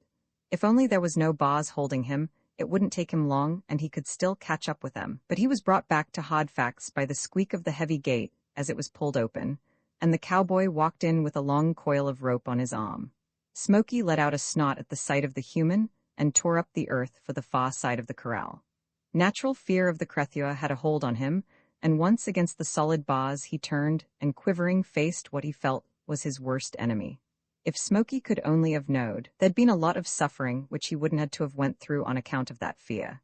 If he'd only knowed that right then, that human was just admiring him for all he was worth, and that doing the little hoss any harm was the furthest thing away from his mind. But the wild gelding had no way of knowing, and every word that human was saying sounded to him like the growl of a flesh-tearing animal, and every move was a step closer to the victim. He was the victim. The cowboy well understood his kind. He'd been raised on the backs of such as him, and he was making his living by gentling that kind and making good saddle hosses out of them. And as he stood there, his eyes taking in every move the mouse-colored gelding was making, there was a smile showed under the Stetson. That smile was just for the glad way he felt as he sized him up and seen where he was all saddle hoss, not the kind that'd fit in harness and to be shipped to farming countries. He was glad to know that he'd be the first to touch that pony's hide, and as he kept his eye on the gelding, at the same time shaking out a loop, he felt there'd be no end of patience for such a hoss as that one looked to be. His loop ready, he walked towards the gelding. Smoky watched him come, and that pony's actions showed where he just wanted to shrink away to nothing and disappear, but he stayed full size, and seen where his next best move was to just move, and away to most any old place. The other geldings scattered as the human came on, and Smoky piled in amongst them full speed to the other side of the corral. About that time he heard the hiss of a rope, and that thing which he likened to a snake coiled up and right around both his front feet. Them front feet was jerked away from under him as he sailed in the air and tried to get away, and then he made a circle in the atmosphere and came down to earth flat on his side. He no more than hit the ground when he tried to get up. He tried it again and again, and as the cowboy talked to him and advised him to ease up on the fighting, Smoky turned a wild-eyed look his way and snorted. "Now lay down and be good," says that cowboy. I sure don't want to skin up that pretty hide of yours. Smoky did lay down, he had to, for in another few seconds his feet was tied together. He breathed hard as he laid there plumb helpless. His mind wasn't working no more, his heart was a thumping fit to bust, and the racing of the blood through his body only stampeded his brain. He was past trying to figure out how he was throwed so easy, and then held down where he could move only his head. No cougar or bear could have made him so helpless. He could have fought with them. But with this human, it all seemed like he had no chance. And the mystery of that human's power is what put the fear in him, a fear the likes of which was a heap worse than he'd felt if he'd been cornered by 1,000 bears, cougars, and wolves. In a dazed way, he seen the cowboy bend over him. A knee touched his neck, and the muscles along there quivered the same as if a snake's fangs had been feeling for a halt. A hand touched his ear and another his forehead. There was no pain, but if there had been, the little hoss would have never felt it. Pretty soon a hackamore was slipped on his head. He felt the rawhide bozel around his nose, and then the feedaw rope around his neck. All the while the crethure was making a low, and somehow not aggravating noise. It was a talking to him. The cowboy gave his forehead a couple of rubs, then stood up and walked around to the pony's feet. Smoky felt the tight ropes loosening up from around his ankles and pulled away. His feet was free, but his mind was confused a lot, and he still laid there. Then he felt a pull on the hackamore rope. "Come on up and stand on your legs," says the cowboy, and Smoky came to life. He came to life a pawing and rearing and a snotting. His feet was free, and he could handle 'em again. He did handle 'em and put in all the strength and action he had trying to pull away from the cowboy, which was holding him with a long rope. There's some talk of the skill that's showed between the angler and the trout, but the skill that was brought out from that 150-pound cowboy, holding that 1,100 pounds of kinky, wild horseflesh, was past talking about, and beyond the figuring out of any human that's not up to the trade of bronco busting. The cowboy played his rope and held his hoss. He'd held many like him before, and most all had fought the same as Smoky was now fighting. That pony's eyes was of fire, as he seen there was no chance for any getaway, even when he was on his feet. He couldn't at all shake that two-legged hunk of terror, and as he snotted and fought the rope that still held fast around his head and neck, he began to tire some. And came a time when, as the cowboy stood still a few yards away, he stood still too, and legs wide apart, sweat a-dripping from his slick hide. He took in a breathing spell. He stood there as he watched the cowboy back away and let the rope slide through his hands. He watched him open the gate and get the saddle hoss that had been left to stand on the other side, seen him get on that hoss, and then pick up the slack of the rope that was holding him. There was 30 feet of it between him and the mounted human, and when that rope was tossed a little, as the rider circled around him, Smoky made a leap and, shaking his head like trying to slip what held him, he headed straight on for the open gate. But once past it, Smoky was jerked to a fighting standstill. He hadn't as yet reckoned that a rope could hold him. The gate was closed off to him, and the rider had went through, and then Smoky felt some slack. He took advantage of that and started out full speed again. He was out of the corral and in the open. The rope that was still on him was only felt and wasn't holding him from lining out. A shallow creek bottom full of tall green feed was by that corral, and Smoky headed down it. Any place would do so long as he could run and keep a distance between him and that rider. But that run wasn't to last long. Once again he felt the rope tighten till he was brought to a stop, and facing the rider once more, watched him get off his hoss and fasten the end of the long rope to a log. "Well, little hoss," says the cowboy as he stood there and watched him for a spell, "don't play too rough with this rope. The better you treat it, the better it'll treat you." And with that, he got on his hoss and rode off towards the corrals where Ma Bronx waited for the same education that Smoky had just got. That long, soft, and thick cotton rope, and that log which held Smoky, was the means of his first learnings as to ways for usefulness to the human. The more he'd fight that rope and try to get away from it, the more he'd learn that his fighting and tearing was of no use. That rope was on the job steady, and to learn him to turn as he run and hit the end of it, it would take the stiffness out of his neck, and there'd come a time when he'd give to a pull from either side without fighting and wanting to be convinced that it could be done. The log which the rope was tied to was part of the teaching apparatus, heavy enough to hold the pony, and even though it could be dragged around some, Smoky couldn't get very far with it. The little hoss realized somehow, as he sized up the contraption, that the end had come to all he'd enjoyed with the freedom he'd had. Cool shades, clear streams, and grassy ranges to all roam on as he pleased had been took away from him.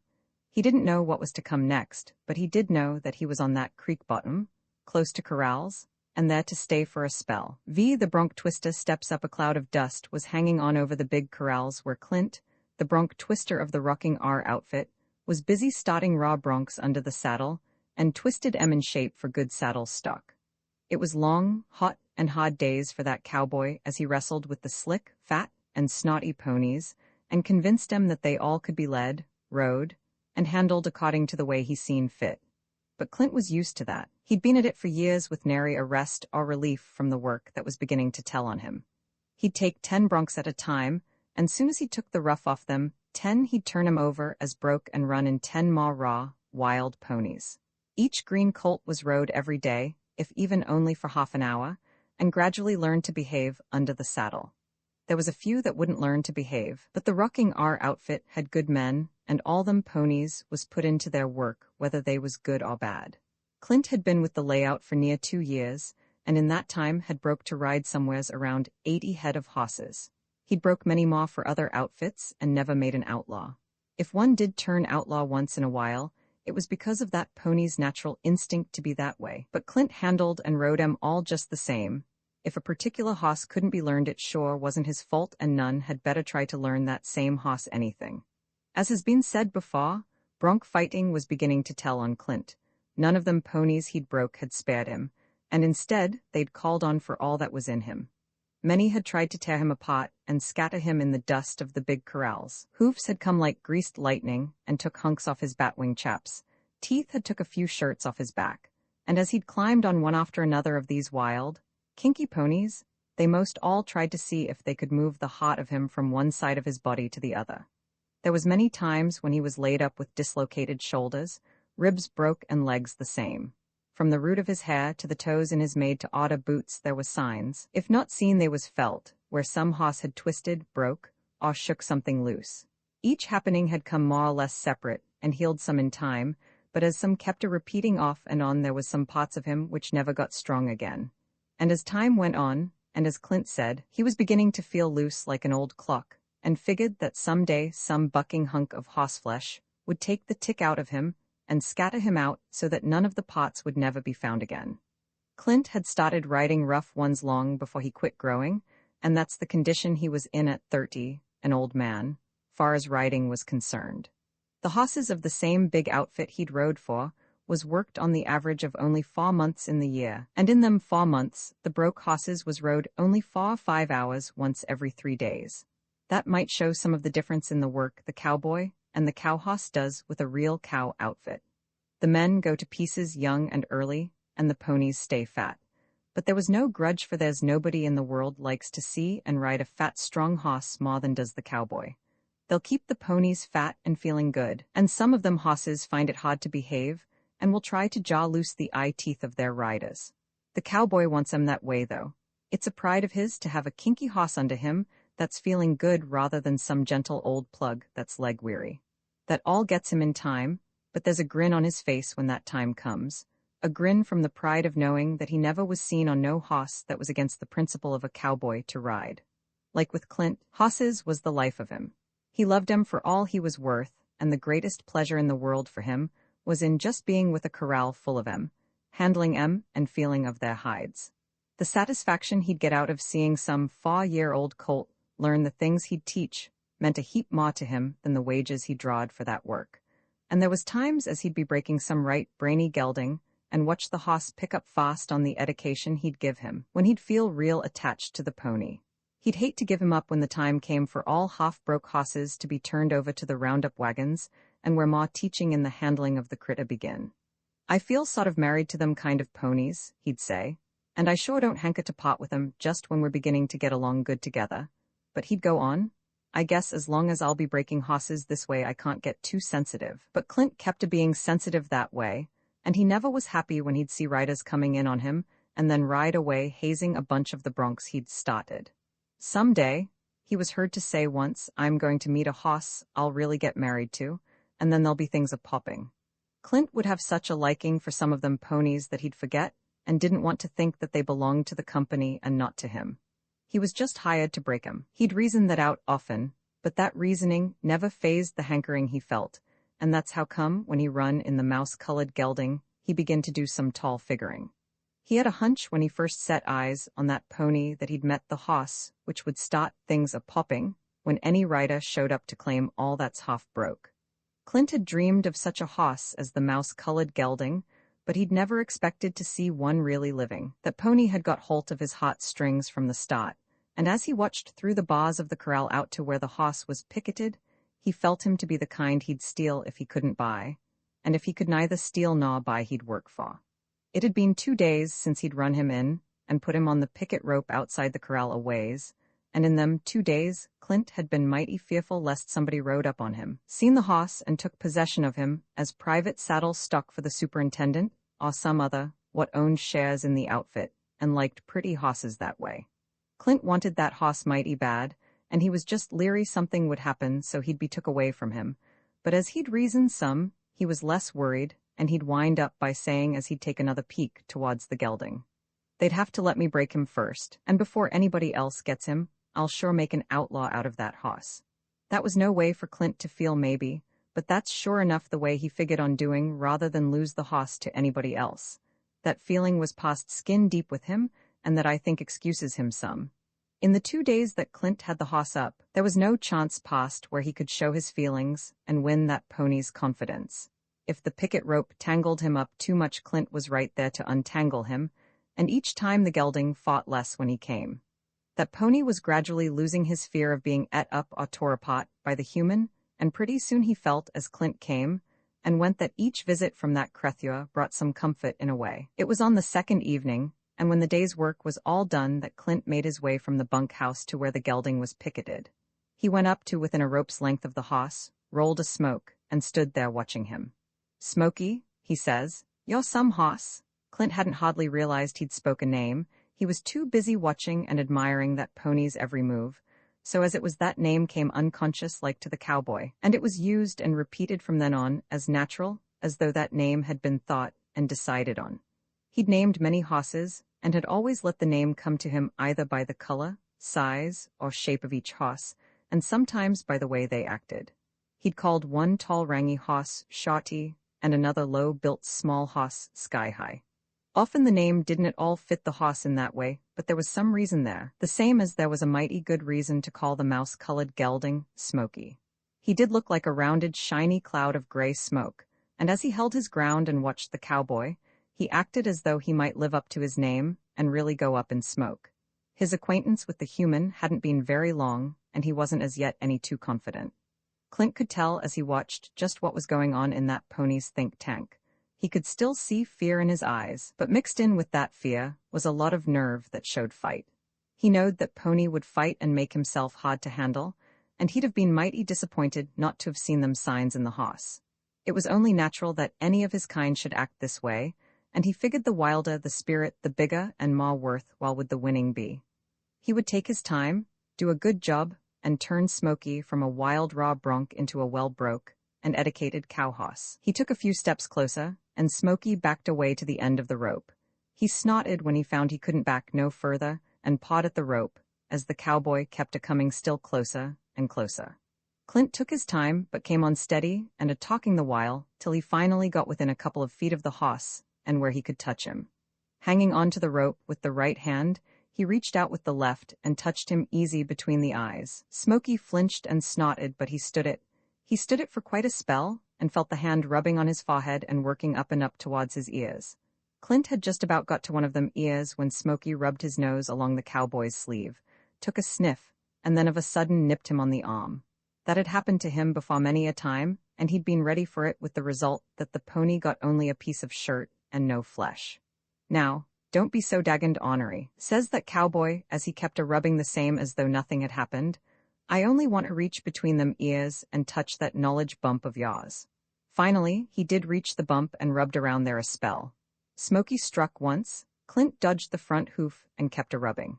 He rubbed past the left ear and down his neck till the withers was reached, the mane was worked on, and all the knots in it untangled. The little hoss quivered and flinched every once in a while, but the rubbing process went on till Smoky began showing symptoms that he could stand it all easy enough. In the meantime, Clint talked to him like he'd never took time to talk to another hoss before, And if Smoky could have understood, he'd knowed by that talk just what was ahead for him. But Smoky wasn't thinking on what was ahead. The present had him worried enough as it was, and he was kept busy watching every move that Human was making. Smoky had lost considerable wildness during the 2 days on the picket rope. He'd learned there was no use in fighting the rope that held him, that it was best to turn when he came to the end of it, and gradually he was getting used to have that rope touch him here and there, and he'd quit kicking at it. He was more familiar with that than with the Human who put him there, but the rope done the trick of getting him used to having anything touch him. It kinda broke him to stand the touch of the hand. He was learning to stand that well enough too, but the movements of that hand had to be just right. Not too quick, and no jabbing done, or there'd be a scattering of something mighty quick. "I'm sure making a lot of fuss over you," says Clint as he rubs on past the withers and along his back a ways. "If you was just an ordinary bronc, you'd be missing most of this attention, and you'd be finding yourself in the corral with me on top of you by tomorrow, and turned in the remuda by another month. But I got a scheme up on account of me liking you the way I do. I'm going to take my time and make you my private top hoss, and when that's done I'll have every cowboy in the country jealous of me for having such a hoss as you're going to turn out to be." With Clint scheming that way, there was a good chance of him winning out, and gradually, steady, the education of Smoky started in. That cowboy called on for all he knowed in the profession of hoss-breaking, and used it all with a lot of time to shape out Smoky the way he wanted him. No company time was used on the hoss on account Clint felt it wouldn't be doing the square thing. "'Cause, as he says, it'll be bad enough if I have to steal him." Of course, Clint wouldn't steal that hoss or no other one, but he felt like he'd sure do something out of the ordinary, rather than let Smoky go to any other rider. Every evening after that last meal of the day was over, Clint would be down in the creek bottom with Smoky. What went on there showed some of what Clint really thought of the mouse-colored gelding, and there was no disappointed look on his face when Doc made him return to the bunkhouse. Smoky had been on the picket rope about a week. In that time, Clint had kept his eye on him through the day while working in the corral, and spent a couple of hours with him every evening. The little hoss had got used to the rope and wouldn't pay no attention to it no more, but as for the cowboy, he was just neutral. It was hard for him to shed off the fear of the Human, and which he'd inherited. That Human was still a mighty big mystery to him, even after a week's acquaintance. It had done him no harm, but his wild instinct kept a-wanting him to expect most anything. The power that two-legged creature had over him kept him leery and watching for the next move, whatever that would be, and that's why Smoky was still neutral. His confidence for the Human hadn't come to the top as yet, and not a move did that cowboy make which he didn't see. "You sure got your eye on me, ain't you, little hoss?" Clint would say, "but that's the way I want you to be." He'd go on, "For the more you watch, the more you'll see, and the quicker you'll learn." Smoky did watch and see and learn, and then one evening Clint untied the long picket rope from the log and started leading him towards the corral. The little hoss was broke to lead by then, and he followed easy enough. His heart was a-thumping in wonder of what was due to happen as the cowboy led him through the big pole gate. He stepped high and careful, and his eyes took in everything that looked suspicious. A slicker hanging over one side of the corral made him snort and try to pull away. Clint talked to him, and kept on leading him through another gate into another smaller and round corral. A big snubbing post stuck up in the center of it, and by that post was a big brown and shiny hunk of leather. It was Clint's saddle. "Well now, little hoss, the performance is about to begin. You're going to get your first smell of saddle leather." Clint had turned as he spoke and began rubbing on Smoky's forehead. For once since Smoky had been caught, his attention wasn't on the cowboy. That hunk of leather was drawing all his interest, and ears pointed straight at it, eyes a-shining. He snorted his suspicions and dislike for the looks of the contraption that was laying there, waiting it seemed like to jump at him and eat him alive. "Look, snort, and paw at it all you want," says the cowboy. "You'll get well acquainted with it before you get through, and I won't rush the acquaintance either." Clint didn't. He kept Smoky to within a few feet of the saddle and grinning some at the pony's actions, kept rubbing him back of the ears while the investigation was going on. Smoky was forgetting away from there, but Clint was persuading him to stick around close, and there was nothing for him to do but just that. A move from the direction of that saddle, right then, would have queered things and made Smoky scatter, and Clint couldn't have held him either for a ways. But the hunk of leather laid still, mighty still, and pretty soon it kinda lost its dangerous look to the little hoss. He began looking around for other things in that corral which wouldn't be to his liking, and not seeing anything that was worth getting spooky at, Smoky began watching the cowboy again. It was about then that Clint reached over and picked up the saddle slow and easy and drug it closer to Smoky. At the first move of the riggin, the little hoss snorted and backed away, but Clint and the saddle kept coming straight towards him, slow but steady. One side of the high corral finally was reached. Smoky had backed against it and couldn't go no further. The cowboy, still hanging onto the rope that held his head, came on, saddle and all with him, and quivering with fear the little hoss laid low. Feet straight out in front and head near to the ground, he stayed there, and got another and different education with the saddle. This time it was dragging. When Clint thought that had gone far enough and seen where Smoky had got over the worst of his fear, he laid the saddle down again, and picking up an old saddle blanket, he began fanning the air with it. Closer and closer to Smoky came the blanket as the fanning motion kept on, and starry-eyed the little hoss watched. He struck at it and snorted a couple of times, and he even tried to turn and kick, but the blanket came on till finally one corner of it grazed his side. He flinched and kicked and tried to jerk away, but there was no dodging that spooky-looking thing. Not a word was heard from the cowboy as the sacking went on. This was a part of the education that was necessary and which should be put through mighty quiet. It was all a spooky enough performance to a raw bronc without adding on any talking, and even though the goings-on scared the pony near out of his hide, that blanket done the trick of showing him that no matter how bad it looked it wasn't going to hurt him. It was one mighty good thing to teach him general confidence in the cowboy and his riggin. Smoky fought like a cornered wolf and tried to get away, but he had no chance. Clint had sacked many a bronc that had fought as much, and the cigarette between his lips noticed no change of spells between puffs. Smoky showed hate and fear of the human once again, the same as when he was first caught. His instinct had warned him to expect most anything from that creature, and he wasn't surprised at the way things had turned. But that didn't help any. He just wanted to sail clear over the corral and disappear. Through all that fighting and goings on, the sacking kept up in steady motion. Wherever the long blanket touched Smoky, he flinched and kicked at it and squealed. He was too scared to realize that there was no sting or any kind of a hurt felt. It was just the looks of the thing which had him going, and his fighting instinct just had to answer every swish of that thing that circled around a leg one time and his neck the next. Finally, and whether it was from being tired or fighting, or that he was dazed past caring of what was going on, Smoky began to let up. His kicks began to get less wicked, and his eyes lost some of the fiery look till came a time when he stood near still, and he'd only flinch as the blanket kept a-touching, going away, and touching him here and there and all over.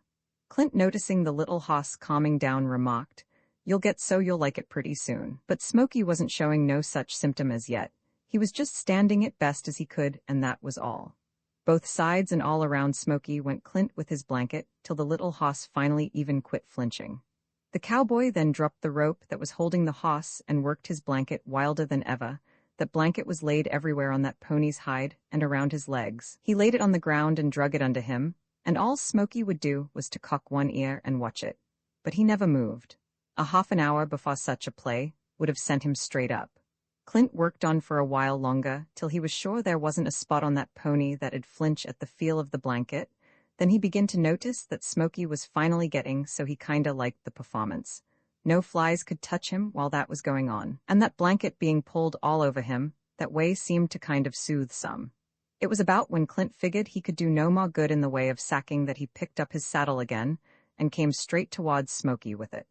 The squeak of the riggin brought some interest from the hoss, but Clint was careful to bring the old blanket with him and keep a fanning the same as to let him know that one was no worse than the other. In the first saddling of most broncs, Clint generally tied up one of their hind legs so as to hinder em from kicking the saddle out of his hands, and at the same time learn em to stand still while that went on.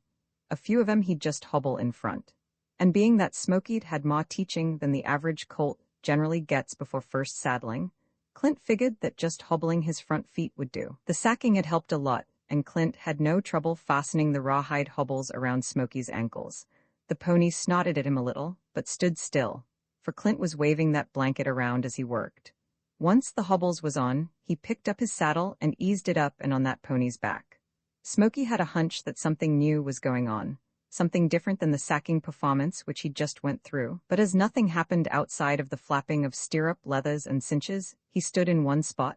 Only a quiver in the muscles along his shoulder showed how much alive he was, and how quick he could leave the earth if anything, goosed him. Plenty of practice had made Clint past master at putting a saddle on a green colt. Nothing happened to make Smoky want to move out of his tracks, and even when the cinch was reached for and drawed up under his belly, he never batted an eye. The sacking had all been a mighty fine preliminary for all this that followed and cured the hoss from scaring at everything that flapped on or around him. As it was, Smoky hardly realized that he was saddled till Clint took the hobbles off his front feet and pulled him to one side. At that pull, he felt something fastened to him and hanging on. That was a new kind of feeling to Smoky, and it kettled him. Down went his head, and he lit into bucking. Clint had expected that, for no bronc likes the feel of the cinch no matter how loose it might be, and when Smoky bogged his head that way he was ready. He let the hackamore rope slide through his hands for a ways, until he could get a good footing, then he give that rope a little flip and set down on it. That done the trick, and it come daggone near upsetting the little hoss, but Clint let out just enough slack, and that saved him. He didn't want to throw the hoss, but then he didn't want to have that hoss buck with an empty saddle either. "Now, Smoky," says that cowboy as the hoss jerked to his senses, turned and faced him, "I don't want you to waste any of your energy that way. If you want to do any bucking, you just wait till I get in the middle of you." Smoky waited, but it wasn't through the talk the cowboy had handed him that he did wait. It was that he remembered how that rope had upset him that first day he was picketed to the log outside the corral, and he wasn't hankering to be busted that way again. There's folks that's read some on how hosses are broke on the range, and from that reading, they get the idea that the cowboy breaks the hoss's spirit, that it's the only way a wild hoss can be tamed. What I've got to say on the subject, if that's what's believed, is that either them folks read something that's mighty wrong, or else they got the wrong impression and misunderstood what they read. And breaking a hoss the way he's broke on the range is about the same on the animal as schooling is to the human youngster. The spirit of the wild hoss is the same after years of riding as it was before he ever felt a rope, and there's no human in the world wants to preserve that spirit in the hoss like the cowboy does. He's the one what knows better than anybody else that a hoss with a broken spirit is no hoss at all. To them that only sees a wild hoss roped and rode and don't know the insides of the game, hoss breaking might seem a little rough. But I'm here to say that it's not near as rough as it is necessary, and in the long run, it's the rider that gets treated the roughest. You let a wild hoss get away with something once and he'll try it again, till there will come a time when even if there's no meanness in him, he'll develop some. That's what makes outlaws. Outlaws are made mostly when a hoss proves too much for the man that handles him. A wild hoss will turn outlaw often if handled by any other than them that knows his kind, and there'll be no way of breaking him only through starvation and abuse. His spirit would be broken then too, and that proves that the cowboy, knowing his business, will see that the pony's heart is kept intact. There's a variety in hoss minds as big as there is amongst human minds. Some need more persuading than others, and a few of them, no matter how firm they are handled, will have to be showed again and again that they can't get away with this or with that. They'll keep on a-trying, and if ever once they do put a bluff through, there's most generally enough meanness in their system to make 'em plumb worthless. And like I was saying with Smoky, he remembered how that rope had upset him that first day he was picketed to that log outside the corral, and he wasn't hankering to be busted that way again. That little hoss had brains. If he was convinced a few times, he had the sense to realize it, but at the same time, he had to be showed, and more because it was part of his necessary education than because of any meanness of his. He was willing to learn, but the teaching had to come from one who could teach him. There was no meanness in Smoky, not an ounce of it. He was honest clear through, but meanness would develop if a slip was made. He fought and bit and kicked, but Smoky was a wild hoss, and he was going only according to his instinct and maw to protect himself from the strange human. That's the caliber of most range hosses. Clint had handled many of them, and always won out with their confidence, and turned him over as broke with their spirit intact. He'd savaged Smoky the minute he dabbed his rope on him that first time. That pony was wild, wild as a hoss or any animal can get, and he had the strength to go with it. But Clint seen where that little hoss also had a mighty fine set of brains between them little pointed ears of his. He treated him like a grown-up would treat a kid of the kind that'd learn a lot if the chance showed up, and he missed no chance to show that pony all he should know and how good he wanted to be to him. "Daggone it, Smoky," he'd say.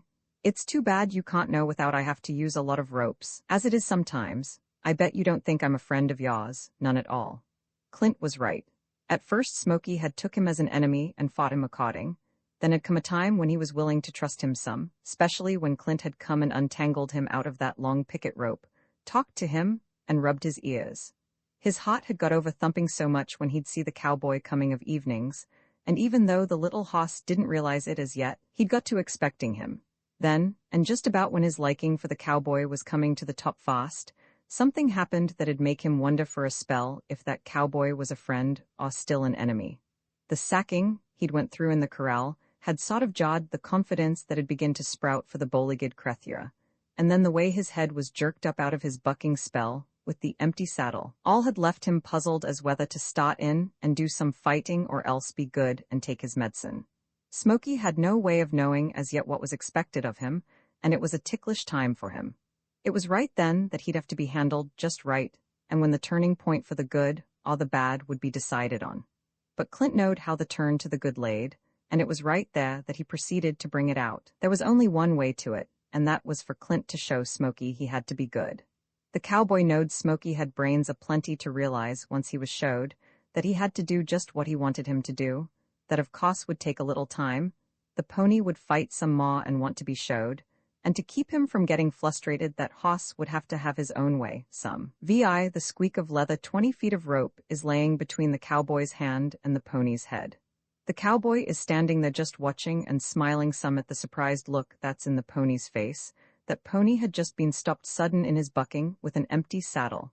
It was the first time a saddle had been on his slick back, and it was no wonder he tried to get out from under that thing.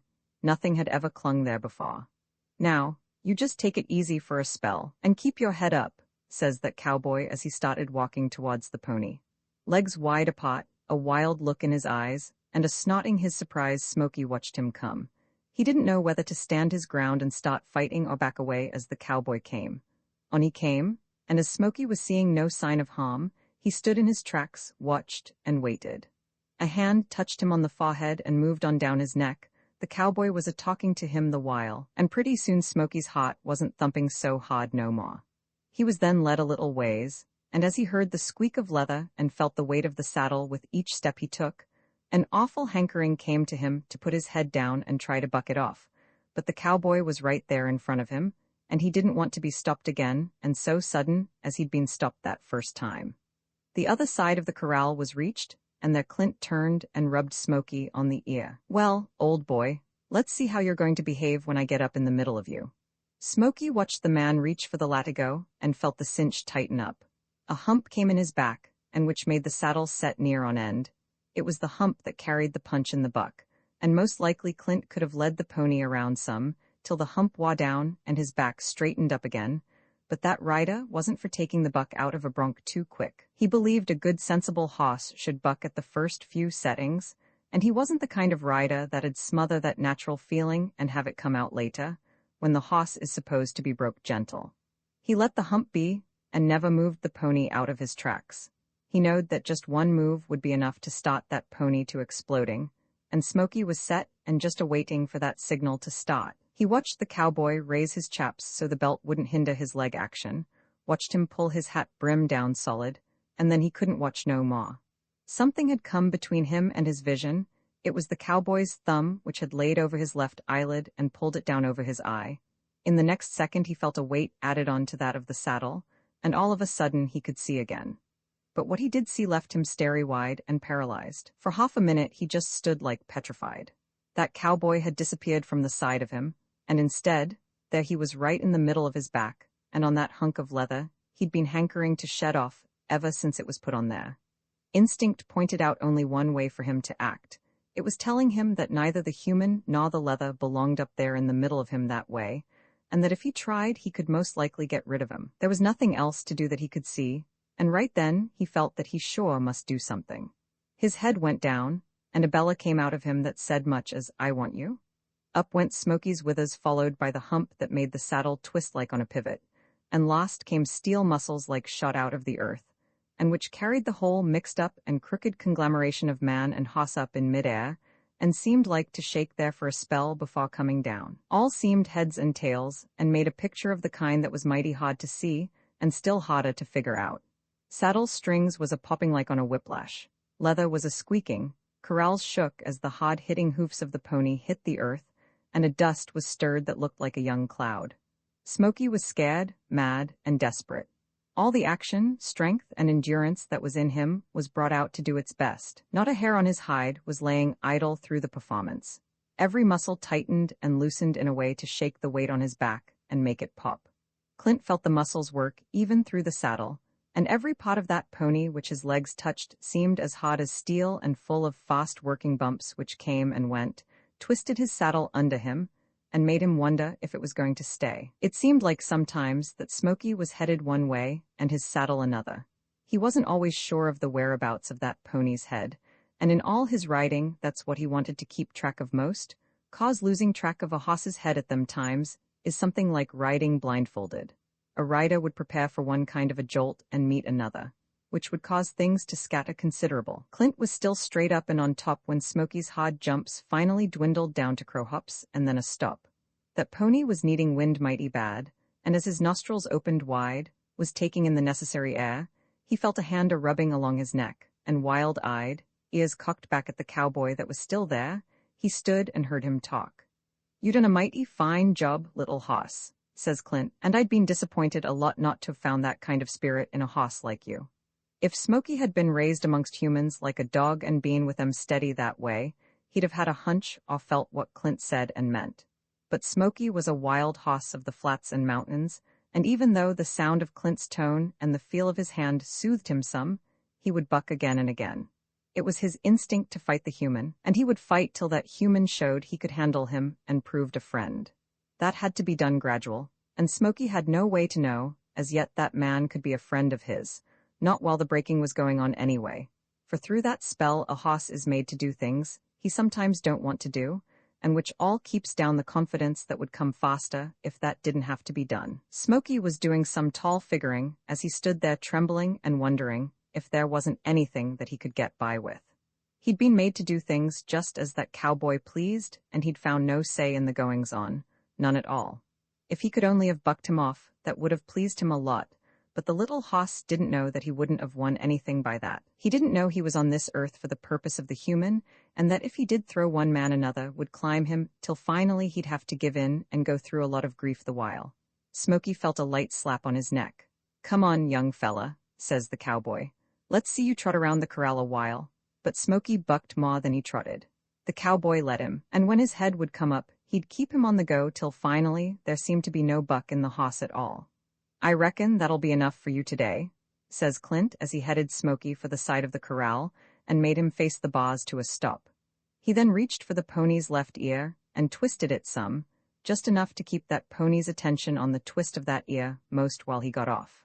Clint touched the ground with his right foot, and keeping his left in the stirrup, at the same time keeping close to the hoss's shoulder and out of the reach of his hind feet, he held that position for a few seconds. Smoky was watching him, shaking like a leaf and ready to paw the daylight out of the cowboy at the first wrong move or sudden jab of a knee. Clint wanted him to watch. This was part of the education, and all that cowboy wanted to teach right then was for Smoky to stand and not to go to acting up. Slow and easy, at the same time having complete control of himself and his hoss, Clint raised himself up in the saddle again. It was done in a way that only bronc busters know.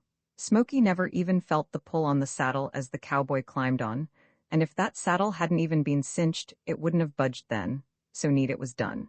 Clint climbed on and off a few times that way. Smoky stood and shivered, scared, but willing it seemed like to take his medicine. Maybe it had come to his mind that there was no use fighting that cowboy, or else he was getting tired.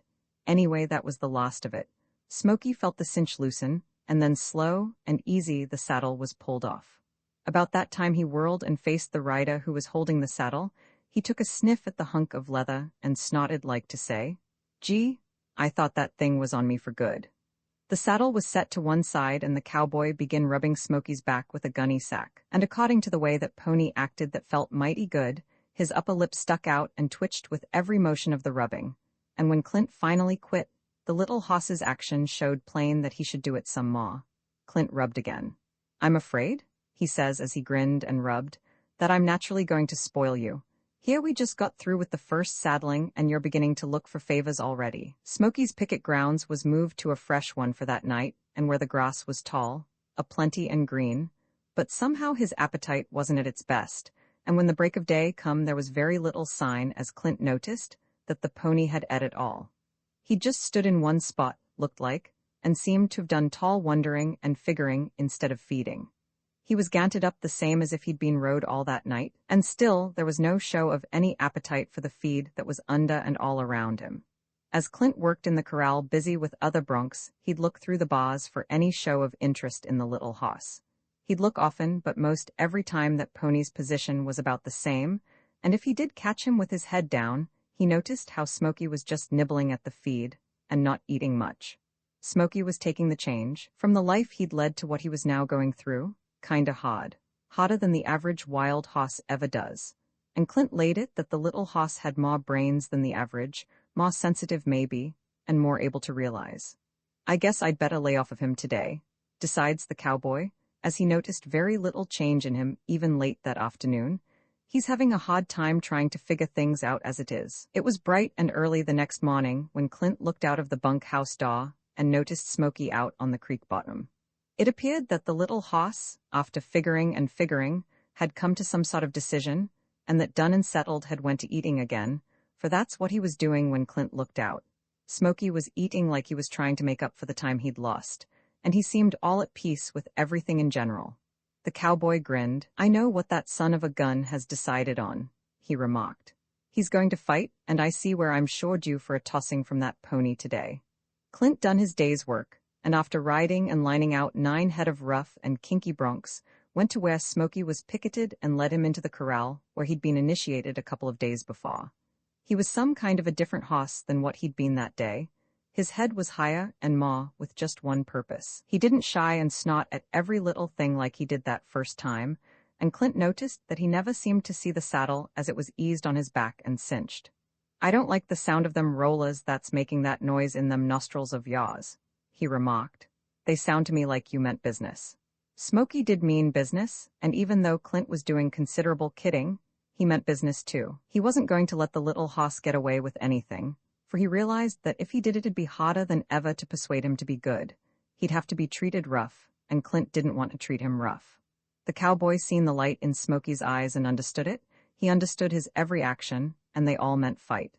"I'm glad to see so much spirit in you, old boy," he says as he pulled his hat down, "but if you want to fight, I'll have to fight too. And here's hoping the best one of us wins. Let's go." Smoky only shook his head a little as Clint put his hand on his left eye and mounted. He didn't want to notice a little thing like that, which was just as much a warning from him for that cowboy to get set well and solid, for in this next performance things was going to pop worse than ever. There's a big difference between the bucking that comes with the first setting of a bronc and the bucking that comes with the settings that follows afterwards on that same bronc. The first time Smoky was rode, he was just a plain scared pony. Of course his intentions was all to the good towards throwing that cowboy, saddle and all, off, but he was too scared and desperate to try and figure out how that should be done. He'd learned from that first setting that plain bucking wouldn't faze that rider. He'd have to use some science, and with a cool head, study out the weak points the rider might have, and work on them weak points till a shadow on the ground tells him the cowboy is leaving. Smoky had learned that it wouldn't get him anything to stampede hot-headed into bucking like he did that first time. Maybe that's what he'd been studying on the last day or so. Anyway, he was some cool hoss, and when he bowed his head, this time it was all done deliberate and easy. He lined out with a few easy jumps just to sort of feel out how that cowboy was a setting as a preliminary, and with an eye back on all the movements of the rider as he went, he laid his plans on just how to proceed and get his man. It was just when Clint seemed to be riding his easiest when without warning Smoky broke in too, and brought out some mighty wicked saddle twisting and cowboy loosening jumps. Crooked, high, and hard-hitting was them jumps. It looked to the hoss like his man was loosened at the sudden turning of events and had been shifted to one side a little. And that's just what Smoky was looking for to carry on the program he'd mapped out. It was the first encouragement that pony'd got since he first felt a rope on him. Maybe he could get it over that cowboy yet. He bucked all the harder from the new energy the signs of winning brought him. No chance did he give so that the cowboy would ever get back in the saddle and straight up, and every jump from then on was used as a kind of leverage against the rider. He bucked in a circle, and every time he'd hit the ground, he was his whole length back from where he'd started up. The cowboy was well up on the fork of the saddle and still to one side. Smoky bucked on, and cool as a cucumber in a mountain stream, kept a-watching and took care that he didn't buck back under him. He was holding his own, and looked for signs of the rider loosening some maw, but no sign of that showed. The cowboy was still to one side and well up in the saddle, but he sure hung there, and with his left hand on the mecate, hackamore rope.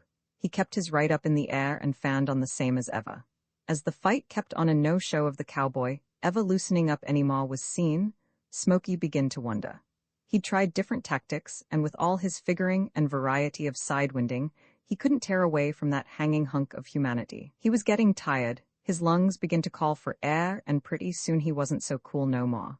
All that was in him, science and everything, was brought out on a few more earth-shaking jumps, and when a glance back showed Smoky the rider was still sitting there, he got desperate again and began to see red. He bellowed, and at the same time forgot all he'd studied on in the ways of getting his man. The fight didn't last long after that. It was too furious and unscientific. Smoky fought the air, the earth, and everything in general. Nothing in particular was his aim, and pretty soon he lined out in long, easy crow hops, and then a standstill. Clint climbed off as Smoky stood spraddle-legged and took in the air. The little hoss never seemed to notice him, and in a hazy way felt the rider's hand rubbing around his ears and straightening out his mane. "I knowed you'd give me a tossing today," says Clint, and there was one thing Smoky didn't know. It was that no time during the fight did the cowboy feel he was losing his saddle. A setting to one side the way he had been was just a long-staying holt of his, something like a half Nelson with the wrestler. Poor Smoky had lost again, but in a way he'd won. He'd won the heart of a cowboy, 'cause, through that fight that cowboy's feelings was for the little hoss. He'd seen, understood, and admired the show of thinking qualities and the spirit which was Smoky's. The idea might be got, on account of Smoky being the steady loser, that his spirit would get jawed and finally break, but if anybody thinking so could have seen that hoss the next day, that idea would have been scattered considerable. His time on the picket rope had been spent on more thinking and figuring, and the way he went after the tall grass showed he meant to be in shape to carry through whatever the new scheme was. And some would have thought it queer to have seen how Smoky, the steady loser in the contest, seemed to hold no grudge or hate against the winning cowboy. As it was, that pony seemed to welcome that human a lot as he walked towards him the next morning, and the way he rubbed his head against the shoulder of that smiling rider showed that the fights in the corral had got to be some friendly. Both was mighty serious, and both meant to win in them fights, but soon as they was over, and the dust cleared, there was a feeling the likes of when two friends have an argument. When the argument comes to an end, both the loser and winner are ready to grin, shake hands, and be friends again. Smoky had lost out twice in trying to dodge out from under his man, but he was nowhere near convinced as yet that it couldn't be done. The third time Clint climbed him, that pony bucked harder than ever, and that cowboy just sat up there and let him. Clint had whipped some hosses for bucking that way, but he'd whipped them because it was natural orneriness that made him buck. With Smoky it was different. There was no meanness in him so far. That pony was confident that nothing could set him once he got onto the hang of knowing how to buck real well, and all he wanted was to be showed for sure that Clint could really sit there and ride him through his worst that way. After that was done, he'd most likely quit. The first couple of times Smoky was rode, and after he'd quit his bucking, there hadn't been much more to it, excepting that Clint would just run him around a bit and turn him a few times till the hump was well down on that pony's back. Smoky had got to thinking that was all would ever come of being corralled and saddled, and so he was some surprised, when after the bucking spell was over at that third setting, to see the corral gate opened wide, the cowboy on him again, and heading him for open country. Smoky took to the high ridges like a duck takes to water. He trotted out like a good hoss, and then was put into a long lope. Covering territory felt mighty good to the little hoss for a change, and he wasn't caring much where the cowboy lined him out to. For a spell he'd forgot the weight on his back, his ears was straight ahead, and the hands he felt on his neck only reminded some that somebody was with him. He was needing that change after being bested again, like he'd been that third time. Clint had won once more, and Smoky was a lot in favor of something, most anything, to drive off the feeling he'd got in losing. He was taking advantage of the run in that way and sashayed at a good clip. All went fine, till, of a sudden, a jackrabbit scared out of his hiding place jumped up and right under Smoky's nose. He shied straight up and to one side, and at the same time, he was scared more by the wing of Clint's chap, which had curled up and slapped along his shoulder. Away he went to bucking once again. The first few jumps was mighty wicked, but they didn't last. He'd already had his buck out not long before, and pretty soon he straightened into a lope once again. Clint let him lope a ways, then turned him and headed him back to the corrals, stopped him there, turned him a few times, and started him out a ways only to turn him and bring him back again. That went on for a few minutes, and then Smoky was unsaddled and put on the picket rope once more. The run had tired Smoky a little and give him an appetite. He didn't do so much figuring on how to get his man that night, and instead he grazed more, rested some, and even slept a little. When he was led to the corral the next day, and the saddle put on, he even neglected to watch the cowboy and begin to show interest in the broncs that was in another corral. His ambitions hadn't allowed him to do that before, but somehow things had changed. Figuring ways and means of throwing off that rider had got to be tiresome, especially when nothing but disappointment was ever got by it. And besides, that saddle and man was getting so they wasn't so bad to stand up under no more. But as neutral as Smoky showed and felt, that little son of a gun bucked again. Of course, there was nothing in his bucking that was so wicked as it had been in them first 3 saddlings. It was more that he felt he should buck some. It made him feel better, and besides, he was wanting exercise. But he raised the dust and pounded the earth in good shape, even at that, and that play of his would have throwed many a man. Another run like the one of the day before, a few turnings and teachings on the feel of the rain, and Smoky was through for another day. He was getting used to the lay of the program Clint had set, and the new game that was brought on right along as he was rode began to draw the pony's interest. Then one day, the cowboy began dragging a rope on him. He let it drag quite a ways, and even though Smoky watched it mighty close so it wouldn't circle around his legs and throw him like most ropes always did, it didn't worry him much.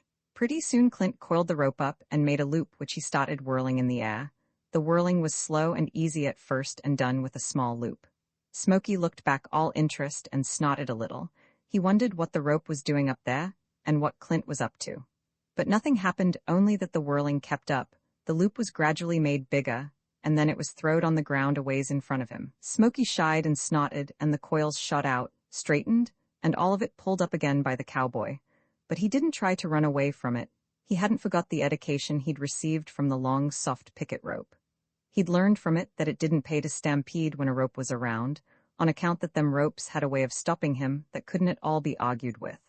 Loops was made, throwed out, and drug in again one right after another. They went one side one time, and another side the next, then in front and back, till Smoky began to lose fear no matter which way the rope went or how it coiled up. It was at the point when he was beginning to lose interest in the game that Clint roped a small bush. The rope tightened on it, and Smoky pulled. He pulled more in wonder what was holding him than with the idea of what he should do. But anyway, the bush came out and headed straight for Smoky as it did. He struck at it and would have left from there, but Clint held him and made him face it. Smoky shook like a leaf as slow but sure the cowboy kept a-pulling the bush towards him. He struck again and snotted as it touched his front feet, and he bucked a couple of jumps when he felt it up along his shoulder, but there was no getting away from it. The way that bush moved, it looked like something vicious to Smoky, and when Clint took the rope off of it and held it out under the pony's nose for him to see what it was, the little hoss near showed signs of shame for getting scared. Loose stumps, branches, pieces of old wagons, and everything that could be drug or moved was roped. Anything that was light enough was pulled up for Smoky to investigate, and each time he was showed that he'd been shying and fighting for no reason, till finally nothing could be found that brought any more than a snot from him. An old coal oil can was then roped and brought up a rattling under Smoky's nose, but he even stood his ground at that. He was learned to pull on the rope and made to drag things as heavy as a yearling critter. Then, gradually, Clint made him keep the rope tight and hold it that way till a couple of light jerks on it made him give slack. All that took time, and the cowboy learned him only one thing each day, sometimes very little of that one thing. But as the days went by it all accumulated to a lot. It done Clint's hot good to watch the way Smoky was taking to things. His little ears worked back and forth, and with his eyes he never missed a move that went on. His nostrils quivered at all that was new, and the cowboy was noticing with a glad feeling that the pony was putting a lot of trust in him. A word from that cowboy, or a touch from his hand, was getting to mean a lot when that pony was dubious or at the point of scaring at some new happening. Clint hunted up a bunch of cattle one day and acquainted Smoky with some pointers in the handling of the critters. He'd haze the hoss in the bunch, cut out some fat kinky yearling, and make him put his interest on that yearling only. All was a puzzle to Smoky at first, and he had no idea of what he should do, but Clint gave him his time, and coaching him along it wasn't but a few days when the little hoss understood some of what was wanted of him. In the meantime, the teachings with the rope wasn't left behind, that went along with working cattle, and once in a while, Clint would snare some big calf and make Smoky keep his nose along that rope while the calf circled, bucked, and bellowed. Smoky showed signs of liking all that went on. He took interest in it the same as a kid would to some new game. He liked to chase the wild-eyed cow, turn her when she didn't want to be turned, and put her where she didn't want to be put. He liked to hold the rope tight on one of the critters and feel that he was the one that was keeping her down. It all struck him as a kind of a game where every animal before him had to do as he and the cowboy wished. He was all for catching on, and not a nerve in him was idle as Clint would take him of evenings and ride him out for a spell, and chase, cut out, or rope at the critter. Them goings-on had his mind occupied, and the fact that he'd figure and think on the subject between times was proved by the way he'd go at things in a decided and knowing how way, when the day before the same thing had left him puzzled and wondering. That little work he was getting and the all-hot interest he was finding in it had settled him to the big change from the free life he'd led with the old buckskin hoss and the bunch of mares and colts. His mammy was even forgotten, and instead there'd sprouted in him something that made him take a liking for the long lanky cowboy that came to see and play with him every day. He'd got to finding a lot of pleasure in doing just what that cowboy wanted him to do, and when that was done, there was a hankering in him to do just a little bit more. That's the way Clint wanted to keep him. Just a hankering to do more would get results, and he was careful to see that the little hoss didn't tire on the work. He wanted to make it play for him and keep it that way as long as he could, for he knowed that was the way to keep Smoky's heart and spirit all in one hunk and intact. Roman 7 Smoky shows his feelings. Jeff Nix, cow foreman of the Rocking R outfit, was riding along and headed for the hoss camp where Clint was breaking hosses. Spring works was over, and Jeff, thinking it was a good time for him to do a little lone riding and kind of visit the camps of the outfit, had left his straw boss in charge of the wagon, caught his best hoss and strung out to cover some of the Rocking R territory. It was a hot day. Not a breath stirred the air, and as the old cowman rode, he lifted his hat often to kinda let a fresh supply of atmosphere come in underneath.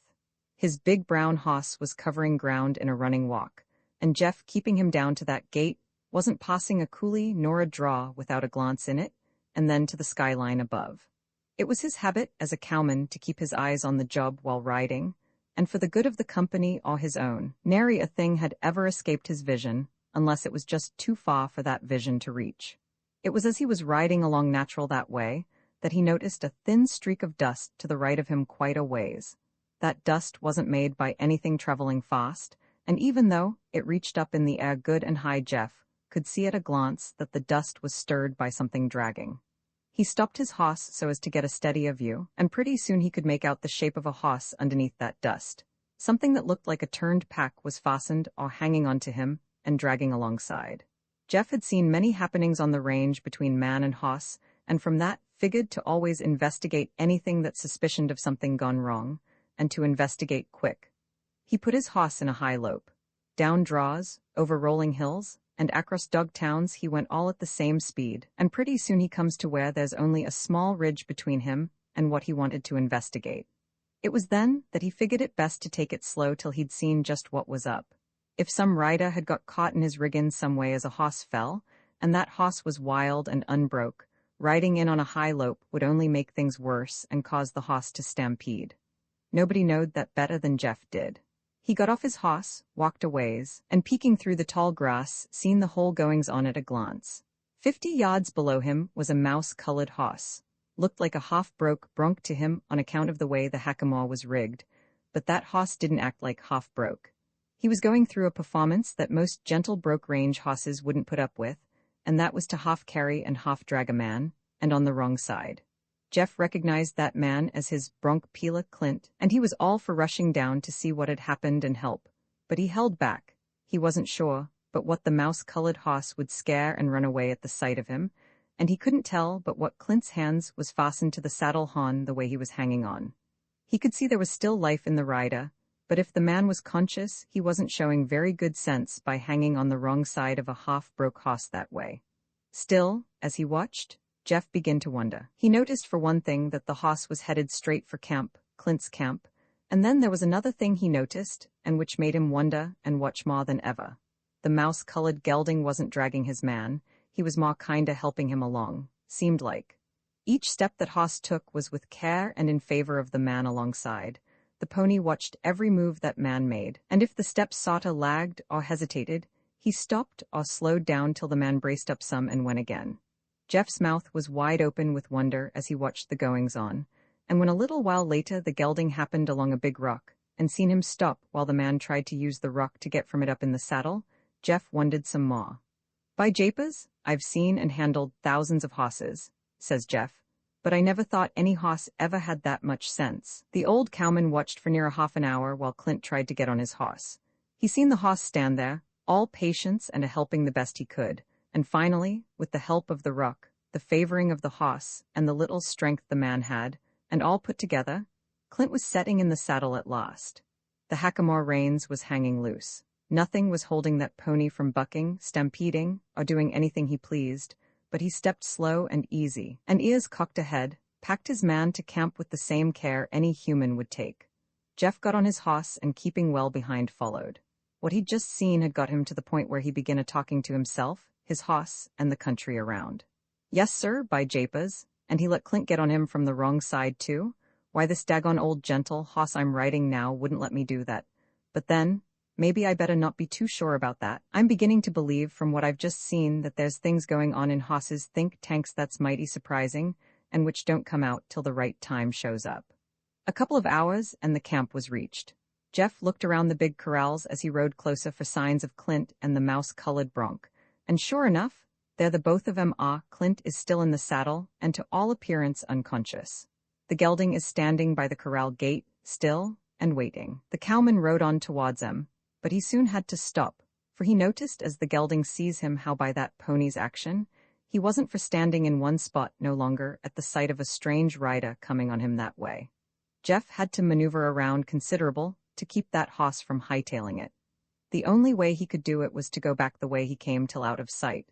Once there, he circled around till he came up on the camp from the opposite side. The corrals and a long shed was between him and the half-broke hoss with his unconscious rider.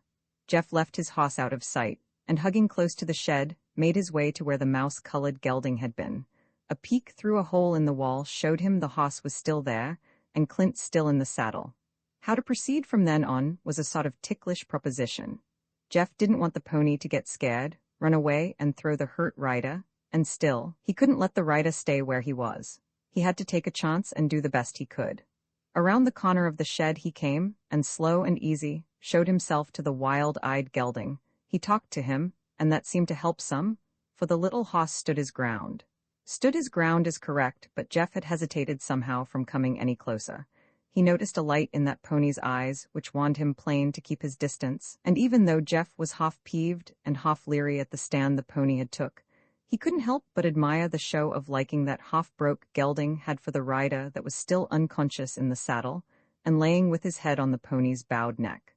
The hoss's actions had all been a puzzle to Jeff at first, and as he finally understood, it all left him mighty surprised and in a trance with wonder. He'd expected that hoss to start running away at the sight of him, but instead, he was showing fight. The pony wasn't wanting to go no further with the hurt rider. He wasn't going to trust no strange human with that helpless podner of his. 2 months or more had passed since Clint and Smoky had met in the dust of the bear corral.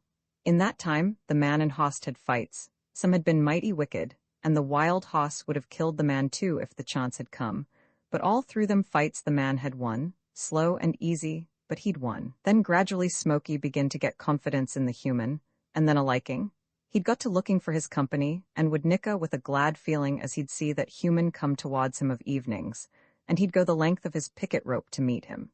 Steady good treatment from the rider, no matter what the hoss done, had won that pony's heart, till the little hoss could near be seen smiling with the happy feeling that was his every time Clint came, saddled him, and rode him out for a little play with the rope and critter. That's the way Smoky's feelings had come to be for the bowlegged rider, and taking all as was, it's no wonder the hoss showed fight when a strange human appeared. In his life Smoky had seen no other but Clint. He knowed him, but he didn't know the others, and he had no more love for them than he had when he was first run in from his free range. Them others was still enemies to him, and right then, when that pony felt his pardner was depending on him most, he was sure ready to paw the daylight out of that stranger if he came any closer. He was his enemy, and according to his way of thinking, he was or should be Clint's enemy too. Jeff stood there figuring for quite a spell trying to digest and believe what that pony showed. It couldn't come to him to hurt or kill such a hoss so as to get the man, and he just decided to get his rope, throw a loop over his head and snub him close to the corral, when the rider began to show signs of life. "Come to, Clint," hollered the cowman as he noticed the rider move, "and get off that hoss." Clint raised his head some at the sound of the voice, and as Jeff kept speaking to him, he made a big effort to understand and try to do as he was told. Pain showed in his face as he tried to straighten himself in the saddle, and as Jeff feared that the rider would lose consciousness again, he hollered at him not to try to straighten up, but just slide off and hang on. With a lot of pain and time and coaching from Jeff, Clint finally managed to raise one leg over the cantle of the saddle and let himself slide to the ground. Smoky stood still as a statue, and as solid, his eyes was on Jeff with a steady warning for him to keep his distance. And Jeff did. "Hang on to the saddle," coached Jeff. "Try and get the hoss through the gate in the corral, and I'll close the gate on him." That was done in time, and as the gate was closed, Clint's hands went limp and he fell to the ground.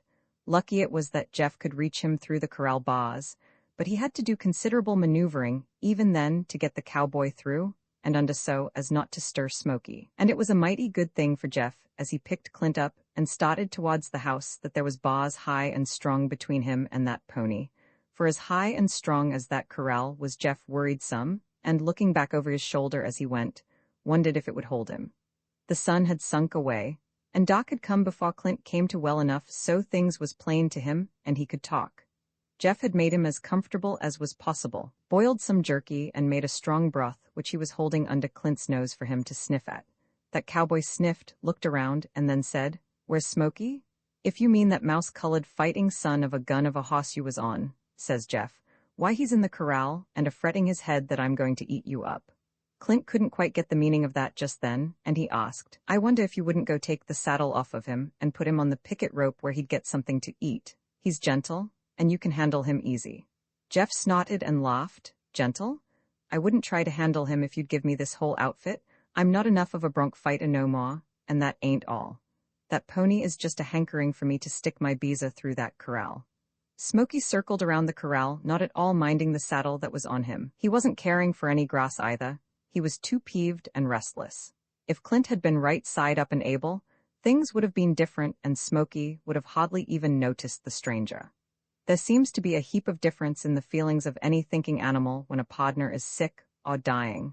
The little hoss knowed, as well as any human, that something had went wrong with his pardner, and the appearance of the stranger at such a time was worrying him. The next day was well along and the sun getting high, when Jeff helped Clint on his feet and half carried him towards the corral where Smoky had put in the night. Clint staggered on alone from the gate, and the little hoss nickering came to meet him. His ears was all ahead, and with his eyes a-shining, he looked all interest and like he wanted to ask questions. He then spotted Jeff, and at the sight of him, his expression changed, his eyes showed fire, and his ears laid back on his neck. "Well, I'll be daggoned," says Clint as he noticed the hoss's actions. He looked back at the old cowman and grinned, wondering, but the old cowman wasn't grinning any. Jeff figured it best for him to vanish for a spell. Smoky was unsaddled and put on good feed and water, which all seemed to take Clint a powerful lot of time, but he finally showed up and Jeff helped him back to the house. It was on the way over that Clint began to speak, and on a subject that had been on his mind for a long time. "You know, Jeff," he says, "I think the time has come for me to quit riding broncs. I feel like I better quit, especially after this loss that's happened to me." "What did happen anyway?" asks Jeff. "It was all on account of a fool cow," starts Clint. "She'd showed signs of wanting to leave the country soon as she seen me riding up on her, and being she was good and fast, I figured it'd be a good time to line Smoky out after her, and let him turn her over a few times. I throwed my rope, but the loop didn't land good. It just sorta sailed in front of her, and she stepped in it. About that time, I jerked up my slack, and I jerked it too hard. Down went the critter all in a heap and sudden, so sudden that with the speed Smoky was going he couldn't stop in time, and first thing we knowed we both was straddle the critter. But she didn't stay down long. She got up just at the wrong time and just right to yank Smoky's front feet from under him, raise him up in the air with me on top, and just turned us a couple of somersets before we landed on the other side. I didn't know much more after that, till now. I just sort of felt a weight on my back, and that was all. Maybe I got under Smoky somehow as we fell, but I think it's that fool cow that stepped on me and separated me from my thoughts. I'll most likely be all right in a few days, but I recognize this ailing. I got hurt a few years ago from an ornery black hoss I was breaking for the 3C, and being that I don't want this ailing to come back with me to stay, I figure I better quit riding rough ones. There's other parts of me that's hankering for me to quit too, and if you'll let me join the boys at the wagon, I'm mighty willing that somebody else gets my job here. Clint was quiet for a spell, and then pretty soon he goes on, but there's one favor I want to ask, Jeff. If you'll let me stay with the outfit, I want to ask that you let me keep Smoky in my string, and as long as I'm with the company. What the cowboy had just said come from what he'd figured, thought out, and worried on, ever since he'd first set eyes on Smoky. Clint liked all hosses, maybe a little too much, but even at that he liked Smoky still more. The fear that somebody else would lay claim to the hoss had him doing some tall thinking. He knowed that as long as he was breaking hosses, his work would come with raw broncs only, and all half-broke hosses would be took away from him as fast as he'd turn 'em out. Smoky would had to go too, and that's where the hitch came. He figured he'd have to quit breaking hosses and go to riding the range, and take the big chance that the hoss might be took away from him even then. He'd noticed how Jeff had stood, watched, and admired Smoky, and if signs of a human wanting anything right bad ever showed, there was never no signs more visible than Clint had seen on Jeff's features when the hoss was in sight.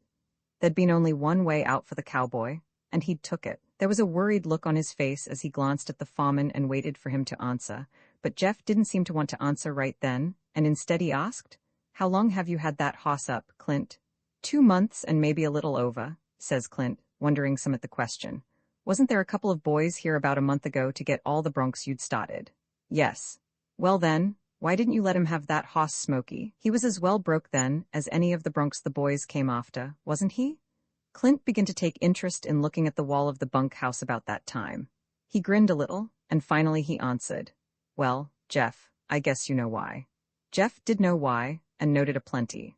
What he'd seen going on between Smoky and the cowboy the day before, and that morning had already answered why Clint had hid the hoss when the boys came to haze away the broncs he'd started. The foreman grinned back at the laid-up rider and placed a hand on his shoulder, the same as to say that he understood. "As long as I'm with this outfit," he says, "and which from all indications will be a long time, you're mighty welcome to join the wagon as one of my riders. You'll be getting top-hand wages too, Clint, the best string of ponies I can put together, and as for Smoky, why, I sure would like that hoss." Clint's heart fluttered up his throat and came near choking him. "Yep, I'd sure like to have him," went on the foreman, "but after thinking it all over, I figure that hoss really belongs to you more than he does to the company or me. He's a one-man hoss and you're the one man, Clint, and even if the hoss took a liking to me, which I know won't happen, I'll sure never want to take him away from you. Not after what I've seen." Clint had underfigured considerable when he'd said how he thought he'd be all right again in a few days. A week passed and very little strength had gathered from his hips up. His back felt as broke, and he had no power to straighten up again once he'd stoop. He couldn't even pick up a spur. A new rider came one day and took up Clint's work where he'd left it. From that time on, Clint hung around the corrals a-talking and watching the new hand ride, and when he wasn't by the corrals, he could be seen in the shade of the big willows in the creek bottom where Smoky was picketed. Clint had looked at Smoky in a new way since Jeff had come and left. The visit of the old cowboy had brought out things in that little hoss which Clint hadn't dreamed of ever being in any hoss. He'd been mighty surprised, and then sort of proud that he could raise such a feeling in the gelding. The hoss was good as his too, that put the cap on his worries of losing him, and all was well. A month went by, the roundup wagons was stringing out for the fall works, and the cow with the big weena cough was hunting a hole. There was 22 riders with Jeff Nick's wagon, and amongst them a grinning from ear to ear at some joke a cowboy had sprung was Clint, and riding Smoky. Long days of rest had put that cowboy in shape to ride, but not to ride broncs, and when he at last felt that he could make a hand at riding circle, herd, and night god, Smoky had been saddled and rode to the home ranch, where the wagon was to start from. Smoky'd had a long month's rest before Clint saddled and rode him out that morning, and even though the rider looked okay again to the little hoss, There was a feel from the hackamore rain that as much as asked him not to buck. He'd bucked that day when Clint had met too much cow, and far as that goes, he'd bucked some at every saddling, but as the cowboy started him out for open country and the home ranch that morning, he was made to feel that he should keep his head up for once and line out without a kink. The home ranch had been reached a couple of days later, and there's where Smoky'd got his first look at a busy cow outfit's main camp. Cowboys was everywhere, and more of 'em than he could keep track of. Big corrals full of hosses, and more hosses under the big sheds, wagons and tents, and when the roundup cook rushed out of a log house to one side and pranced up to try and shake hands with Clint, Smoky let out a snot and shied out of reach. "Daggone it, Clint," says that humba. "I was told you'd quit riding broncs. What in Sam Hill do you call that spooky thing you're setting on now?" "Some hoss," answered Clint, grinning. Smoky felt some easier when he was finally unsaddled and turned in amongst the other saddle hosses.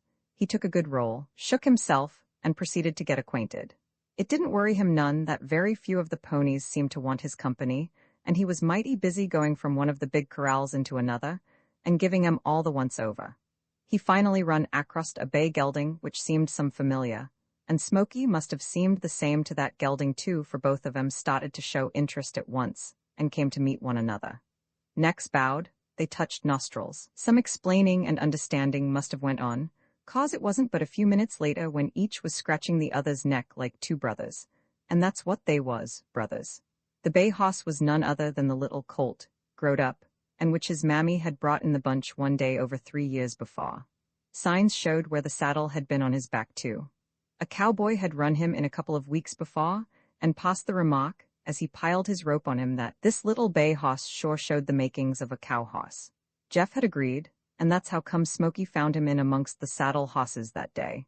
He'd showed some of how he took a natural liking for the bay, and if one didn't recognize a brother in the other, the way they went at scratching each other's withers couldn't have meant much. It was through an intermission at wither scratching that Smoky seen Clint open the outside gate of the corral and walk in. Alongside of him was Jeff Nix, who'd come along to point out Clint's string of ponies. Smoky watched them too for quite a spell. He watched Jeff the most, but pretty soon went to scratching his brother's withers again. Clint was all right now, and well able to take care of himself, he must have thought. Anyway, there wasn't the feeling in him that Clint needed any protection. Clint had come to see him that evening, and he'd noticed as his podna came that some of the cowboys was watching him from the next corral. He looked over Clint's shoulder at him, and sent out a long whistling snot. "I'm glad Clint didn't break all the broncs like he did that one," remarked one of the boys as he seen the fight in that pony's eyes. "Yep," says another, "he sure made a one-man hoss out of him." Smoky was turned out in the big pasture that night with the other hosses. Him and his brother paired off soon as they was out of the corrals and fed together, till daybreak brought a rider on the skyline who corralled 'em all for the new day's work. That day's work started early. Sunup found all the boys on their hosses. The chuck wagon, bed wagon, and wood wagon teams was all hooked on and ready to start at a wave of the hand from Jeff. Jeff waved, and away all went through the big gates leading out of the home ranch. 3 wagons strung out, a remuda saddle bunch of 200 saddle hosses followed, and on the swing sides of the whole outfit 22 riders, riding good and bad hosses, loped along. The fall roundup had started. Roman 8 Smoky starts out the first day of the fall roundup, was to Smoky a whole lot like the first day of school to the kid of the settlement. Only, Smoky was full grown, and his brain full developed. His eyes stayed wide open and worked with his ears so that nothing of interest would be missed. There was so much that was strange and which kept his senses on the jump. The big wagons with the 4 and 6 hoss teams done a lot of spooky rattling as they followed the pilot, sometimes on a high lope, across the rolling prairie, over benches and down draws. Then trailing along close behind the thumping of hoofs of many ponies, the remuda made a sound which hinted everything to Smoky, everything from a stampede on up. And if it hadn't been for the hand that once in a while was felt on his neck, and the voice which he heard and knowed so well, the little hoss would have sure left a streak of dust and away from all that confusion of wagons and men. There was too many riders around him. They all kept too close, and once in a while as the outfit sashayed on towards the first campgrounds and some bronc would bust out a bucking and a trying to shed off a cowboy, Smoky felt a lot like doing the same. But always, and whenever he felt like kettling the most, Clint's hand and voice was there to quiet him down. that hand and voice worked the same as to prove to Smoky that as long as Clint was around close, there was nothing for him to fear. As the outfit rambled on, Clint gradually reined Smoky to one side till he was well away, and where he would feel more at ease to watch, without fear, all what the layout had to show that was strange. Smoky's ears then perked up at a different angle, and as Clint talked to him, that spooky-looking outfit lining out across the range got to look less spooky and more interesting. Smoky followed the outfit and watched it till the sun was well up in the middle of the sky. Then the pilot raised his hand, made a circle, and the wagons followed him to a standstill. A dry camp was made, and the cook had the pots to working a few minutes after the outfit had come to a stop. The rope corrals was strung out in the wink of an eye, and the remuda run in. Smoky had watched the whole proceedings with a lot of interest. The many hosses, men, and all had him to using his eyes and ears to the limit, and the low snots he'd let out every once in a while as he turned to watch all that went on was as plain as talk, that for excitement this shore had everything he'd ever seen before beat to a frazzle. "Come and get it, you ranners." It was the cook's holler for the riders to come and eat. About then, Smoky seen Clint headed towards him, and where he'd been left picketed. A little rub back of the ear and Smoky was led to the rope corral, unsaddled, and turned in with the remuda. "Have a good roll, Smoky hoss," says Clint as he turned him loose, "and don't let no ornery pony get the best of you."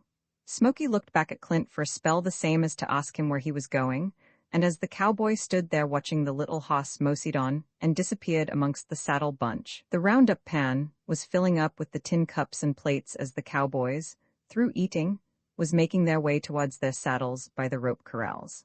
A hard twist catch rope was unbuckled from them saddles, loops was shook out, and pretty soon them same loops begin a-sailing and a-reaching out like a mighty long arm for the hoss each cowboy picked out for that afternoon's ride. Smoky seen and heard the hiss of them loops as they sailed on over past him to settle around some other pony's neck, and even though all was done quiet so none of the hosses would start running too much, Smoky had a mighty restless feeling whenever them snaky ropes appeared. Clint hadn't roped him only once, and that was when he was a raw bronc, but he hadn't forgot the feeling that had been his when that same rope had caught him, stretched him out, and left him plumb helpless. His brain was near stampeding with him at the sound of so many ropes, and once in a while, when he'd spot some strange rider carrying one of them hated coils, the sight made him hit for the middle of the herd. But even there he wasn't safe, for there was no telling how far them ropes could reach. It was in winding around and through the thick of the herd that Smoky found himself on the edge and crowded against the big rope cable, which was the corral. The sight that met his eye there had him wanting to hide back in the middle of the herd once again, but he had no chance. The herd had him wedged where he couldn't move, and as it was he had to stare wild-eyed at all that was there for him to see. A few feet away was half a dozen riders saddling up, and that's what kettled Smoky. The few feet that was between him and them strangers was too close for comfort. He was just about to try another grand rush to get back into the middle of the herd when the sound of something familiar made him hesitate. It was the ring of a spur rowel, a ring he'd heard often, and pretty soon Smoky spots Clint only a few feet away from him and leading a strange hoss to his saddle. Smoky stuck his head and neck out far as he could and nickered at the sight of the cowboy, and that cowboy having his attention some other direction at the time was made to turn mighty quick as the well-known nicka was heard. There was all in Smoky's looks and nicka that seemed to say, "Podna, I need help." Clint laughed, but the laugh wasn't of the kind that comes from a joke. "What's the matter, little hoss?"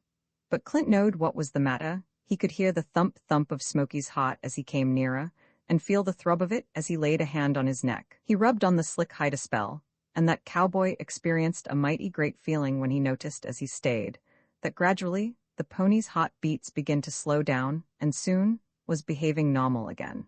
Smoky watched the cowboy leave him to go to where his saddle was laying on the ground out a ways.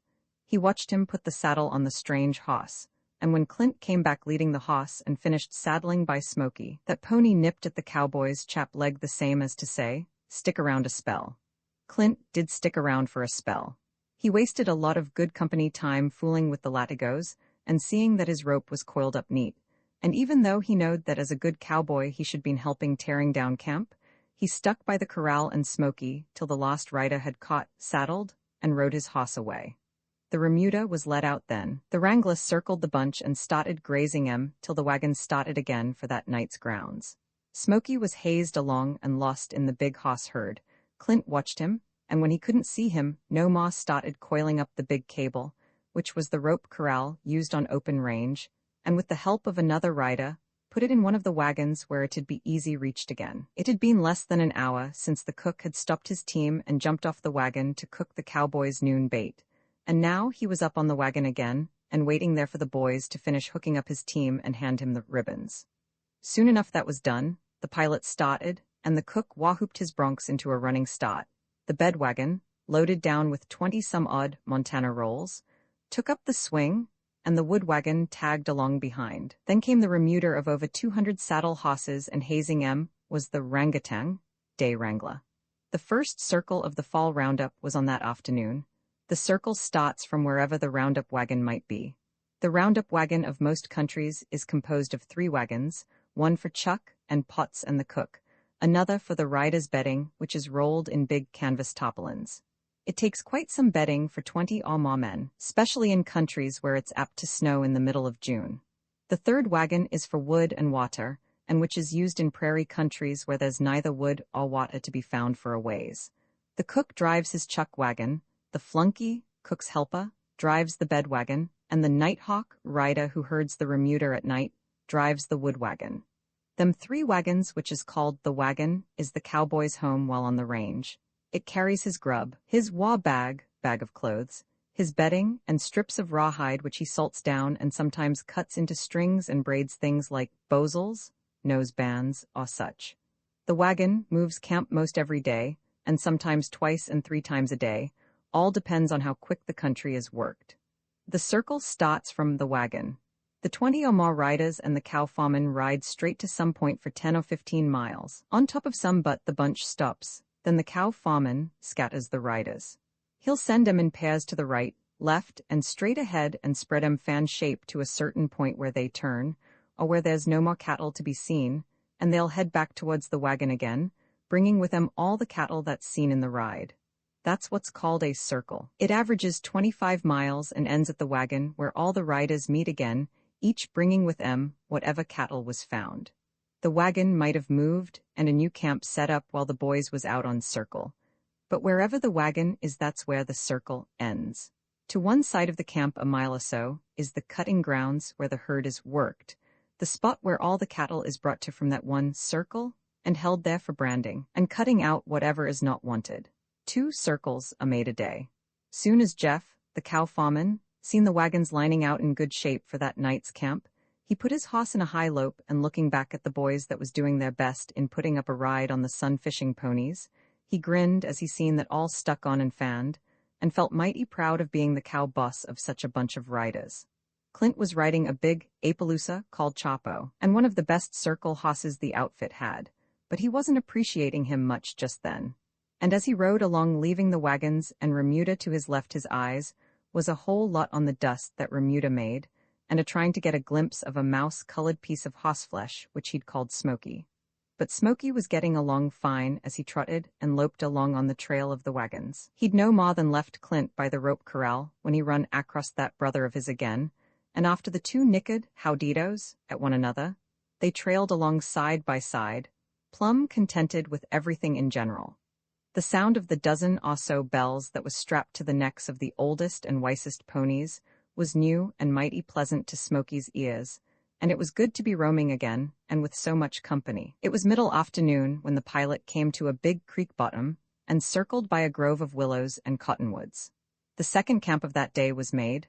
The wrangler let the remuda come to a walk, and pretty soon left 'em to graze on towards the creek a half a mile below camp. And as he seen that all seemed contented to graze, drink, and roll, he left 'em to go and put up the rope corral, snake in wood for the cook, and whatever other things. That's all the responsibilities of the rangatang.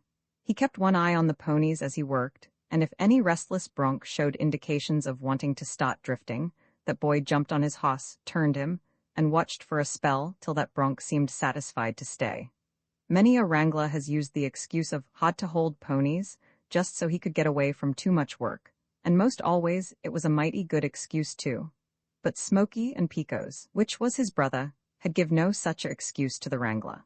They both seemed mighty satisfied, and after they'd had a good drink in the cool stream, and a good roll afterwards, put put their time in getting away with all the blue joint grass they could.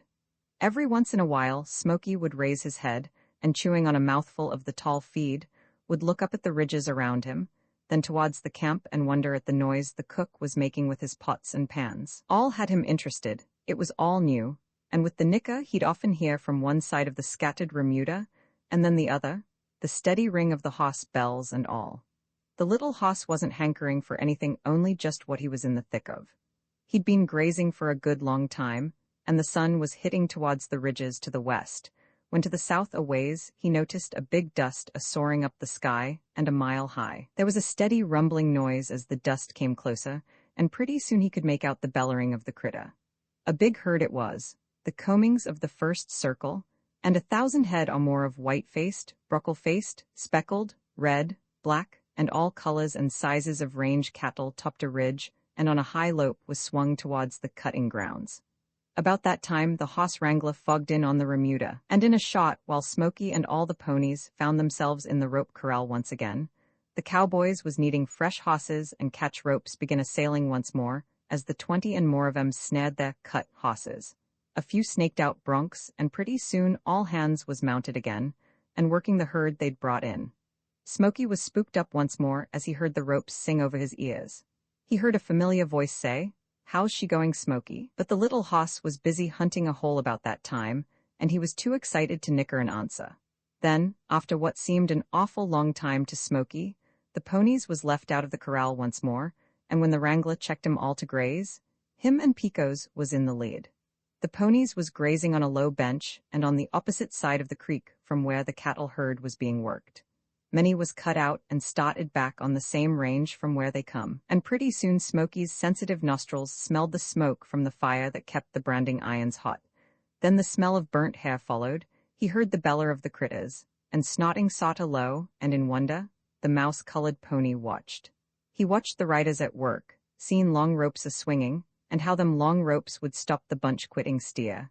He was familiar with some of that, and somehow there came in him a hunch that he'd like to be closer. There was something about the workings of that herd across the creek that had his blood racing above natural, and he felt a kind of a call for the whole of the goings-on, a call of the kind he couldn't as yet understand, but it was there sure enough. Finally, the smell of singed hair wasn't on the breeze no more, branding was over for that day, and the last rope was coiled up and fastened by the saddle horn. Smoky watched as all but a few riders left the herd and headed for camp. He went to grazing then, and neck with Pico's. He listened to the rattle of tin plates and the laugh of the cowboys as he nosed around for the tenderest stems of the blue joint. 4 riders on cocktail, hours between the last meal of the day and the first night guard, got on their hosses and rode to relieve the riders holding the herd, and it wasn't long after that when the quiet of the evening settled on the range. Even the critter seemed to want to stop bellering for a spell at that time. Most of the bells of the remuda was quiet, and the ponies was dozing. Smoky had been dozing too, but pretty soon his ears perked up at a sound the likes of which he'd never heard before. The sound came from the camp, and strange as it was, there was something about it that wasn't at all aggravating. Around a good-sized fire was gathered the cowboys, the cook, the flunky, the wrangler. Jeff the foreman and all was in the circle. All but the 4 riders on cocktail and the Nighthawk, who took the wrangler's place for the night's herding of the saddle hosses. Most of the boys was setting on, all leaning against a big roll of tarpaulin-covered bedding, and one closest to the fire was working away trying to get a tune on his mouth organ. That was the sound which'd come to Smoky's ears. The older cow hosses all knowed that sound well, and if any of 'em could have packed a tune, there'd been many in the remuda a-humming. The song that was being worked at just then had been heard at all the cow camps and roundup wagons of the cow country for many years, and handed down from the Injun fighting cowboy to the son that took up the trail where he left it, and when the horns on the critter wasn't so long no more. There was a lot of memories stirred up whenever them songs was heard, and many a cowboy got sentimental at the sound of 'em, for most all cowboys can remember some quiet night when the time of such a song was spread around the herd. Then of a sudden, and for no reason, a stampede is in full swing. A dead cowboy is found under his hoss at the bottom of a 50-foot jump-off, and leaves only the memory of the song he'd been singing that night. "Oh, I'm a Texas cowboy, and far away from home, and if I ever get back again no more will I ever roam. Wyoming's too cold for me. The winters are too long, and when roundup comes again, my money's all go Ooni. Clint had got harmonious, and with the other cowboy, trying to keep up on the mouth organ, was singing the song. He mixed in about 10 verses and took in other songs as he went. The tunes changed some, but the Texas wang he carried with the tunes made him more or less alike, and all appreciated the same. The last verse had died down. Some of the boys looked up expecting more, and others, hat brim pulled down, was stargazing at the fire, and letting the memories the songs had brought lead him back to times and happenings that had been stirred the most. All was quiet, excepting for the crackling of the fire, and one of the boys was just about to speak the name of some other old song, when off from the direction where the remuda was held, a nicka was heard. Clint looked towards where the familiar nicka had come and smiled. The cowboy's voice had carried to where Smoky had been grazing, and the little hoss had stopped grinding on his feed soon as the first verse had hit his ears. He'd listened on through to the end, nicked, and watched the fire on the creek bottom from where the voice had come. He watched it long into the night till all was quiet, and the fire had dwindled down to coals. Time for first night god to be relieved was near, and Smoky was still watching. Picos was dozing off a ways, and pretty soon Smoky began to feel a little groggy too, and he dozed with him. A new day was no more than hinted by the paling sky to the east when the nighthawk began bunching the ponies and hazing them towards camp. It was still faint daylight when the catch ropes was a hissing over the ponies' heads once again, and loops settled around slick necks. Bronx was drug out, and a fighting against the saddle while the sun was still back of the ridges, but the day's work had started at the roundup camp. In a shot while the remuda was let out again, and the day wrangler started grazing him, while the outfit broke camp for other grounds. When all was loaded in the big wagons, the pilot took the lead, and when the sun showed up to begin its circle up above, the cook had already moved his kitchen some 10 miles, and the pots was beginning to feel the heat of the fire underneath. Smoky was in another new country that day, and as he grazed with the remuda, he noticed the same workings of the day before. Another big herd was brought in from that morning's circle. Then one more that afternoon, more cattle was cut out, and then singed hair floated on the breeze once more. Twice again he was corralled with the remuda, for fresh hosses the riders was needing, and the little hoss was slow beginning to get used to the sound of the ropes and the sight of the strange cowboys. Clint was to see him at the last corralling of the day, and when the nighthawk took the ponies out for the night, Smoky nipped Picos in the flanks. He felt playful. Outside of the time he spent in the rope corral, the little hoss was enjoying the following of the roundup mighty well. There was always so many hosses around, and all with the bellering of the big herds and the dust that was kept up sure tallied up with the beat of his heart. He hadn't figured on what to expect being one of the remuda that way, and being that he couldn't make out all that went on, he didn't know just what could be expected, and that's why maybe he wasn't worried much. Going to make a very big circle this morning, Jeff? It was the morning of the third day that Clint asked the foreman that question, and when Jeff answered he understood what was on Clint's mind. He grinned at the cowboy as he spoke. You go ahead and ride your Smoky hoss, Clint. I'll put you on the inside circle so as it won't be too hot on him. And that's how come when it was Smoky's turn to be rode that the easiest was handed him. The hoss spotted Clint coming towards him. A rope was in his hands, but no loop was dragging, and he met the cowboy halfways. Of the many ponies that makes up a remuda, there's seldom any that can be walked up to. Even the gentlest has to be roped. They're broke that way, and it all saves time, for a cowboy can stand off 30 feet, rope his hoss and start leading him out from there. It saves him many steps, and when there's so many riders and hosses, them steps and the time it'd take to make 'em sure would accumulate. Then again, there's so many wild ponies that would have to be roped anyway. So making the whole thing simple, every hoss is caught with a loop.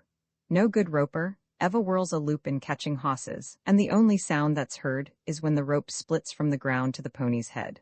Once in a while, and even with real cow outfits that's well run, there's exceptions in roping every hoss that way. Smoky was the one exception on the rocking and every cowboy was good-natured jealous at the way that mouse-colored son of a gun of a hoss would stick his head out every time Clint came around, and then left his hiding place from amongst the other hosses to meet him. Smoky knowed that something was up soon as Clint came near him, but whatever it was he was anxious to be at it. Him and that cowboy would get along. The little hoss humped up as he felt the cinch, and Clint grinned as he remarked, "Going to make this old broke-down cowboy ride this morning, huh?" And Smoky did. He bogged his head soon as Clint was well set, and bucked and bellowed all over the flat like he was a man-eating outlaw. It was the right thing for a live hoss to do them cold fall mornings, and Clint was enjoying fanning the dust off Smoky's round rump the same as that pony enjoyed the idea that he sure was giving somebody a tossing. "Better save some of that," says Clint as he finally pulled Smoky's head up, "'cause you might need all the energy you got before you get back." About 12 miles or so from camp, a knoll was reached. From there, Jeff scattered his riders to circle and comb the country on the way back. Clint and another rider was the last to be let go, and on the inside brought with them all the cattle they found. Halfways back to camp, Smoky began to notice big dusts on both sides of him. Them dusts kept getting closer and closer, till pretty soon he began to see that it was more cattle making them dusts. Herds kept being drove in with the bunch Clint and the other rider had rounded up, and by the time camp was reached, all the dusts had throwed in and made one. 20 or more riders and over 1,000 head of cattle was turned to the cutting grounds and held there a milling. Smoky was tired. He'd been breathing dust and turning bleary-eyed critters till it seemed like there'd be no end.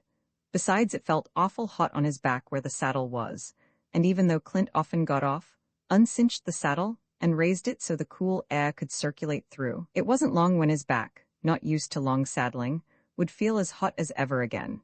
It was a great relief to the little hoss when the saddle was pulled off as they reached camp and the rope corral.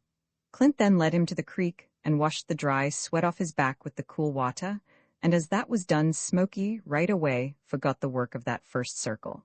He felt a lot at ease with everything in general, as Clint turned him loose in the corral, and a while later when fresh hosses was caught and ropes began sailing again, Smoky wasn't for hunting a hole like the times before. He felt that he'd done his. Pico's was snared while standing a few feet from him, and then the ponies was turned loose.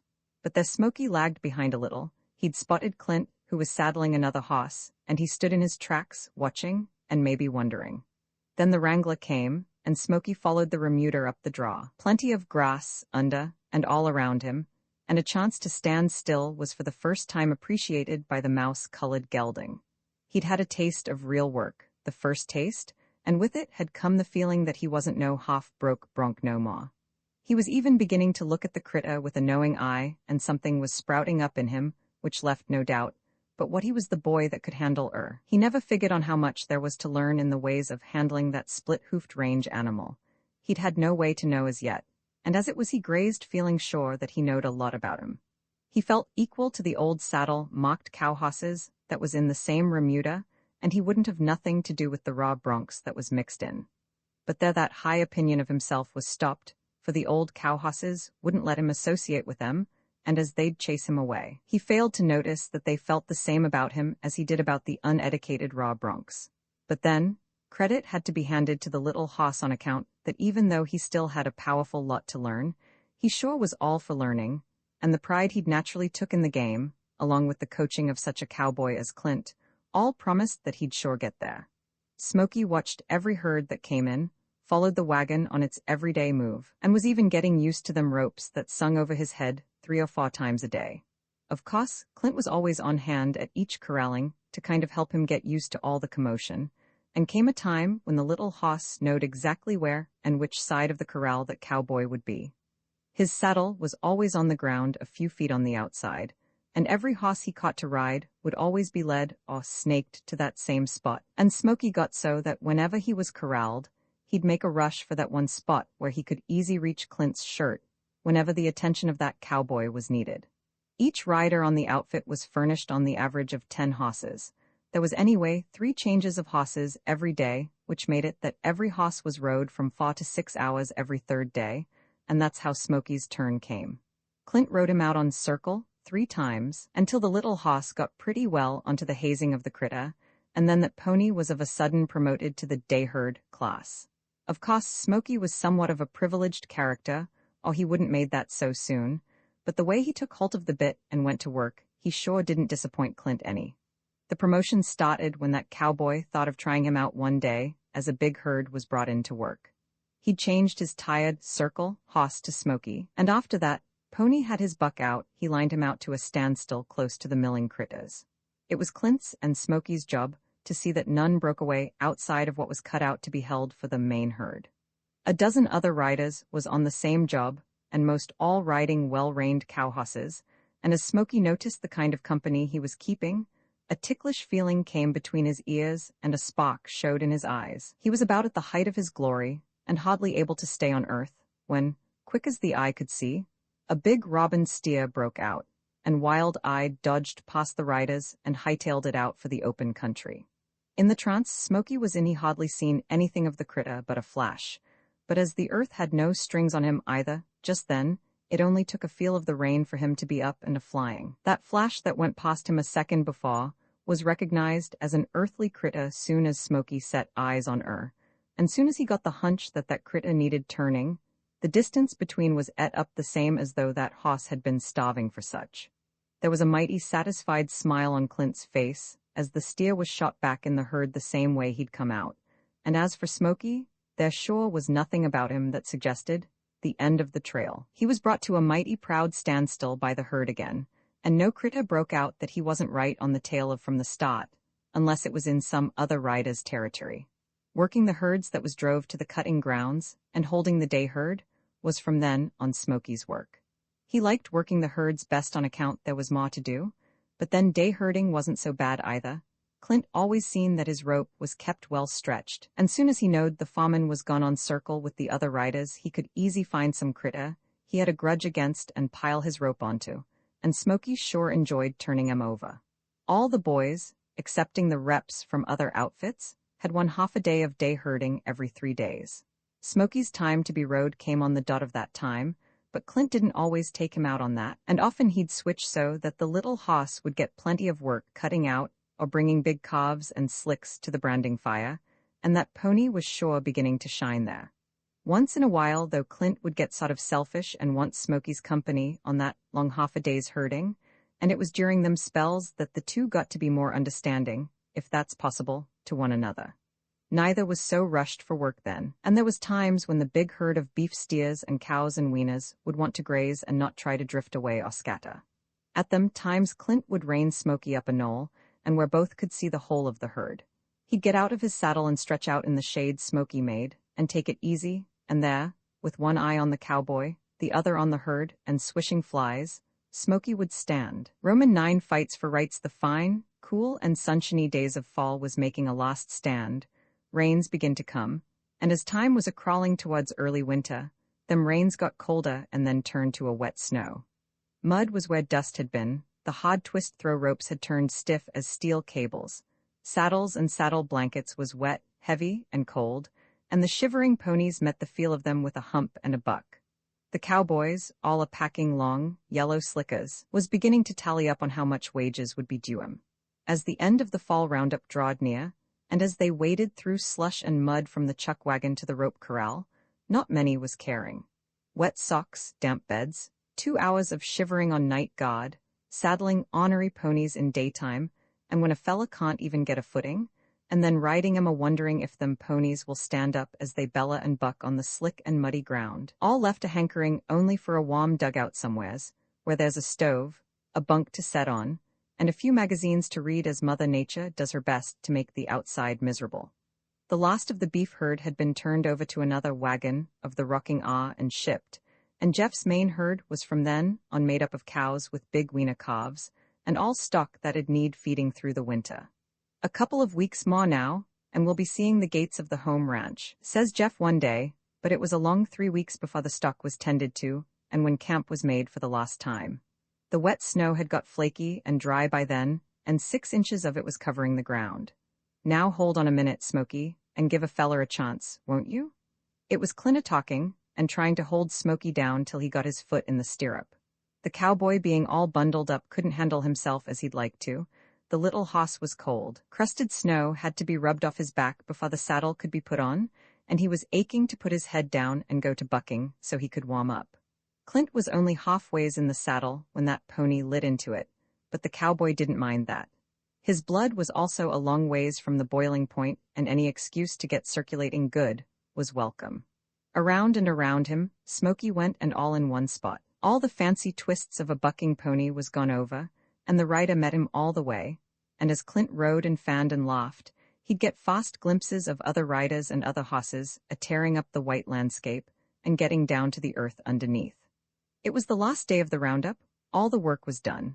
The cook climbed on his seat, grabbed the lines the boys handed him, and letting out a wah-whoop, scared his already spooky team into a long lope towards the home ranch. The sight of the big gates was a mighty fine one to all as the outfit clattered in, especially with the sky a-threatening the way it was. The old cow horses had their ears pointed towards the big pole corrals. They knowed what the sight of them meant at that time of the year, and none tried to break away as the wrangler run 'em in. They was turned out in a big pasture that night, and the next days a couple of riders came, bunched 'em up, and took him through another gate leading out of the ranch. Clint had took it onto himself to be one of them riders. He wanted to get another look at Smoky before letting him go to the winter range and find out for sure just what conditions that range would be in. The outskirts of it was reached that noon, and as Clint rode along back of the remuda, he was more than satisfied to notice the tall feed that the 6 inches of snow couldn't hide. He noticed the breaks and the shelter they would give, then the thick growth of willows along the creek bottom, and which meant more shelter. Clint stopped his hoss, and the 200 ponies was left to scatter. His eyes run over the well-known backs for a last time. He wouldn't be seeing them again till spring roundup started, and he watched them slowly graze away. Many was in that bunch that he'd broke and named, and starting from the meanest fighting bronc of the rough string, and taking all the ponies on up to the best cow hoss of the foreman's string, there wasn't one that Clint didn't know and know mighty well as to tricks and good or bad points. A big old sorrel with a kinked neck, and by the name of Bawhound, caught his eye, and Clint remembered how that pony tried to commit suicide rather than be rode, and how he'd now changed to wanting to commit murder instead, and kill a few cowboys. Then a smile spread over his face as he spotted a tall Roman-nosed grulla who'd never made a jump till a rope got under his tail. He took a sudden liking to bucking from then on, and made himself a reputation at that, which scattered over 4 counties. Every hoss Clint looked at brought to memory some kind of a story, and there was a variety of expressions which changed with every hoss that came under his eye. A big shaggy black looked his way and snorted, and with the sight of him, Clint remembered how that hoss had reached ahead one time and kicked to pieces a cowboy that had been unsaddling him. His expression was mighty solemn at the thought of that, but it didn't last long. Like a ray of sunshine, something shot out and scattered that dark cloud of memories far ways. Smoky had showed himself from behind other hosses, and not over 50 feet from where Clint was setting on his hoss. The cowboy's face lit up with a smile at the sight of the pony, and getting down off his saddle he made tracks his way, but he didn't have to go all the way, for soon as Smoky spotted him, he left Pico's, his running podna, behind, and nickering came to meet Clint. "A fella would think to see you act that you're a sure enough sugar-eater," Clint remarked as the little hoss came up to him and stopped. He rubbed a hand on the pony's head and went on. "Well, anyway, Smoky, I'm glad to see that you've got a mighty fine winter range to run on. With all the feed I see here and the shelter that's with it, you hadn't ought to lose an ounce of fat." Clint felt for the pony's ribs and grinning resumed, "And if you ever get any fatter than you are now, you'll be plumb worthless." Smoky followed Clint as he turned and went to where he'd left his hoss. "I wonder," says that cowboy, "if you've got the hunch that you won't be seeing me no more till next spring. That's a long time, ain't it? But never mind, old hoss. I'm the first cowboy you're going to see when spring does break up." Clint was about to get on his hoss and ride away, but he stopped and felt of Smoky's hide once more. "Well, so long, Smoky. Take care of yourself, and don't let anything drag you down." Smoky watched him ride away and nickered once as the cowboy went over the point of a ridge and disappeared. He watched a long time even after that, until he was sure Clint was gone, and finally turning went to grazing back till he was by the side of Pico's again. The winter came and hit the range with the average amount of snow, freeze-ups, and cold winds. The coyotes howled the hunger they felt, for there was no weak stock to speak of for them to feed off of, and outside of small vomits they could get once in a while, pickings was mighty poor. Hosses and cattle was and stayed in fine shape, and the stockman could hit his bed after the long day's ride knowing that he could go to sleep right off, and not lay awake a-wondering what he could do to pull his stock through. Smoky met all what the weather had to hand him, with a good layer of fat, a thick skin, and a long coat of hair. He lost a few ounces, but he could have spared many pounds, and felt as good. Feed was a-plenty, and the little pawing that had to be done to reach it was like so much exercise, and only kept his blood in good circulating order. The winter months wore on. The ponies drifted from ridge to ridge, from shelter to shelter, and nothing much came to disturb the quiet of the land. nothing much excepting when a big shaggy black tried to throw in with Pico's, the same black that had kicked the cowboy over the Great Divide. But his interfering and butting in was welcome though in a way. Smoky and Pico's had so much good energy going to waste that they'd been just aching for some excuse to use some of it for some good. It came about that the big black had took a liking to Pico's, and at the same time a dislike for Smoky. Pico's was neutral for a while and wondered what the black was up to when he tried to chase Smoky away from him. Smoky wouldn't chase worth a nickel, but he was getting skinned up considerable, trying to hold his ground. Things went on that way for a day or so, and every once in a while, the black made a dive for Smoky like he was going to tear him to pieces. His intentions was good, but Smoky sure was no invalid. When the snow settled again, where he'd held his ground, the little hoss hadn't give away 1 inch. But the black was twice as old as Smoky, more up to the game of fighting, and heavier by 100 pounds. All that began to tell on the mouse-colored hide, and there might have come a time when Smoky would have had to hightail it. Only, as the scraps was repeated off and on, Pico's began to notice and realize that that black was taking too much territory, and he didn't like him nohow. So that's how come that when the black put down his ears and made another grand tearing rush for Smoky, that something struck him from the offside and upset him and his plans of attack all to pieces. He found himself jerked off his feet and rolled plumb over the top of Smoky, and he lit head first on the other side. When he picked himself up out of the snow, his spirits was dampened some in wonder, and more so when he shook his head and was able to see and noticed that there was 2 mighty vicious-looking ponies awaiting for him to come again. He shook his head once more at that, and as Smoky and Pico's bowed their necks and came his way, the black turned tail and started a-looking for other company and which would appreciate him more.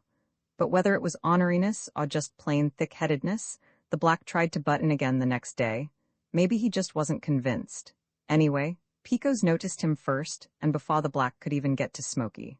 War was started right there, but Pico's was no match for the black, and even though he wasn't for quitting, the worst of the battle was on his side.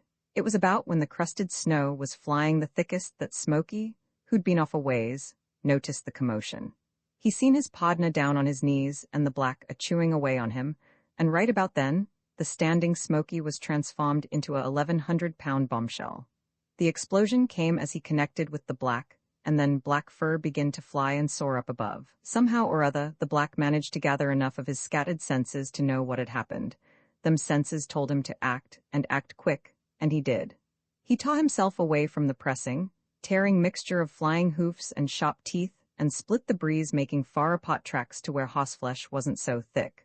The next day he was seen with Baw Hound, the kink-necked sorrel, the Roman-nosed Grulla, and a few more ornery ponies of the rough string, a company bunch more fitting to his kind.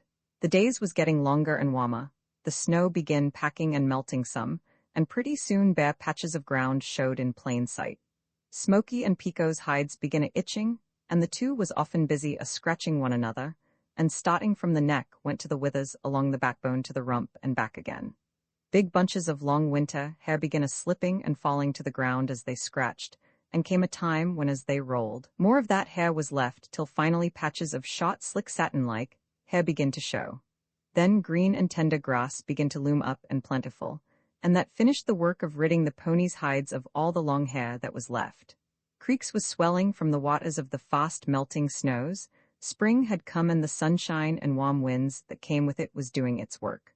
The roundup cook was once again scrubbing on the chuck box that was on the end of the long wagon, and the cowboys, one by one, began a-drifting in from pots near and far, anxious to be starting on the spring works again. Some came from the different cow camps of the Rocking R range. A few of the riders that had been let go when work was done the fall before never showed up, but others rode in and after a few words with Jeff took the places of them that was missing. Clint had wintered at one of the outfit's camps and drawed his wages regular, and when the range land began to get bare of snow, and the watching out for weak stock was no more necessary, he put his bed on one hoss, his saddle on another, and headed for the home ranch. He was one of the first riders to reach that place, and when the hoss roundup started, he was one of the first to have his hoss saddled, topped off, and lined out to sashay in all of the ponies that could be found on the hoss range. Smoky had been feeding on the sunny side of a butt, and for no reason other than to be looking around, he raised his head. Only his ears and eyes showed as he looked over the top of that butt. But that was enough for him to see a rider coming his direction, and see him before that rider ever had a hunch any hosses was around anywheres near. Smoky snorted and hightailed it down the side of the butte to where Pico's and a few other ponies had also been feeding, and the way he acted left no doubt in their minds but what they should be on the move. They all was at full speed the minute he landed amongst them, and when the rider topped the butte where they'd been a few minutes before, they had the lead on him by near a mile. But the ponies wasn't wanting to get away near as much as might have been thought. It was only that Smoky had got spooked up at the sudden sight of the rider, and him and all the others feeling good as they did wasn't needing much excuse. The cowboy fogged down on him and a little to one side so as to turn him. They turned easy enough, even though the rider was a long ways behind, and making a big circle that rider finally had him headed towards the big corrals of the home ranch.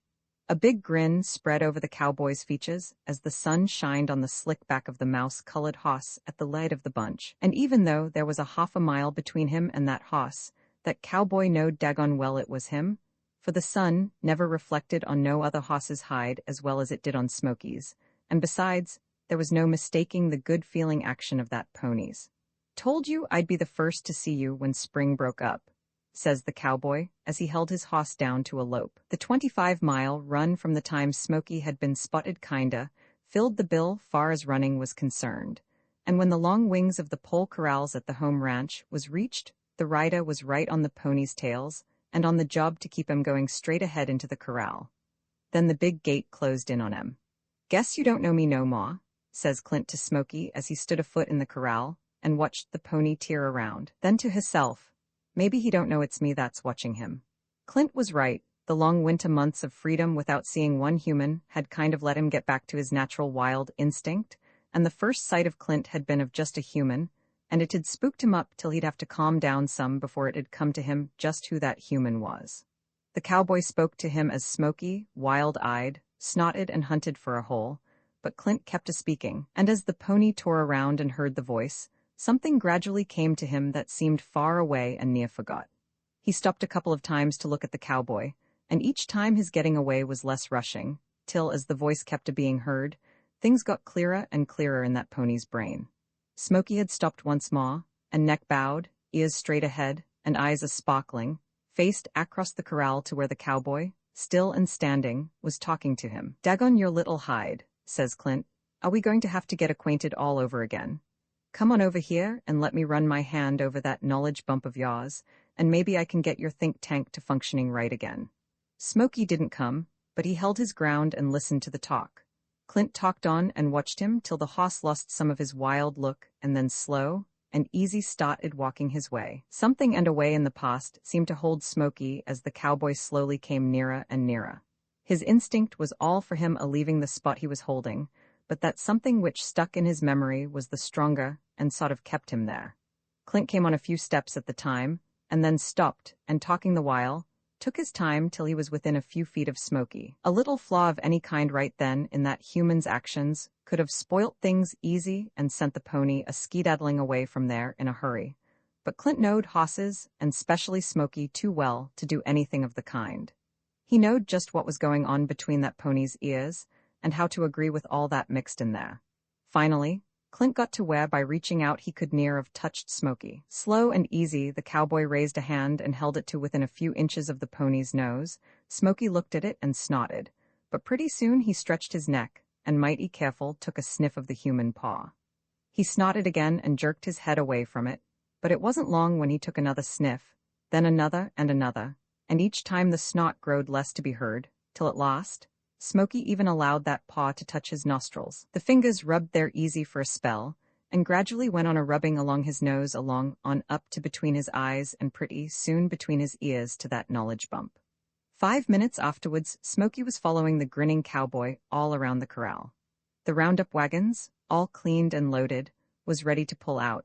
The remuda was all accounted for, and each string pointed out to each rider, and Jeff, giving the whole outfit another look over, waved a hand. The pilot reined his hoss into a bucking start. All took up his lead and through the big gates of the home ranch, wagons, riders, remuda, and all lined out. The spring roundup had started. Smoky broke the record for learning that year, and when the fall roundup was over, and the saddle was pulled off him for the last time before being turned out on the winter range. There was 2 little white spots of white hair showed on each side of his withers, and about the size of $1. Saddle marks they was, and like medals for the good work he'd done. There was a knowing spark in his eyes for the critter too, for the little hoss had got to savvy the cow near as well as the old cow hosses that had been in the same remuda that year. There was only one thing that could have been held against the good record of that pony, and that was his bucking. He just had to have his little buck out every morning, and sometimes he bucked harder than other times. That all depended on how cold the weather was. But Clint didn't seem to mind that at all. If anything, he tried to preserve that bucking streak in the pony, and he was often heard to remark, "A hoss ain't worth much unless that shows up some." But Clint had other reasons for keeping the buck in Smoky's backbone. Old Tom Jarvis, superintendent and part owner of the Rocking R, had joined the wagon for a few days that summer and wanted to see his cowboys work his cattle for a spell. Him being an old cowman, and from away back before cattle war shot Hans, made all the working of a herd all the more interesting and to be criticized one way or the other. He was present steady on the cutting grounds, and so was Smoky one day. Clint felt that the eyes of old Tom was on Smoky the minute he rode him to the edge of the herd, and an uneasy feeling crawled up his backbone as he noticed that old grizzly seemed to have lost his eyesight for anything else but his Smoky hoss. Clint knowed old Tom's failing for a good hoss, and he'd heard of how many a time that same failing had come near putting the cowman in jail for appropriating some hoss he couldn't buy.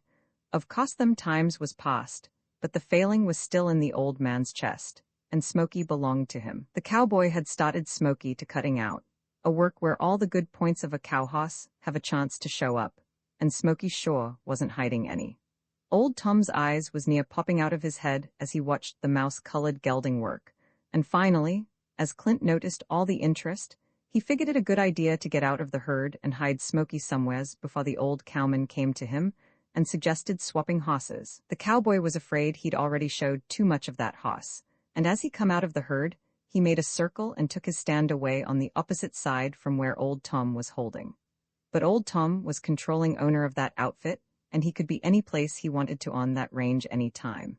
A steer broke out, old Tom took after him, circled him around the herd, and when he put him back in and brought his hoss to a standstill, there was only a short distance between him and the hoss he'd had his eye on. Clint was scared and he cussed a little. He tried to keep Smoky down whenever a critter broke out that needed turning, and even tried to let a couple of them get away, but he couldn't do it without making it too plain to see, and besides, Smoky had ideas of his own about handling them critters. The cowboy was worried all the rest of the day, and lost some sleep that night a-wondering how he was going to dodge old Tom. He knowed the old cowman would be around with some proposition to swap him out of Smoky, and that was one of the last things the cowboy would do. There wasn't a hoss in the outfit or anywheres else he'd trade Smoky for. It's took for granted on any real cow outfit that whenever a hoss is swapped or borrowed out of a cowboy's string and handed to somebody else, that cowboy is requested to quit or be fired. In other words, it's an insult that makes any real cowboy want to scrap and then ask for his wages. Clint was a valuable man to the outfit, but with old Tom one cowboy more or less didn't matter, that is if that cowboy stood between him and a hoss he wanted. He walked up to Clint the next day, and not hesitating any, he says, "I'm going to try that mouse-colored hoss you was riding yesterday," and thinking it'd please Clint to hear, he went on, "And if I like him I'll trade you my brown hoss Chico for him. He's the best hoss I got at the home ranch." But all that only made Clint get red in the face, and fire showed in his eyes as he spoke. "Huh, you can't ride Smoky." "Why in Sam Hill can't I?" asks old Tom, also getting red in the face. "'Cause you can't," answers Clint. "Why, you couldn't even put a saddle on him." Clint was for quitting the outfit right there and hit for some other country, but the thought of leaving Smoky behind kinda put him to figuring another way out. If he could get old Tom sort of peeved and let him handle Smoky while he was feeling that way, most likely that pony would do the rest. "I'll show you whether I can saddle that hoss or not," says old Tom, frothing at the mouth. "Why, I've handled and rode broncs that you couldn't get in the same corral with, and before you even was born." "Yep," says Clint, grinning sarcastic, "that was too long ago, and you're too dagged old now for that kind of a hoss." Old Tom glared at Clint for a second, and not finding no ready comeback done the next best thing and got busy. He went to his saddle, jerked his rope off it, and spitting fire, shook out a loop that could be heard a whistling plumb to the other side of the corral. Smoky was surprised into a dozen catfits as that same wicked loop settled over his head and drawed tight and sudden around his neck. He bellowed and bucked through the remuder, dragging Old Tom with him. The old cowman made a motion, and two grinning cowboys went and helped him. Clint stood on the outside and watched the performance. He rolled cigarette after cigarette, and tore 'em up fast as they was made. Not a one was lit. He seen Smoky brought to a choking standstill, and that cowboy felt like committing murder as he noticed the fear in that pony's eyes as he faced the strangers. But that Clint noticed something else, and which he gradually recognized as fight. There was more fight than fear, and at the sight of that the cowboy took hope. "Since when does a cowboy get help to rope and saddle his hoss?" he hollered as Old Tom was sizing up Smoky. "Pretty soon you'll be wanting one of us to top him off for you." It worked just right, and Old Tom's answer was only a jerk on the rope that held Smoky. The old cowman knowed better than to handle a hoss that way, and as a rule was always easy with them, but he was mad clear through, and rather than shoot a cowboy, he was taking it out on the hoss. And Smoky by that time was fast catching up with the spirit of all that went on. He was like a raw bronc that had never seen a human or a saddle, and when he was finally brought up alongside the saddle, there was all about him to show he wasn't safe for anybody coming near. But Old Tom, even though it was a long time ago, had handled many mean hosses.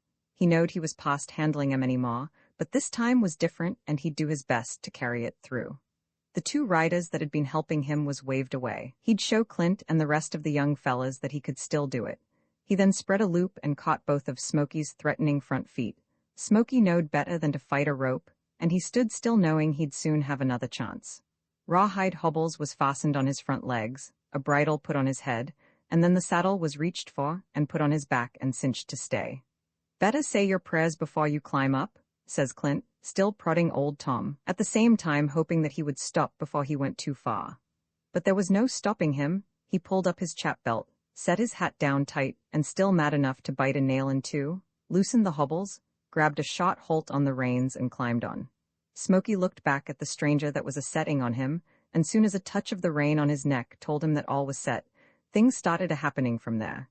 He bowed his head, made two jumps, and was just getting started good when he felt the saddle was empty. He made a few more jumps just for good measure, and then stopped. Clint was grinning from ear to ear as he walked up to Smoky and put his hand on his neck. "Good work, old boy," he says, and then turning to Old Tom, who was picking himself up. "Want to try again?" "You bet your doggone life I do," says that old cowboy. "All right," answers Clint, getting peeved some more. "Go ahead and break your fool neck. There's plenty of buffalo wallows around here we can bury you in." Old Tom walked over and jerked the reins out of Clint's hands and started to get in the saddle again, but he didn't even get well in it that time. Smoky bowed his head and went out from under him, leaving Old Tom come down on the other side. It was as the old man was about to try Smoky once more when Jeff Nix interfered and told his boss how he'd rather not have him try that hoss anymore.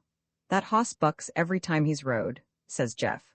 Old Tom knowed he'd come to the end of his string, but that didn't ease his feelings any, and he was looking for some way of letting some of them feelings out before they choked him, when he spots Clint a-standing to one side and by Smoky. "You're fired," he hollered, pointing a finger at him. "I'll get somebody to take the buck out of that hoss, and the sooner you're off this range the better I'll like it." Clint just grinned at Old Tom, which made him all the madder, and about then Jeff spoke. "I'm doing the hiring and firing on this outfit, Tom, and as long as I'm working for you I'll keep on a-doing it." Old Tom turned on him like a wild cat. "Fine," he hollered, "you can go too."